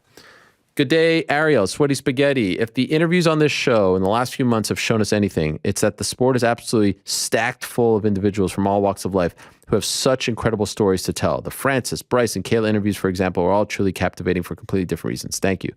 Why is it then that the UFC seems intent on restricting the individuality of these incredible people, from denying Kelleher his flag, this and that? Ultimately, the UFC is most invested in the UFC. They want that brand to be number one. There's a reason why the only person that's appeared on every episode of The Ultimate Fighter is Dana White. And there's a reason why when someone gets really big, they tend to butt heads with that person. The brand will always be number one. And so, yes, this is why I have said, let the fighters wear whatever they want. We all go gaga over some, camo shorts. Let the fighters be who they want to be. Let them walk out to the cage with whatever they want. Of course, within reason, but look how we react to a great Tyson Fury walkout or a Mike Tyson walkout from back in the day. Look how we remember a Tito Ortiz flame shorts or a Chuck Liddell Iceman shorts. Look how we remember GSP coming out with the gi, with the bandana. Look how we remember Tyson coming out with the black boots and the black towel over his head. Like, this is why we love fighters. We love their personalities. We love how unique they are, the individuals that they are. We love this about them. We don't want them to look the same. We don't want look at Jalin Turner. If he could come out wearing a freaking tarantula costume, I bet you more people would know who he is and be more emotionally invested in him. But ultimately, what's going to sell the TV deals and the merch and all it in their mind, it's the UFC. During your beef earlier this year, you used the line, if you come for the king, you best not miss. Where did you get that line from? Because you were asked about The Wire last week. Yes, I know it was from The Wire. It's obviously an iconic line, but it is true that I have not seen any episodes of The Wire. I have been watching Winning Time on HBO about the 1980s Lakers dynasty. This is an amazing show. There's only been one episode, and I only get to like 10 minutes in every time, and then I fall asleep. But wow. Anyone out there, watch that show. Adam McKay, John C. Reilly. It's really well done. I thought it was going to be a little hokey. It's like playing off of, an actual, like when they try to recreate famous sports moments, you're like, that's not really Kareem. That's not really Magic. So far, it's tremendous. And it's based off of Jeff Pearlman's book entitled Showtime. He's my favorite sports author. His books are great. He wrote one called Three Ring Circus about the Kobe Shaq Lakers. He's written one about the Mets, the bad guys won, Barry Bonds book, Walter Payton book, Showtime book. So highly, highly, highly recommend. During your beef, this is the one I just read. What do you think PFL will do with their pay-per-view show? I mean, let's see. We've seen this before. Bellator said pay-per-view. They did one, and that's it. I bet that had something to do with the matching as well. Hello, Ariel. This idea came to me last week. People get mad when you have non-MMA guests? Yeah, and it's whack. Like 98% of the guests on the show are MMA related. Why do you care when we have Tyson freaking Fury on? I mean, there's usually some sort of connection to fighting, right? I don't just have a random person on, so just chill the F out. What are your thoughts on changing the name of the show to the Combat Sports Hour? I mean, I guess, but, the hour, like the hour is wrong. It's not even an hour. So who cares at this point? That's what I say. Call whatever you want. But I'm always going to, I love having those guys on. And I will continue to. And the beauty is, if you don't like them, just fast forward. Hugo Crawford. Hey, Ariel, congrats on becoming an American citizen. Thank you very much. You mentioned that the UFC was looking to do Max and Josh Emmett. Any update on that? Not yet. Also, any truth to the rumor that Stipe and Tai are fighting for the interim belt on July 2nd? We'll find out soon. In an hour. No, less than an hour. 45 minutes. Tai Tuivasa going to join us. And Robert Whittaker is still to come as well in about 15 minutes. Steven. Hey, Ariel. Congrats. Congrats on the citizenship. Thank you very much. I hope it allows you to do more things in this country. We're so blessed to have you here. Thank you. That's very nice. Hope you can help me understand this. Why does recency bias play such a huge role in not only MMA, but sports in general? We see it all the time when talking about Hall of Fame candidates. You've said before that discussing past versus current greats actually helps the sport. And I agree, but personally, it feels hard to add meaningful value to that discussion when it's largely based on what ifs. I'm not trying to knock what you said at all. I just wanted to grasp the concept a little better. Much love. Steven, oh, sorry. Did I say Stefan? My bad. From Central PA. I mean, recency bias is a real thing. More people know about Izzy right now than Anderson Silva. It's just a real thing. But that's why I think it's important to have Hall of Fames, to have these, 30th anniversary ceremonies, and to remind people of who the greats were, who the founding fathers of the sport were, who the legends were before the current legends of the sport. But the sport is actually it's built and it's constructed to encourage recency bias, right? This next card is the greatest card of all time. Really? Because back in 2009, there were some pretty deep damn cards. Shalom, Ariel. Danny. Shalom, Lord Helwani. Excuse me. Rankings aside, what are your thoughts on a hypothetical matchup between Lando Venata and Justin Gaethje? Golly, that's a random one. I mean, Gaethje is fighting for the belt next. I mean, at some point, but that ain't in the works anytime soon. Hey, Ariel, from Nim. We've had a few impressions recently, so what would you rate these impressions out of 10? Killishaw's impression of GC, it's phenomenal. Killishaw's impression of New York Rick. Helwani's impression of Sean Sheehan, and the anonymous judge on open scoring. Congrats on the citizenship. Wow. I'd say Killishaw, I think Killishaw's best impression is of GC. Sorry to say. How do you feel about that, GC? I'm in complete agreement. Yeah, sounds just like me. He's amazing. Though you're Sheehan. What would we do about our feelings? Sounds eerily similar to the open scoring complainers. Yeah, I mean, it's one and the same. Daniel, slightly random non-MMA question to start. Are you a fan of Luis Theroux? Yes, a massive fan. I've actually written to him a couple of times, and I've actually used him as an example unknowingly, this is sort of my style. I love his docs. The one where he went to the power plant in Atlanta to train to be a WCW wrestler back in the day. I love Luis Theroux. He's amazing. His style is amazing. His demeanor is amazing. The questions. If you have not seen his docs for the BBC, it's just amazing stuff. I'm a huge fan. I always felt like there were some parallels between the slightly quirky, awkward, but composed, almost disarming style of how you both engage your interview guests. Thank you. I appreciate that. Not on purpose, but I will admit, over the years, I've watched a lot more of him, and I'm sure by osmosis, by just watching it, has seeped into my brain. So, yeah, thank you very much. I am a huge fan of his. That's one time someone actually compared me to him on Twitter, and he wrote back, I was like, holy crap. That is amazing. I'd love to interview him at some point. Al, what's your opinion on the way Colby responds to John Morgan's questions? Yeah, it's nonsense. It's nonsense. That doesn't sell a fight. That it feels mean. It feels mean-spirited. It's low. It's how I feel. I mean, not as bad, but it's like talking about the family. I don't like it. And it puts any journalist in a tough spot, because what are you going to do? Argue back, fight back? No, it's just awkward and bizarre. Good morning, Ariel. Often you mention speed bumps or roadblocks during the Kayla negotiations. I'm not sure if you're allowed to tell us what those are, but what type of stuff could be in a deal of this magnitude? I mean, it was contract stuff. They would get really close, and then they would put things in the contract, and she wasn't happy with it. But ultimately, once you got that deal from PFL and they have to match it, it actually sort of expedited things. What's your go-to Hamantaschen flavor? Ooh, dates. I like dates. Hey, Ariel, I don't see this cross-promotional chatter, boxing or MMA or other organizations going away anytime soon. This is from Corvette. The UFC seems pretty reluctant to allow their fighters that freedom. Excuse me. I know it's probably in their contracts, but there's ways around it. Is this stance more Dana or the UFC? I mean, it's one and the same. Do you see it changing whenever Dana decides to step away? Probably not. There's such a massive gap now between the UFC and the other organizations. Why do they need to do it? They would just be putting them over. It's so big at this point. They don't need to do it. Adam, have you heard, I'd love to see it happen. Don't get me wrong, but it ain't happening anytime soon.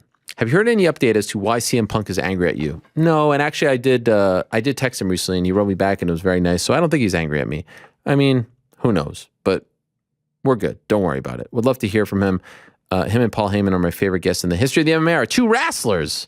I can hear the latter talk for hours on end. Lastly, when you elongate the word she along with when you say you come at the king, you best not miss. Are you aware it's from the TV show The Wire? Well, the she is from Rampage and the Pecan Pie, but the other one, yes, I know it's from The Wire.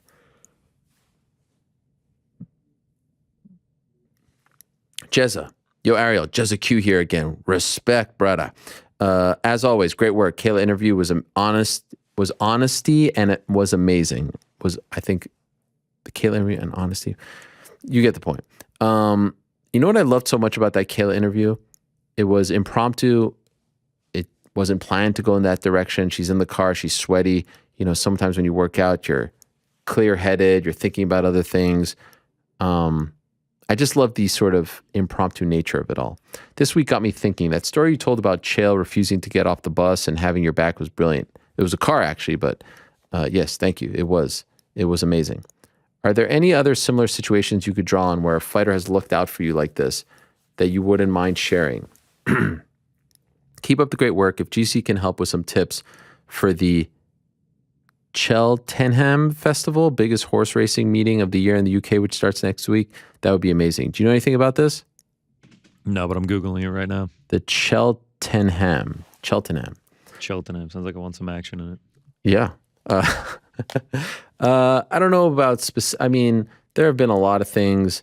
I mean, the one that obviously comes to mind is UFC 199, and the ones who tweeted on my behalf, DC did. I believe John Jones did, and a few others as well. Quinta. So that meant a lot to me. But yeah, I mean, my relationship with Chael is a lot different. You know, we were friends. We are friends. We were coworkers. We were co-hosts. And that just really meant a lot. Actually, 2 years ago, I think today, something like that.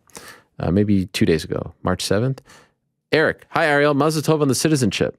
Wow, another question about Colby and John Morgan. Golly. Yeah, I mean, I answered that one. Whack. You're stranded on an island for 1 full year. You must pick one UFC fighter and one member of the MMA Hour team to accompany you, survive with you. Who do you choose? Jeez Louise. Thanks for always keeping it P. Shout out to Mystic GC. And shout out to my boys, Sean, Seamus, and Kato. Golly, one UFC fighter and one... I'm not doing that. That's mean. I can't do that. It's a great question, but I can't do that. Colton. Hey, Ariel. Now that you're... I'm going to go with Mysterious Frank. That's my pick. Thanks. Colton, hey Ariel, now that you're officially a UFC citizen, have you celebrated by belting out the sensational Real American by Rick Derringer? I am a real American, fight for what's right in every man. I am a real American, fight for your rights, fight for your life. First time I sing that as an American, as my flag almost falls off the thing here. Yeah. By the way, I've had this on the desk for a long time, just for the record, so always in my heart. Okay, Abhisek. How can Colby Covington consistently manage to stay out of the top 15 pound for pound rankings? Who does these rankings? I don't believe that they're actual real people. If I'm being honest, I don't actually think they exist. But you make a strong point. He should be in there. True or false? Had there been a 165 pound division, Colby beats Khabib. What a fight. Colby beats Kamaru. I'll say false. Colby beats Conor at 165. Well, the wrestling true. Colby, Nate, true. Can Colby make a pro wrestling career in AEW as a gimmick against ATT, or is that too dangerous? No, I don't think it'll work. And a fun one, can Eric Jackman be called as the Brock Lesnar of the MMA hour, the main eventer, Monday Night Messiah, man of his own rules? Sure. I'm sure he'd love that. Lewis, my man, good afternoon, Ariel. The talk with Kayla H on Monday is another addition to the library of scintillating, intriguing, and challenging interviews since the show returned. Thank you. This got me thinking about old interviews, and one that was challenging for very different reasons is the one that took place in August of 2017 at a gentleman's club with Floyd Mayweather. Yes, his own. Can you talk about the events of that night? I don't think the curtain's ever really been pulled back before. One last thing, Monday also revealed you as a soup drinker. Yes. Any other questionable eating habits? Oh, no spoon. No, I mean, it's in a cup, so I just drink it, but I do like a spoon. I'm not quite Izzy, who eats the matzo ball soup with his hands. Remember that? I also do like to use a fork and knife when I eat a chocolate bar. Other than that, that's it. As far as the 2017 interview, so we're there for Mayweather-McGregor. It's the week leading up to the fight. And I'm starting to think of ways, we were dominating the competition. We covered that fight better than anyone. And I was like, man, Floyd keeps promoting that he's going to be at his club on, every single night leading up to the fight. He kept doing that on social media. So I remember we were eating. I'm pretty sure Mark was there. I'm pretty sure Casey was there, maybe one other person. I was like, we should go there and see if he actually shows up. So I called up I texted his bodyguard, who was cool with me, one of the two, juice monkey guys that Conor always talked about. And they said, yeah, he's going to be there. I said, if we go with a camera crew, do you think we could interview him? He's like, yeah, maybe, I can't guarantee it, but you could give it a shot. I'll put in the word, you go there, because, you can't just walk into a place like that with a whole, camera setup. So we went, I believe at 10:30 p.m., we talked to the guy at the front. They put us in a room upstairs, and it was sort of like a blocked off room, and we sat there 10:30, 11:30, 12:30, 1:30, 2:30, 3:30, 4 o'clock he shows up. And at that point it's like 2:33. Like, I don't want to leave at this point, because what if he shows up? I'm going to feel like crap. Actually, other media people were there. I saw a bunch of people coming and going. I don't know what they were there for, but it's true. And he shows up, and he shows up like he's the mayor of the place. And he's like, hey, what's up? What's up? Massive stack of money. Hey, yo, what's up? What's up? What's up? So I'm like, all right, I guess I just have to go down and ask him, because no one's going to ask him for me. So I waited. And then at one point, I walked up to him and I was like, hey, I'm Ariel. You remember me? Can we do an interview? And he's like, he thinks about it. And he's like, all right, fine. And he like darts up to where we were sitting upstairs. So he clearly knew that we were there, because I didn't tell him. We sit down, we do the interview. We're freaking out. We go back to the hotel, upload it. And then I didn't go to sleep, and I went to do the MMA beat like an hour later. That was a crazy time. And I think that was the last interview you did before the fight in a very loud, dark club. But one of those memories that I will never forget. Absolutely. All right, great questions. Maybe we'll get to some towards the end. There were a ton today. We didn't have a ton of time, but we got 35 solid minutes in there. Let's take a break in the action here, and let's go to our next guest, who's always very kind to wake up and join us very early in the morning over there in Sydney. So without further ado, let us say hello to the one and only Robert Whittaker. There he is. Robert, how are you, my friend? Okay. Good, thank you, mate. Good morning. Good morning. Good morning to you. Yes, a pleasure to have you on, and always appreciate you doing it very early. Now, I have to be honest, Robert. I had reached out to you last week. You weren't really feeling well, so we postponed it. All good. But I couldn't have scripted anything better than this, because you were supposed to come on last week before anything.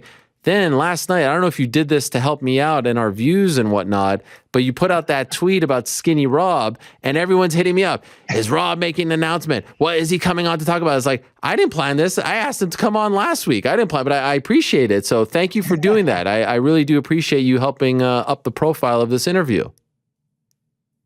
Mate, it had unexpected attention and unintentional attention, because it just got out of control. Like, I consider like Camp Rob, so Rob that's in camp, Rob that's not happily eating his way to sleep every night, as Skinny Rob.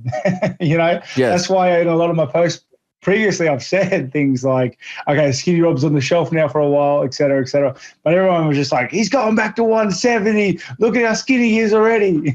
So I predicted this. Someone asked me earlier, what do you think of Rob and his announcement of going to 170? And I said, guys, my interpretation of that post is he might have a fight coming up. So he was just on vacation. He took some time off, meaning he's going to have to diet down a little bit. He's going back to 85, maybe sooner than we expected. Why in the world would he go to 170? He is incredible at 85. He just fought for the belt. Other than Izzy, undefeated at 85. So can you confirm right now that you were referring to 85 and not 70? Yeah, I'm 100% was referring to 85. Okay. Because people, you know what I think the biggest thing is people don't realize how heavy I walk around. So I walk around 215, 220. Like, wow. That's just my like living weight. 215, 220. You going, and were you doing that at 170 as well? Nah, it wasn't like that at 170. So, but I was also much younger. This was almost like 10 years ago. Okay, yeah, that is true. Okay, so why did you tweet that? Because there might be something in the works. A name picked out. You might have a location picked out, and wow, I'm turning it around sooner than I normally do. I'm just jumping straight back in there. So, was that part of the plan? It wasn't part of the plan, but I was offered an opportunity and presented with it. And honestly, I don't have any injuries from last fight. There's a lot of things. It just the date suits up. There's a lot of things that I had planned for after the date, and I wanted to get 3 fights in this year. So hitting a potential fight in June is it's a good date for me. Now, when you say soon, how soon are we talking? We're talking June here. We're talking that maybe. Yeah, June. Okay. June. Okay. So what is that? That sounds like soon. I'm not confirming June, but sure. No, that was me. Like I said, and I'm the one saying this. Maybe like in a place like Singapore, perhaps.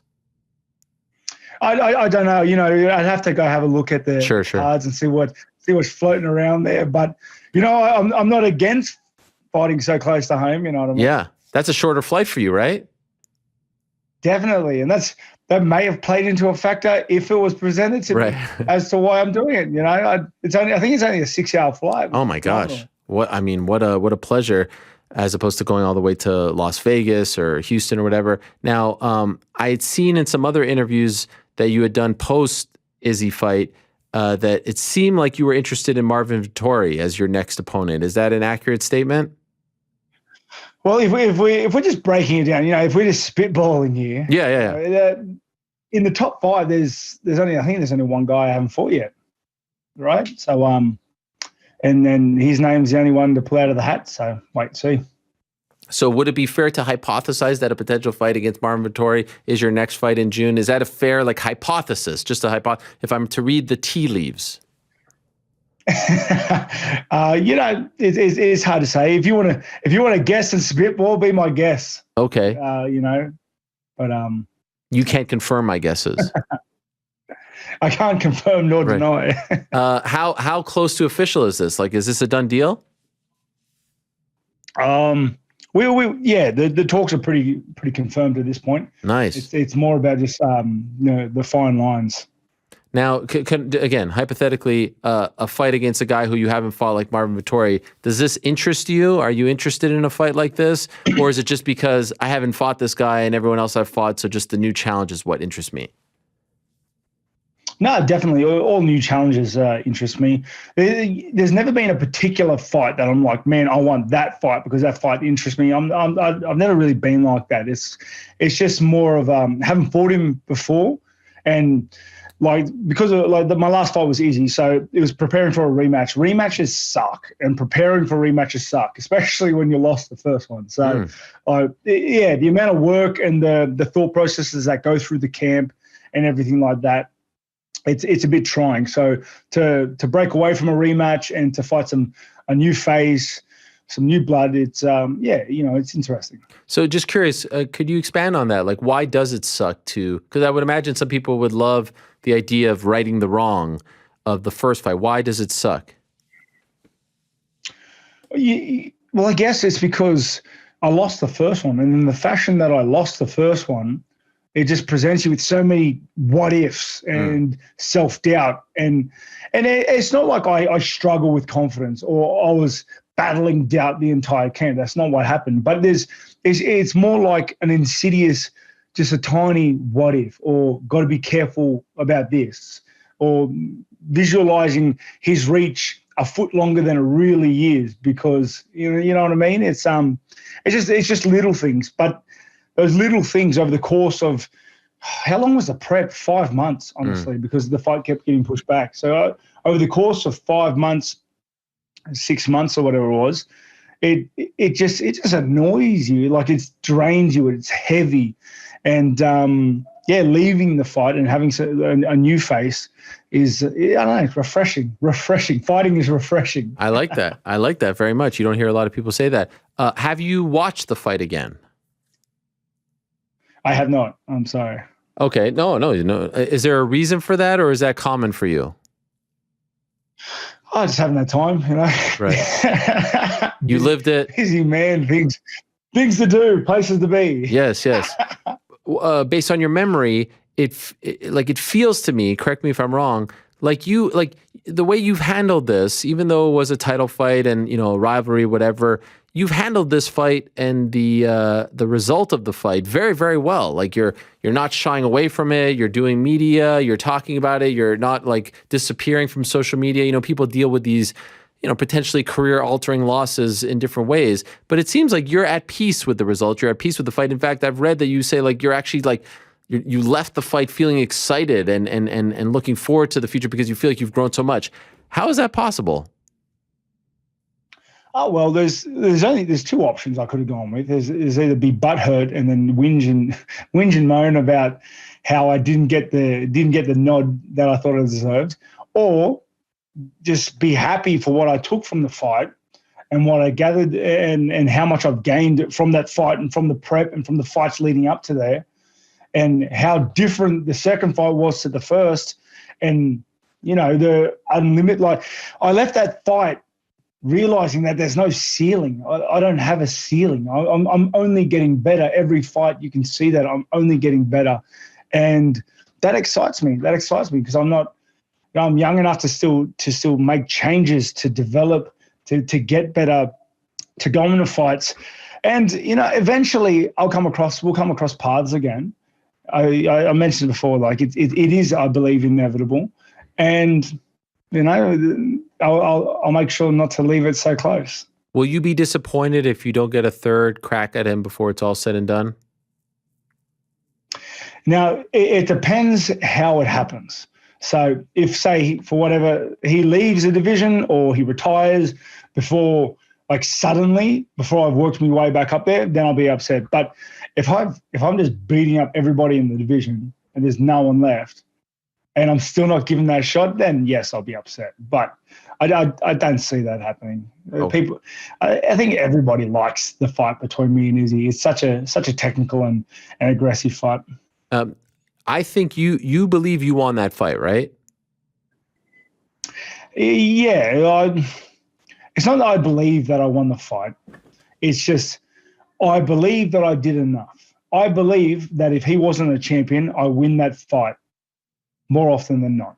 Okay? But I do understand that it's a championship fight. Close fights at a championship level generally go to the champ, and it is what it is. It is what it is. But that's actually wrong, right? Like, a judge should not score a round based on who the champion is. Mate, if I agree and understand, but if that's how the world worked, then yeah, Do you think that happens? Much easier place, wouldn't it? Do you think that happens? Like, do you think that they actually, if it's a close round, they'll be like, it was close, let me give it to the champ? Do you think that actually goes into the thought process? Mate, are you asking me what the thought process goes on with judges?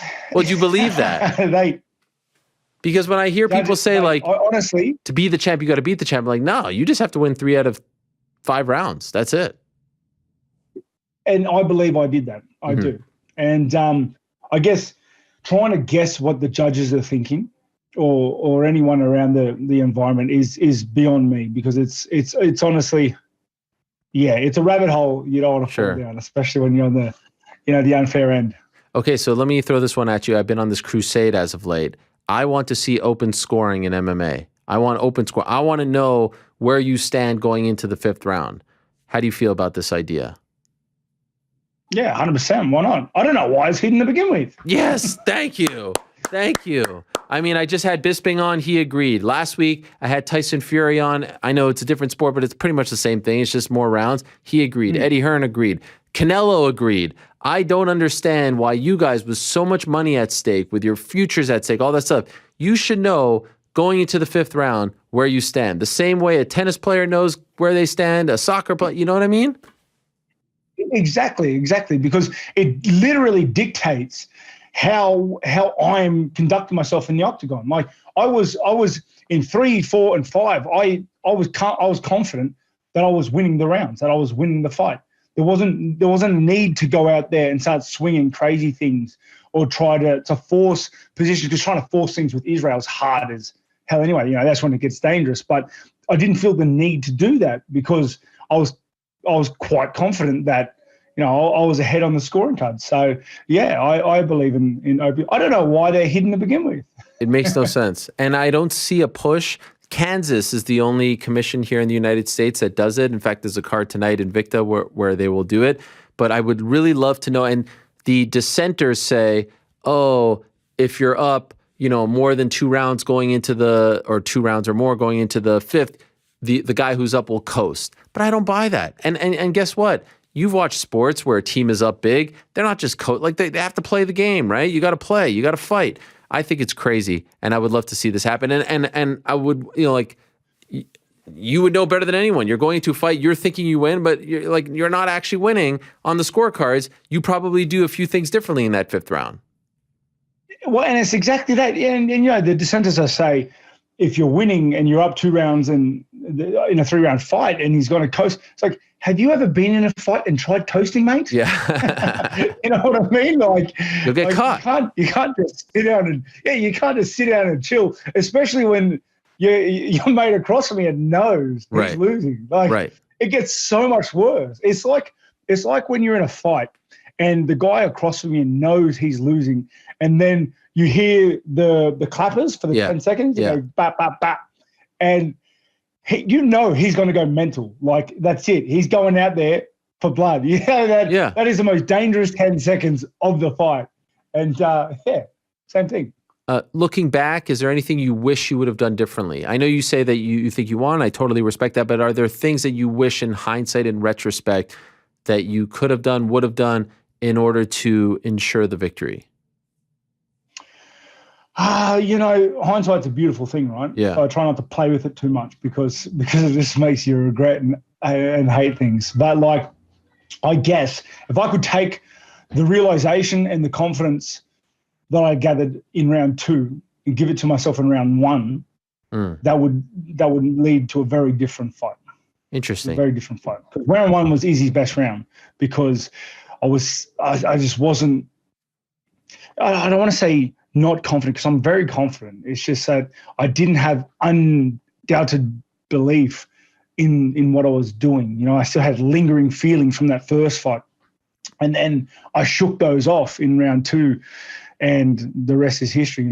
I was able to execute the game plan and find everything so easy and flowing and so effective. And so that's about the only thing, and that's probably a reason why I don't look at my fights too much, because I could nitpick technical details all day, all night, like 100 million things. Instead, what I'll do is I'll take the feeling away, how I felt in there, what I need to adjust on a larger scale, and let my coaches nitpick the technical details, and then they can pass it on during the next camp. So that's a really interesting thing, because obviously you were very open about how you felt about the first fight and your mental state in that first fight. Did you feel that week, was that doubt starting to creep in fight week once you were back, press conference, face-offs? Were you starting to feel like you were back in that spot from a couple of years ago? Nah, definitely not. And you can see it during fight week. I'm very comfortable. Yeah. And at the press conference, I'm very comfortable. A very different feeling. I had thoughts leading into the week that, oh man, I hope this doesn't go south, because it just makes it more draining than it needs to be. But I was ready. I was ready. This is my first rodeo by a long shot. But you know what it is? It's like in the fight itself, in the years that since I fought him and the way that he beat me in the first fight, it just made him seem so much bigger than he was, so much better than he was.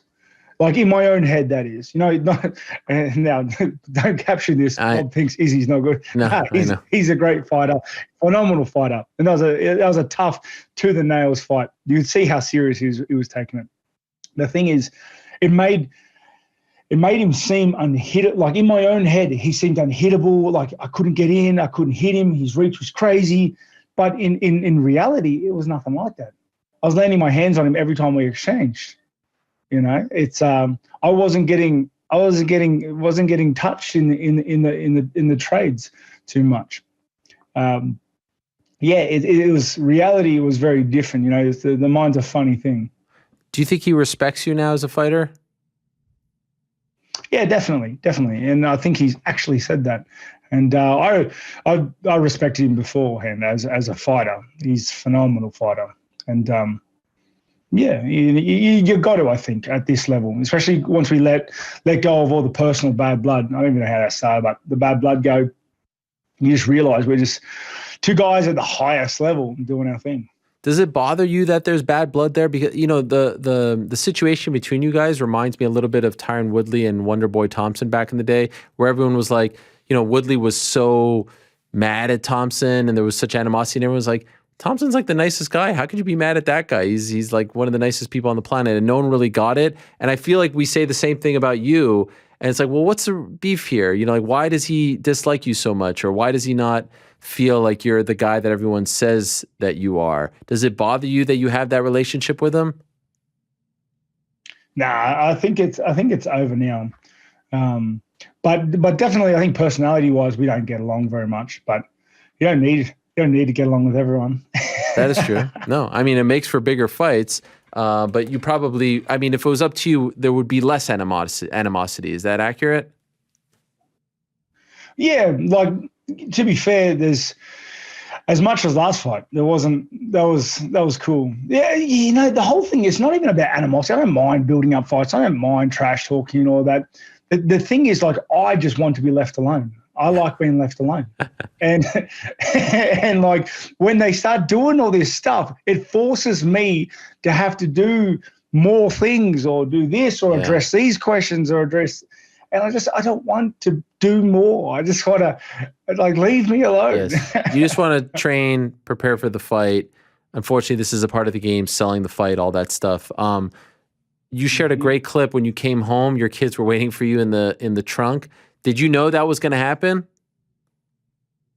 No, I didn't know. Oh, man. I didn't know they were there. So, that is amazing. Yeah. Now, how long were they waiting for you there?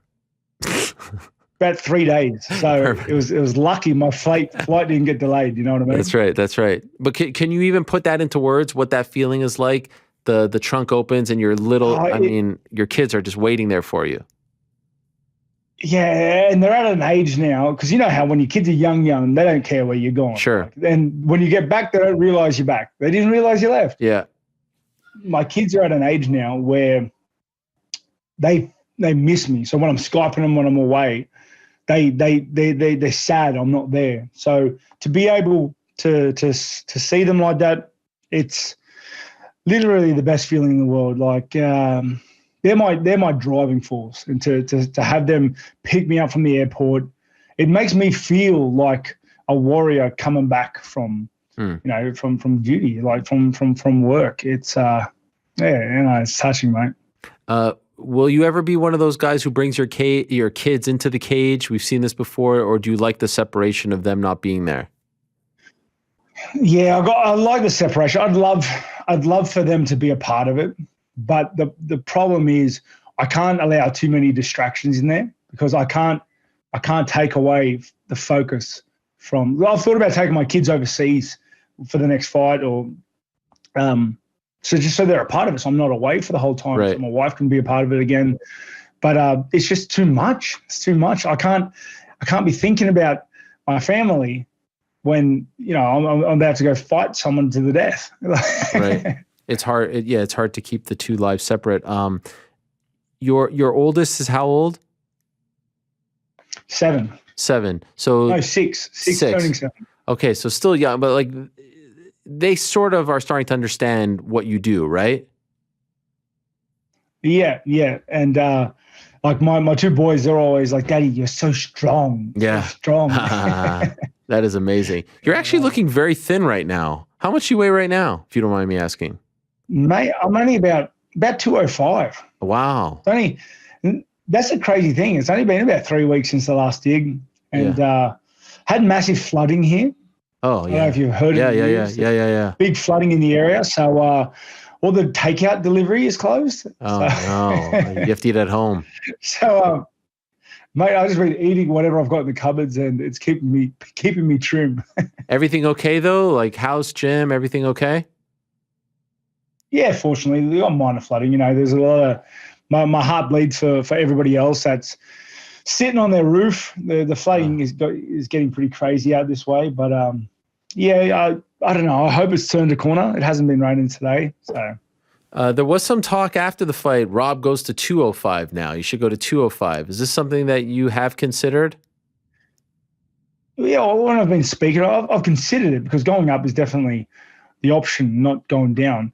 And I've considered it, but the only thing is, though, like I just feel like I'm so good at middleweight. Yeah, I've got the cut well down.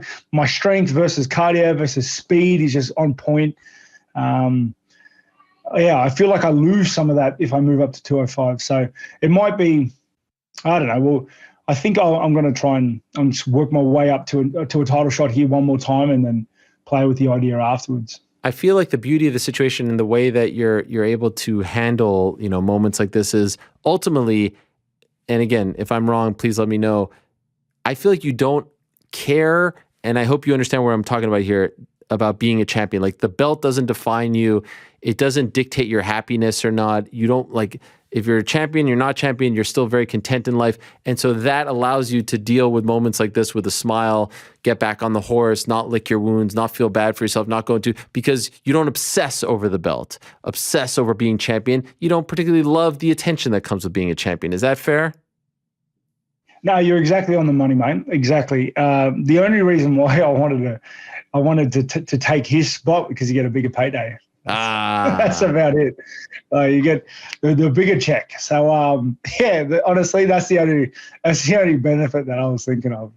And that comes back to the family, right? Like you want to make more money to give more money to your family. Exactly. More money equals a better lifestyle for my family and things I can do. When you found out that he scored this big contract the week of the fight, what was your reaction? I actually didn't find out until I only found out day before or something like that. And I don't know. My initial reaction was like, "Oh man," you know what I mean? Like that instant hint of like, I want that. But then I realized, no, that would be a spiteful little grub. Right. And then I let it go. You know what I mean? Because that sort of thinking, that train, that instant reaction like that'll that's insidious. That'll decay your soul. So no, I'm cool. Like good on him. Making as much money as he can in a game it's so hard to make money in. So how many do you have left on your deal? How many fights left? I think 2 or 3 maybe. Okay. All right. So you win these next 2 fights and you get a big contract. Yeah, well, that's the dream, and that's hoping, mate. Before I let you go, in conclusion, I read this quote. You said this to CBS Sports, a great young writer, interviewer named Shaquille Majuri. This quote really stuck with me. I don't know if you know what I'm going to say here, if you remember it, but you said this, which I thought was just a really profound thing to say. Before I had kids, this is what you said. Fighting for me started as an identity pursuit. I wanted to be a fighter. I wanted to be that guy. I grew up poor. It was either being a poor guy or being a fighter. It was much easier to dive into that persona, not to mention I always enjoyed combat. I was able to make a living off of it, so it kind of became both an identity and making ends meet. Then I had kids, and my world shifted. I got married, and again, my world shifted. It was about providing for them, and that has been the ultimate drive for my for me, for everything that I do in life. I love that quote because like I think when you start off, it's like an ego thing, the fighter, and you're getting all this attention, all that stuff. And now like just here, you just admitted it before I even read the quote, like ultimately you didn't want the belt because of the fame, the glory. You just wanted the belt or to beat him because you wanted the bigger contract so that you could go back to providing for your family in the best way possible. That's an amazing thing. Did that only come when you became a dad? Did that shift only happen when you became a father? Yeah, definitely. And I'm sure there are people that have had shifts like that due to other reasons. But for me, that was the driving force. You know, everyone always says, and it's the most cliche thing in the world, when you wait till you have kids, wait till you have kids. It's true. It's true. It's like, well, as soon as you have them, your world shifts, your life changes. And I don't know, I became a fighter fighting for something. I became a warrior that fights for something. And, it just made me so much better. It gave me like a wholesomeness to my activities, to my training, to my pursuits. And for me, that just resonated well, and it led me to where I am today. How long do you want to do this for? I've soft capped it at like 35, 36. Okay. So, but if the health is great and I'm doing well still, then we'll play by ear past then. But I think 35 for me is a good time to kick the boots off. So about 4 more years. Yeah, I reckon 4 more years. And these are like a good 4 years. Yeah. I'm going through that. I'm going through my prime now. So it's a good 4 years. You know, I can make some money, have some good fights, just really, really cement down my legacy of who I am, and then see what the future holds afterwards. And so perhaps maybe hypothetically, maybe we see you in June in a lovely place called Singapore against, just throwing out like we've never seen you fight an Italian fighter, so maybe that could be fun. I do like Italian food. Okay. Never been to Singapore. Oh. And the month of June sounds pretty good. You know what I mean? Like I like that month. We just checked off 3 boxes right there. Perfect. This has been great. Thank you for that tweet to draw interest in this, even though I had a feeling everyone was wrong and misread it. Thank you for clearing that up. Some potentially exciting news there. So congrats on that. Good luck in a potential training camp that may have to start relatively soon. And thanks as always for coming on and talking about the good moments, the bad moments. I appreciate it very much, especially so early in the morning, Rob. Thank you. Nah, thanks for having me on. It's always good to talk to you, mate. Cheers. Thank you so much. The best to the family and, of course, everyone in Australia dealing with the flooding. Really appreciate it. We'll talk to you soon. All right, there he is, Robert Whittaker joining us. Potential fight against, if I were to read the tea leaves, I would say Mr. Marvin Vettori in June. He never actually said it, so no one get all crazy. No one get all, wild about it. No one alert the masses. Don't go all gaga. Don't go all tweeting your pictures and your graphics. But, let's be honest. That's the one. Marvin Vettori, the June 12th, I believe, pay-per-view. It's a big-time fight at 185. Makes total sense. Both guys coming off losses to Izzy. That's the fight to make. And I knew when he tweeted that, come on, guys. I knew when he tweeted that. Skinny Rob is not 170 Rob. That's back to training Rob. Guys, when they stop fighting, they get bigger. Then you do the training camp, you get skinnier. That's skinny Rob. Why would he go to 170? He's had more success at 85 than at 170. He became a champion at 85. He just fought the number one guy, went the distance. Why would he go to 170? What's the point of that? Kill yourself? Walks around 215, 210? Nah. He's fighting in 3 months. That's skinny Rob. Love it. All right. One more guest to go, and it's Bam Bam. Tai Tuivasa gonna join us, and I'm a little bit worried. I'm not sure if he hates me. I'm not sure if he's mad at me. I'm not sure if he's cursing my name. It's easy to get Bam Bam on when he's in Abu Dhabi, when he's in the UAE, because when we're on, it's nighttime there, and that's when he thrives. That's his prime time living. 10 o'clock, 11 o'clock p.m., that's perfect for him. His day's just getting started.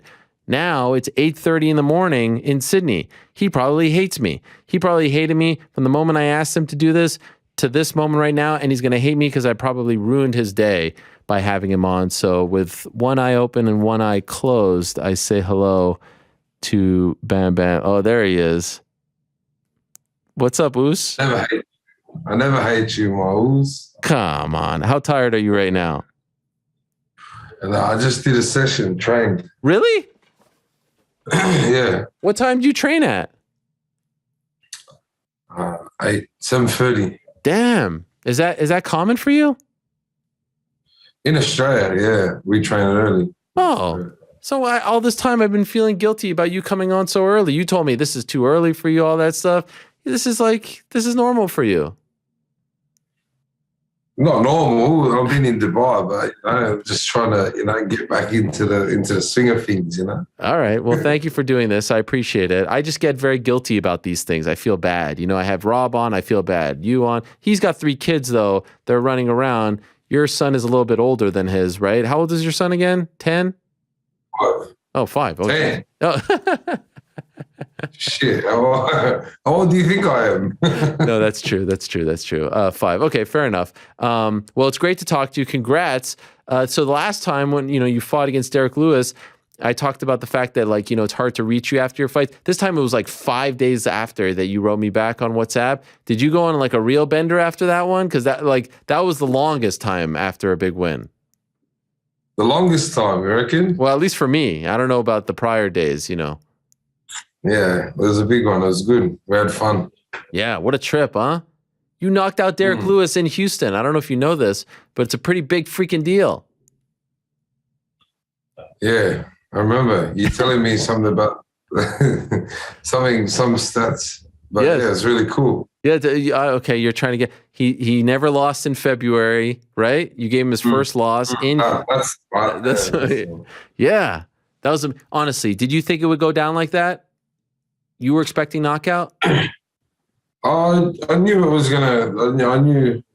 I said it from the start. And it was either going to be me or him. I had a real big feeling it wasn't going to be me, but yeah, I was still a bit surreal. I think it took a minute after I did it, and was just like, fuck, I did it. But yeah, I knew it was going to be, like that. But I think it was just a really good, good knockout, a good elbow, and it looked good. And yeah, it was all good for me. Greatest moment of your career? Yeah, I think so, by far. Well, like I said, it's good. I like Derrick, so it wasn't like me knocking Greg Hardy out was a lot better feeling than that, if that makes sense. But for my career, yeah, it was a great time. He's still talking smack about you, Greg Hardy, this past weekend. Still talking about you. How can he talk smack and he just got smacked again? He's an idiot. That was the last fight on his deal. You think that should be it? He should go bloody work in the McDonald's or something. Wow. Okay. So you get that big knock. By the way, Girls Just Want to Have Fun, one of my all-time favorite songs. Cyndi Lauper, I mean, that's just a legendary song. Great choice. Well done. That, huh? Yeah. What was the significance behind that one? Girls want to have fun. Bam wants to have fun. We all want to have fun. Sure. Yeah. I didn't know. Like you told me, it reminds you of you in the car with your mom. So I didn't know if there was. Yeah, same. It was one of the banks we used to roll around with. Oh my gosh, amazing! And you, I mean, what a fight! Has life changed? Would you say life has changed? Like, do you feel like people are viewing you differently, treating you differently since that particular one, since it's the biggest one of the bunch? Yeah, definitely. A lot more people kind of, I don't know, I must be just a rock up and fight kind of guy. Everyone just thinks that I just might fluke it. I don't know. Are you? Yeah, a lot more people notice me in that, so that's all right. Back home, you getting more attention? Yeah, back home, being back home is good. I always have a lot of love in Australia, but a lot more now. How do you feel about that? I love it. I love my peoples. I'm the man of the peoples. Now, I did have one bone to pick. I was like, okay, he's going to have the big celebration, this, that, the shoey, Stone Cold. We're going to do this, that. They didn't show it on TV. What was up with that? I had an interview yesterday. They said the same thing. I didn't know. I wasn't recording, so. Why do you think they didn't show it? How could you miss that? I don't know. I didn't fucking, let's ring the camera people, man. Yeah. Do you think that they're out to get you or something? Or they don't want, was it was it, my one hypothesis was like they didn't want, it was like a competitor that you were drinking, their Modelo or something. They didn't want to, I don't know. I thought they showed it. I could see me on the screen. Did you do it? You did it? Yeah, of course I did it. And whose shoe was it? It was Steve's. It's the same guy. Yeah. And what was it? Happy Dad you were drinking? Yeah, I think so again. Maybe I did a couple. And they still try to rush you out after, I feel like. I saw that. They were like trying to push you out. Yeah, I've had a chat with the head security. I think I've got two on the way out of 3. Yeah. Why do you think they do that? I don't know. Okay. I don't know. Have another bone to pick. My guy GC in the back over there. GC, can you get on the thing and tell Ty your problem with him? He wants to tell you something. Go ahead, GC. Can you hear me right now? Can you hear GC? I can hear you. Okay, go ahead, GC. The floor is yours. I ordered the Tuivasa. I'm still waiting on it, man. You haven't got it? Still haven't gotten it yet. It is coming all the way from Australia, though. So he's getting a little impatient. Oh, I'm going to message my business partner now. I'm looking to do one on the show. We were trying to get it for this appearance. I'm impatiently waiting. Okay, I'm messaging. Now, has there been a delay? Are they so popular that maybe they're out of stock? They're on back order? Brother, there's a lot of things going on in the world, you know what I mean, at the moment. They're trying to ship the Tuivasa. This should be at the top. It should, there's a lot of shit going on, but that should be at the top, you know what I mean? I mean, you said it. All right, well, I'm going to fly it over soon myself if it doesn't if it doesn't pull through. How's it going? A lot of people buying it? Yeah, it was sold out. Oh, now we've got another shipment now.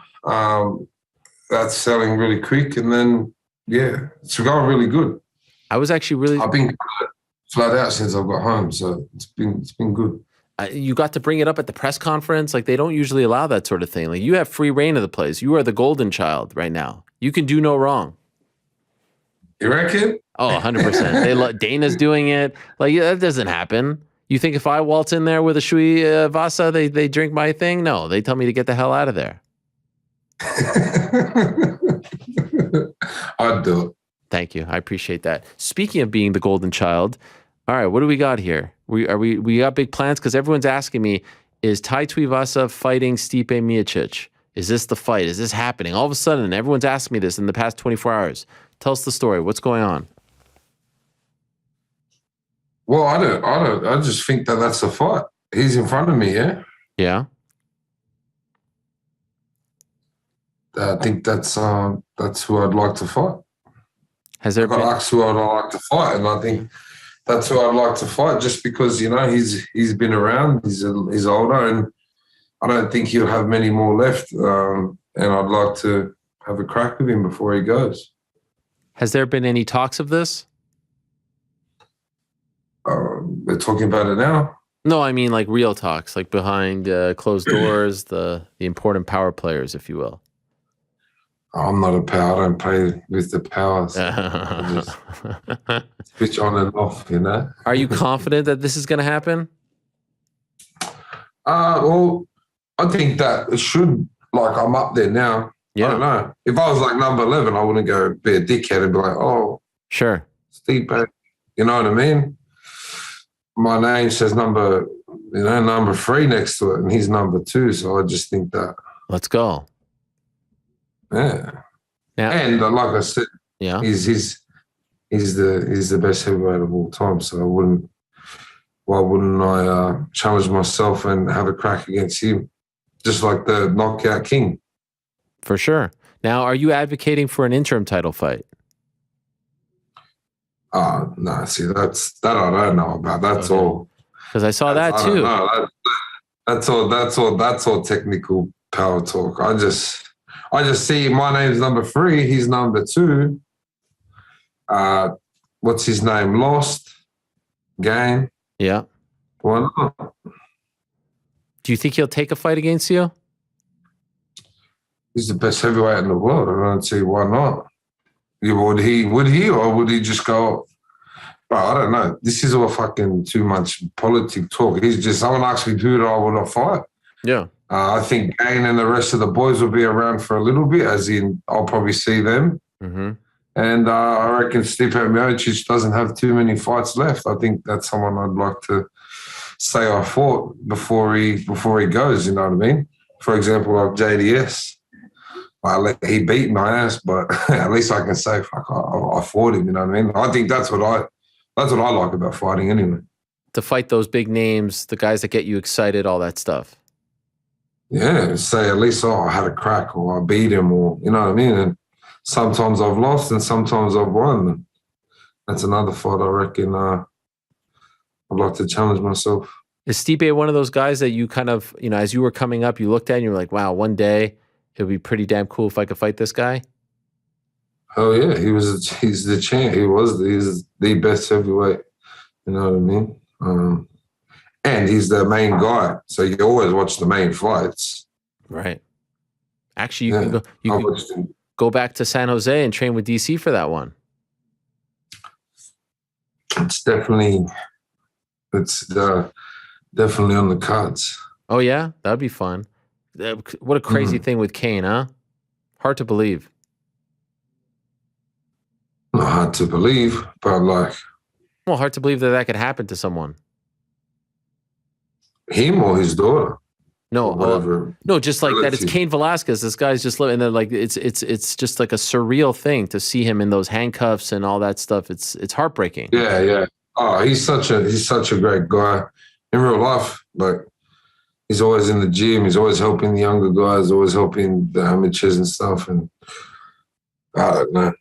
Things take over, and wish you got the guy in the head. Yeah.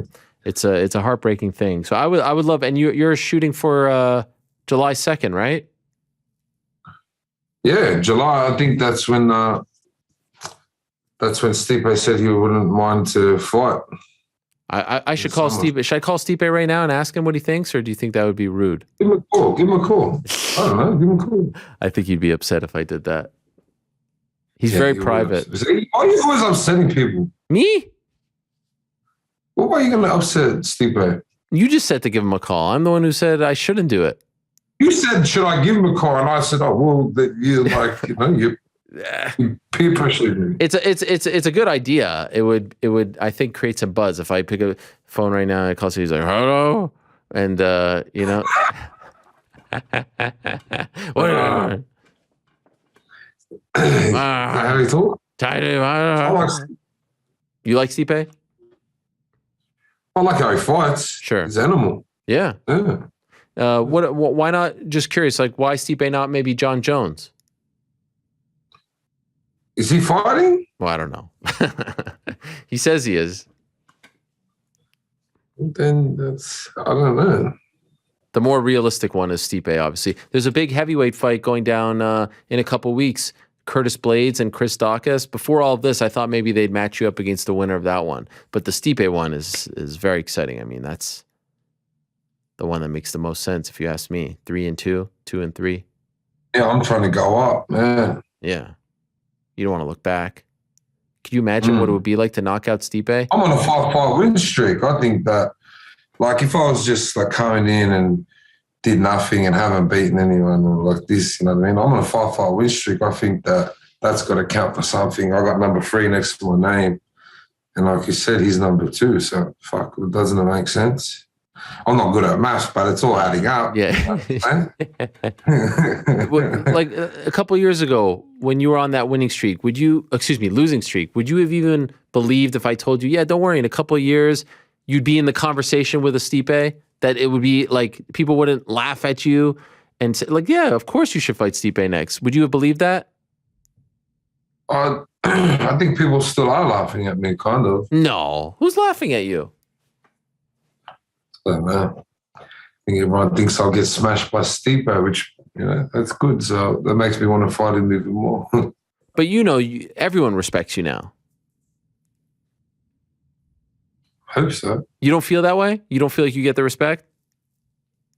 Oh, no, I do. But I think that it's maybe like people think that I just go in there and like brawl on, which maybe I do, but winning is winning, yeah. Sure. Of course.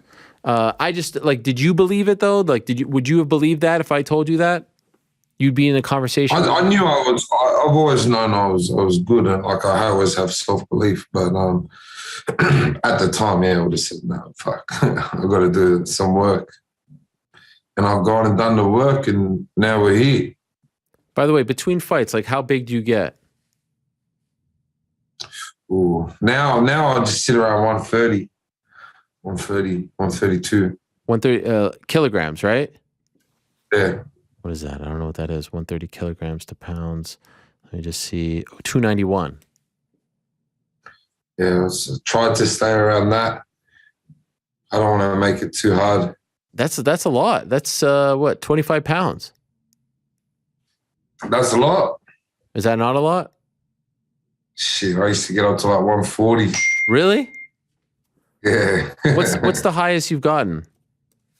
140, 308. 158 kilos is my heaviest when I was 348. This is When was that? Fat things. Oh, this is when I was probably in my element, just partying and fucking being an idiot. Right. And like now that you're like obviously you're training and stuff, but like what's your biggest vice? Like what's the thing that you like that you go hard on when you're out of a training camp? Obviously, we know you like the beer, but in terms of food.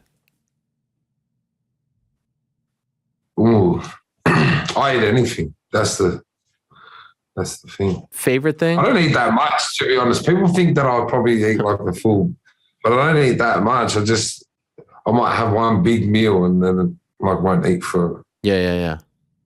I don't know. I'm not a fucking dietitian. When I'm asking you, like, let's just say I'm fatly. No, I like to know like what's like your ultimate meal when you're out of camp. Ultimate meal. Ooh, I love meat. I'm a meat man. Like briskets, big steaks. Love chicken. Oh, I love chicken. I love fried chicken too. Fuck. Yeah, it's good. It's good. You like KFC like Mark? Well, love KFC. Yeah, it's huge. Love KFC. You like meat pies? And obviously the piss is one of the big things as well. What is that? What's the piss? Beer?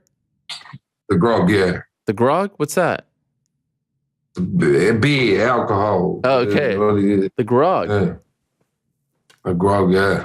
When you do this, I love it. What is it again? FTA? Yeah. For the people?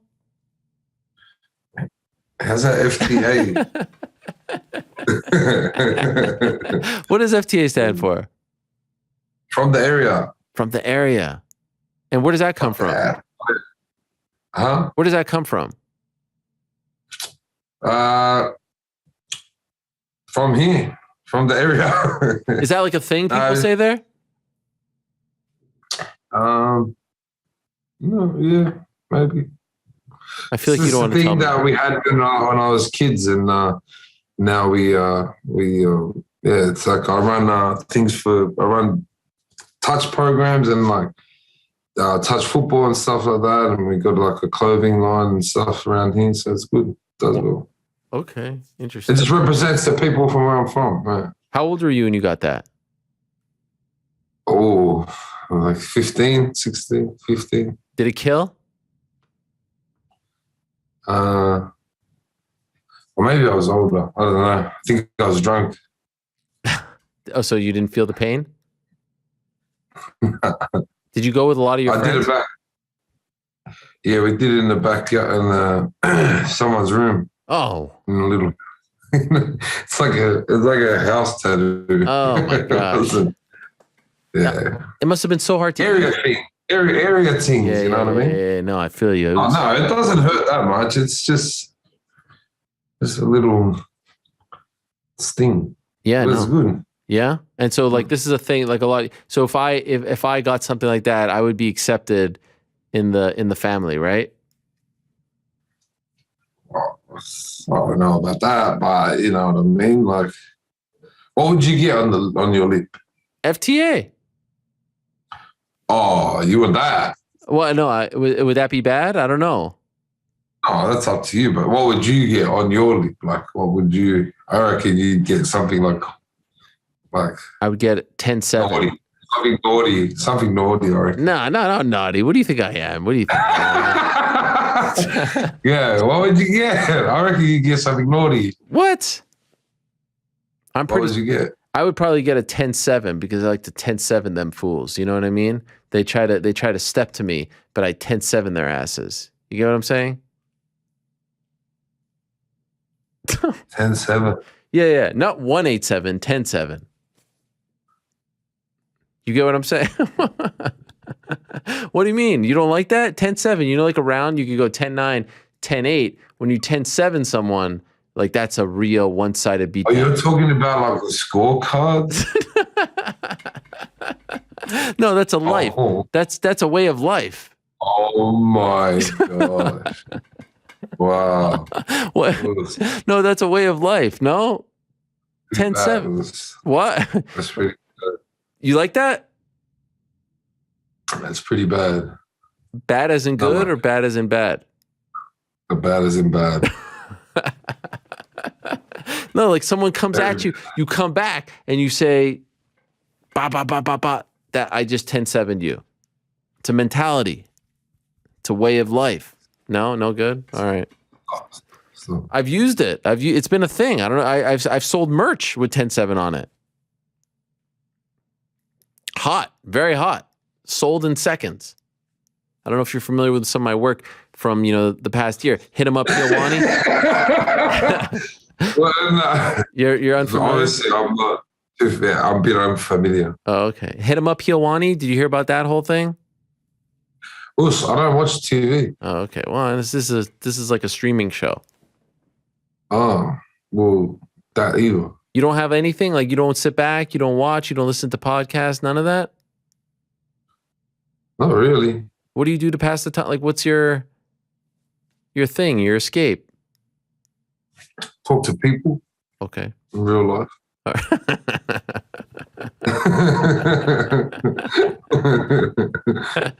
What? Well, I mean, sometimes you just don't want to talk to someone. You want to sit back and watch a movie or a show or something or listen to something. Oh yeah. I like rain sounds and that, and then go to sleep. Oh, you put that on like a little baby? Yeah. You do white noise too? I need to hear something. Really? Yeah. You like the rainforest, like and the birds and all that, the crickets. Wow. Ting. Love it. Wow. That works. So even like if you're on a plane, you put that on to go to sleep? Oh, yeah. You have to think about that for a second. Or some slow music. Okay. Well, I see. We're learning about you. Many layers to who you are. Well, this is great. We've accomplished a lot here today, Bam Bam. I think that we've done a lot of good things. In conclusion, just to recap, you said that you want to fight for the undisputed title July 2nd against. I'm just joking. I'm kidding. Relax. I'm kidding. Oos. I'm trying to get you a fight here. Okay. No, you want Stipe. Give me a fight. Let's go. Okay, this is the thing. Give me a fight. Can I sell this? Fight. I'll fucking fight him. Let's go. Do it. This is the thing. If we do it, I'm gonna talk to you and to the public right here. I'm gonna be your mouthpiece right now. Okay, I'm gonna be your mouthpiece, like an old school. I have the utmost. No, excuse me. My client and I have the utmost respect for Stipe Miocic. He is a legend of this game, right? He is an absolute legend. He is a god. He is one of the greatest fighters to ever compete inside the octagon, and dare I say, the greatest heavyweight champion in the history of this sport, not just this company, of this sport. Not only is he a great fighter, he's a great father, he's a great family man, and he's a great Samaritan. He's a firefighter as well. I mean, you can say nothing negative about this man. He could do no wrong. But if we are to be honest with the public, on this March 9th, March 10th, wherever you are, we think that Stipe Miocic has been a little inactive as of late. We think that Stipe, and again, I'm cutting a heel promo here, so like stay with me here. I love the guy, but I'm trying to get us a fight. We think that Stipe Miocic is squatting on his spot. Listen, Stipe, there's a lot of people in this sport, there's a lot of people in this division who want what you once had. Had being the operative word, thing of the past. You are not getting a title shot anytime soon. Is this too much? Tell me if it's too much. You are not getting a title shot anytime soon. Keep giving it to me. And the same way Fabricio Verdum fought you back in the day and gave you that opportunity, it's time for you to start giving other young people, i.e. Bam Bam Tai Tuivasa, the hottest fighter in the UFC, an opportunity. That's how this goes. It's the circle of life. It's the circle of the fight game. That's how this thing actually operates. And so if you're just going to sit there and wait for a title shot and fight once a year for the belt, this isn't going to work out.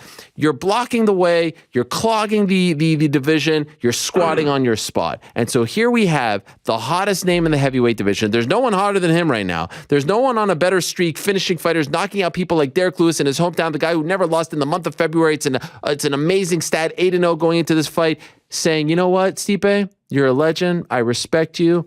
I want to fight you. I want to be the one to actually say, you know what?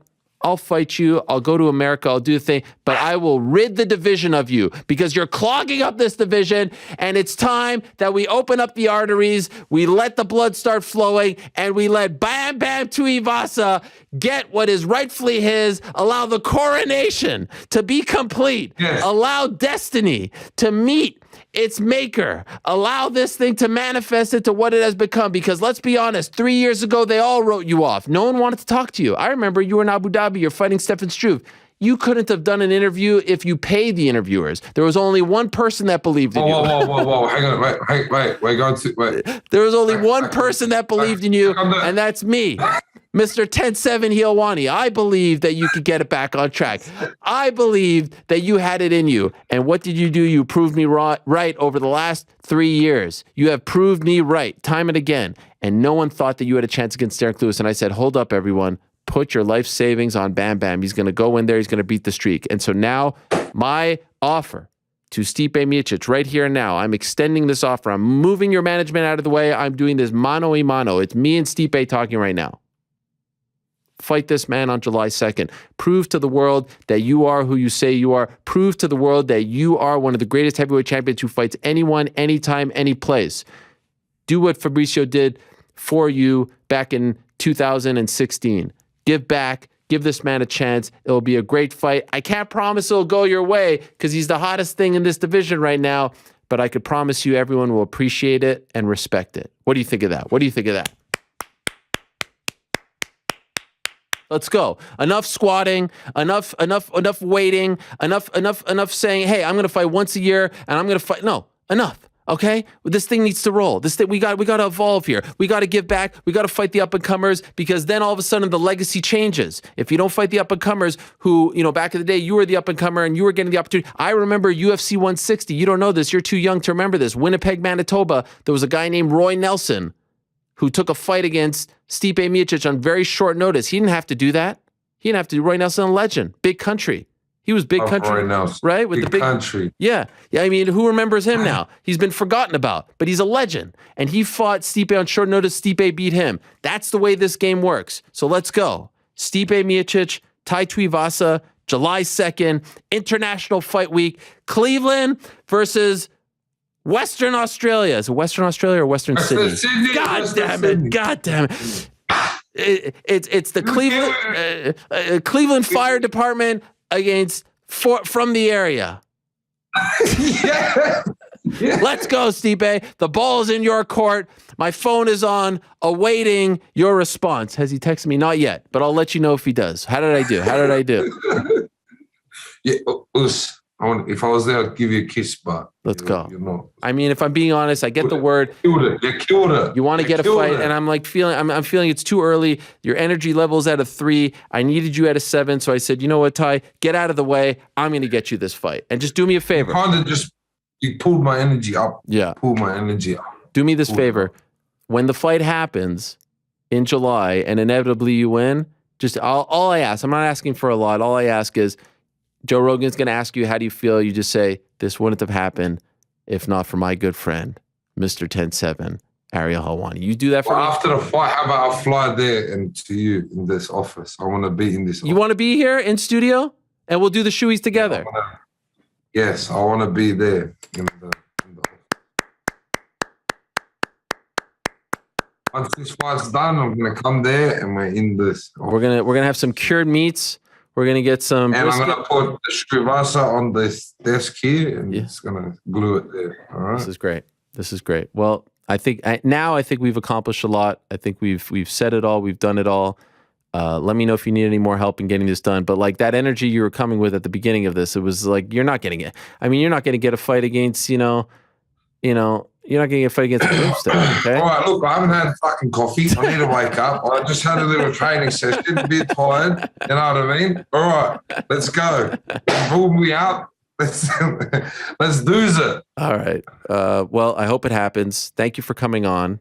Don't be a stranger. Are you going to Abu Dhabi soon for this potential training camp, or are you going to do it over there in Australia? Yeah, we'll see. Nothing's confirmed yet, but maybe go back to Dubai. Yeah. Okay, Dubai. Yeah, that's right. We'll see what happens. Well, after that, now I'll definitely have to get the fight. So Sure. we'll have to definitely round the team up and get to work. Yeah, I just like it when your time zone is closer to mine.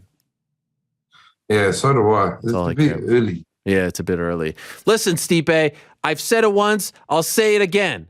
Stop ducking this, man. July 2nd, it's the biggest fight available to you. If you're waiting for John Jones to, come around, you'll be waiting another 3-4 years. We all know you ain't got that time, all right? This is the fight. Winner gets a title shot. Let's go. International Fight Week. It's Western Sydney against Western Ohio for all the marbles over there in Sin City. Baby. Hey, Shay, you're good at this. You're really good at this. Ty, you're the man. Let me know how it goes, okay? All right. I'll let you know. Talk to you soon. Peace out. Respect. West side. Best side. There he is. Bam Bam. What a light. Let's see. Did he call? No. Nothing yet. Let's see if he got anything here. No.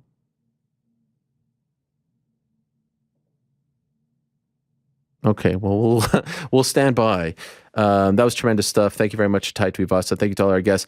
I feel I'm going to run through some of these questions here because there's so many, and I feel bad that I left so many people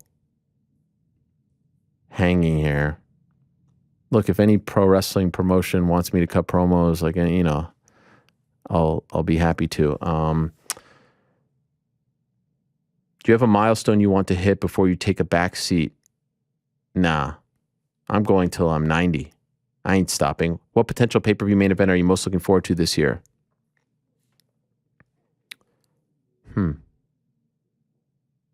Usman Edwards. Finally. With UFC London just over a week away, I'd like to know what your favorite British accent is. Oh, gotta be the Scouse. Is Khabib allowed to fight in Eagle FC? No. Is there going to be a Friday card the night before International Fight Week? No. Not that I heard. Why multi-year deal for PFL? Couple years. Why did Dana White say they're close to a deal? Because talks are going well. What's the funniest fight you can remember? Man. What about Chris Lieben and Nate Quarry back in the day? True or false? Conor McGregor's next fight is for the BMF belt. False. Interim heavyweight title fight is contested in 2022. True. Cowboy Cerrone, Khabib, or John Jones appears in the MMA before the end of 2022. True. AJ McKee does not re-sign with Bellator. False. Henry Cejudo fights in 2022.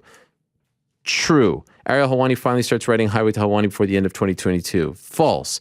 Ariel Helwani attends a UFC event before end of 2022. False. Dylan Dennis finally pays someone $2K for liking his tweets. False. Oh, that was tremendous. Why did Jorge get a big-ass contract before his fight against Colby? Listen, I know a lot of people don't want to believe this, but here's the truth. Whenever there's a threat, whenever there's competition, whenever there's someone out there, people get paid. And the truth is, the creme de la creme of the UFC are getting paid more now than they ever have. And right now, I believe Izzy, Masvidal, potentially Nate, potentially Conor, are all benefiting from the fact that there's a guy named Jake Paul out there that the UFC doesn't want these stars to go out and fight and make money off of the names and brands that they built. You can laugh all you want, but it's the truth. So I do think the threat of Jake Paul out there gives them more incentive to pay Izzy not to leave, gives them more incentive to lock down a Jorge Masvidal, gives them more incentive to pay Nathan Diaz.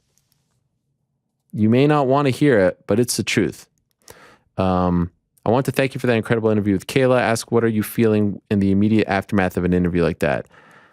I mean, I'm just thankful that she would open up the way she did, and really appreciate it. Okay, here's an interesting one. Longtime listener, I love your work and respect you being a man of principle, but I thought it was unfair how you dug into Colby's gimmick on Monday's show after other fighters like Conor have used similar tactics and not received Helwani's wrath at the last word on Monday. Your wife's in my DMs. First of all, I did talk about that. I remember I was kind of out of work when that happened, but I did talk about it. I wasn't doing a show the Monday after. I've talked about the stuff with Khabib's family. That none of that religion, none of it. So you guys could pick and choose, but I have talked about it. Okay, there's one question here that's way too long. Why do MMA fighters have such a bad relationship with the media? I don't think they do at all. I think they have a great, I mean, there's guys here and there, but to be honest, I think it's actually a pretty damn good one. Two quick questions. How often do fighters say no to coming on the show? Not often. You just have to get them at the right time. GC, what are the current odds on DraftKings that Mysterious Frank actually shows up to the next UFC get-together at your apartment? Plus 1,500, no shot. Yeah, I agree with that. Hola, amigo. Thank you for having the pound-for-pound king of boxing, even though it was a quick one. Couldn't help but think we will ever see you at a UFC event once again. No, we will. Don't worry. By the way, can I ask, in context to it being International Women's Day, beside your mom or wife, was there any other woman who helped you along your journey? A lot. I would say my grandmother. I mean, besides my mom or wife, grandmother, definitely. On my mom's side, who I still talk to all the time. Thank God, still alive. And yes, someone writes Dahlia. Yes, Dahlia helped shape me into the human being that I am today. Okay, just a couple more here. Let me see if I can find some. Man, so many great questions. I need to find a way to get to all of these.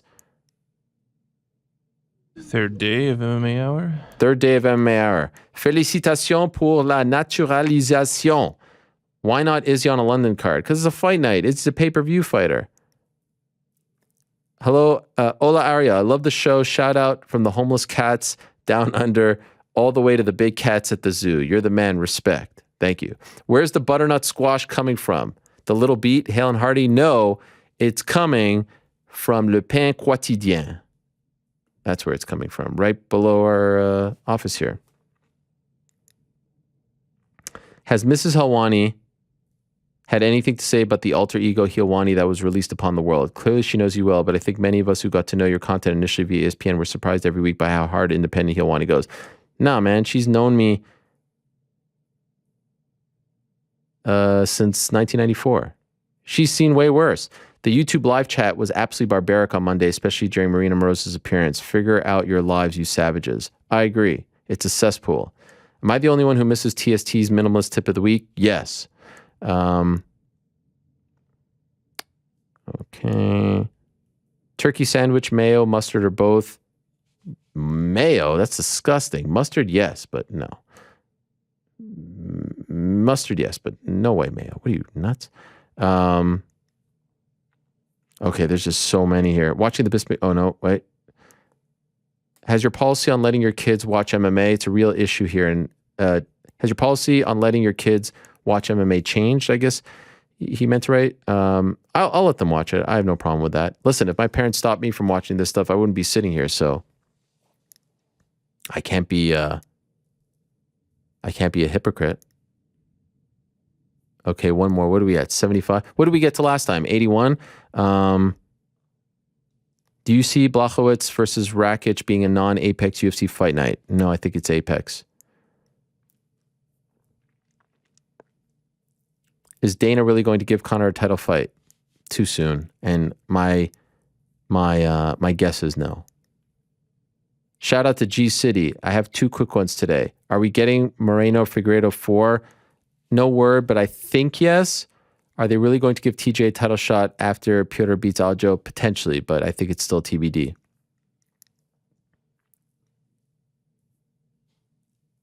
Oh. Now, when they say 2 questions, are we counting both as one, or how are we doing that? Okay, thank you.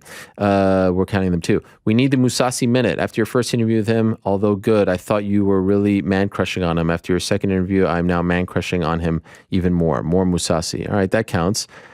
But no, it doesn't count? All right, fine. Greetings from Northampton, England. Why did the UFC continue to use the O2 Arena instead of a bigger stadium? Great question. I really don't know, but they can easily do more. Have you done any research on any of Bryce's bold claims? What? No. We are always quick to write off opinions that don't align with ours. Come on. I think I was plenty nice and plenty open, but I don't believe in the vast majority of what he said. I just don't. I'm sorry. Chael Sonnen recently said he had inside scoop that Sean Strickland versus Paulo Costa was being talked about. Any news on that? No, but if Rob is fighting Marvin, that would make sense. And that would be crazy. I like that. Last one. As someone that got into MMA over the pandemic, I had gotten used to the events at the Apex. However, now that Columbus and London cards are inching closer, I'm extremely excited. And I'm wondering, how long do you think until we finally move away from the Apex? I wish they would already. Hopefully, I think by 2023, we transition out, but I don't think the Apex will forever be a thing of the past. I think you'll have some shows there. I think you'll have Contender Series. It makes too much sense. They're adding people now. It's so cost effective. They're going to keep using it. That's my prediction. So whether you like it or you don't, you better learn to live with it. And that, my friends, is a show. Let's see if Stipe wrote me. No, nothing.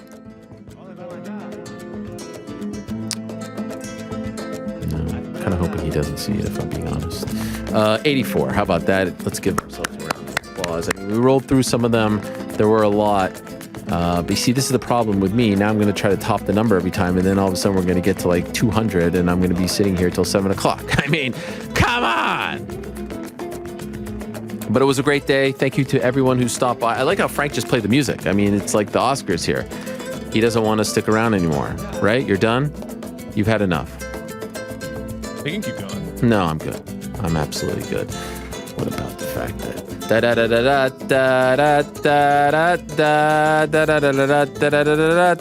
maybe I'll be like the what's the guy at the parade? That kind of, you know, what is that called? When you're like the guy at the parade? You guys know what that's called? No, like when you're the guy, the conductor, I guess, of the parade. Maybe I'll be the conductor of our 4th of July parade. Thank you very much to all our guests today. I appreciate all of you. A great show with a great bunch of personalities. Thank you to Jalin Turner. All the best to him. What a great personality he is. Thank you to Ben Askren. That was a lot of fun. Thank you to Michael Bisping. Check out the Bisping doc. Comes out next week. It's going to be great. Thank you very much to Robert Whittaker. And of course, thank you very much to Bam Bam Tuivasa. And you're welcome for the promo as well. Thanks to everyone who tuned in. Thanks to the crew in the back. Thanks for all the questions. I'm sorry if I didn't get to yours, but throw it out next week. I'll be right back here. Enjoy the fights this weekend. Back on Monday, same time. Peace.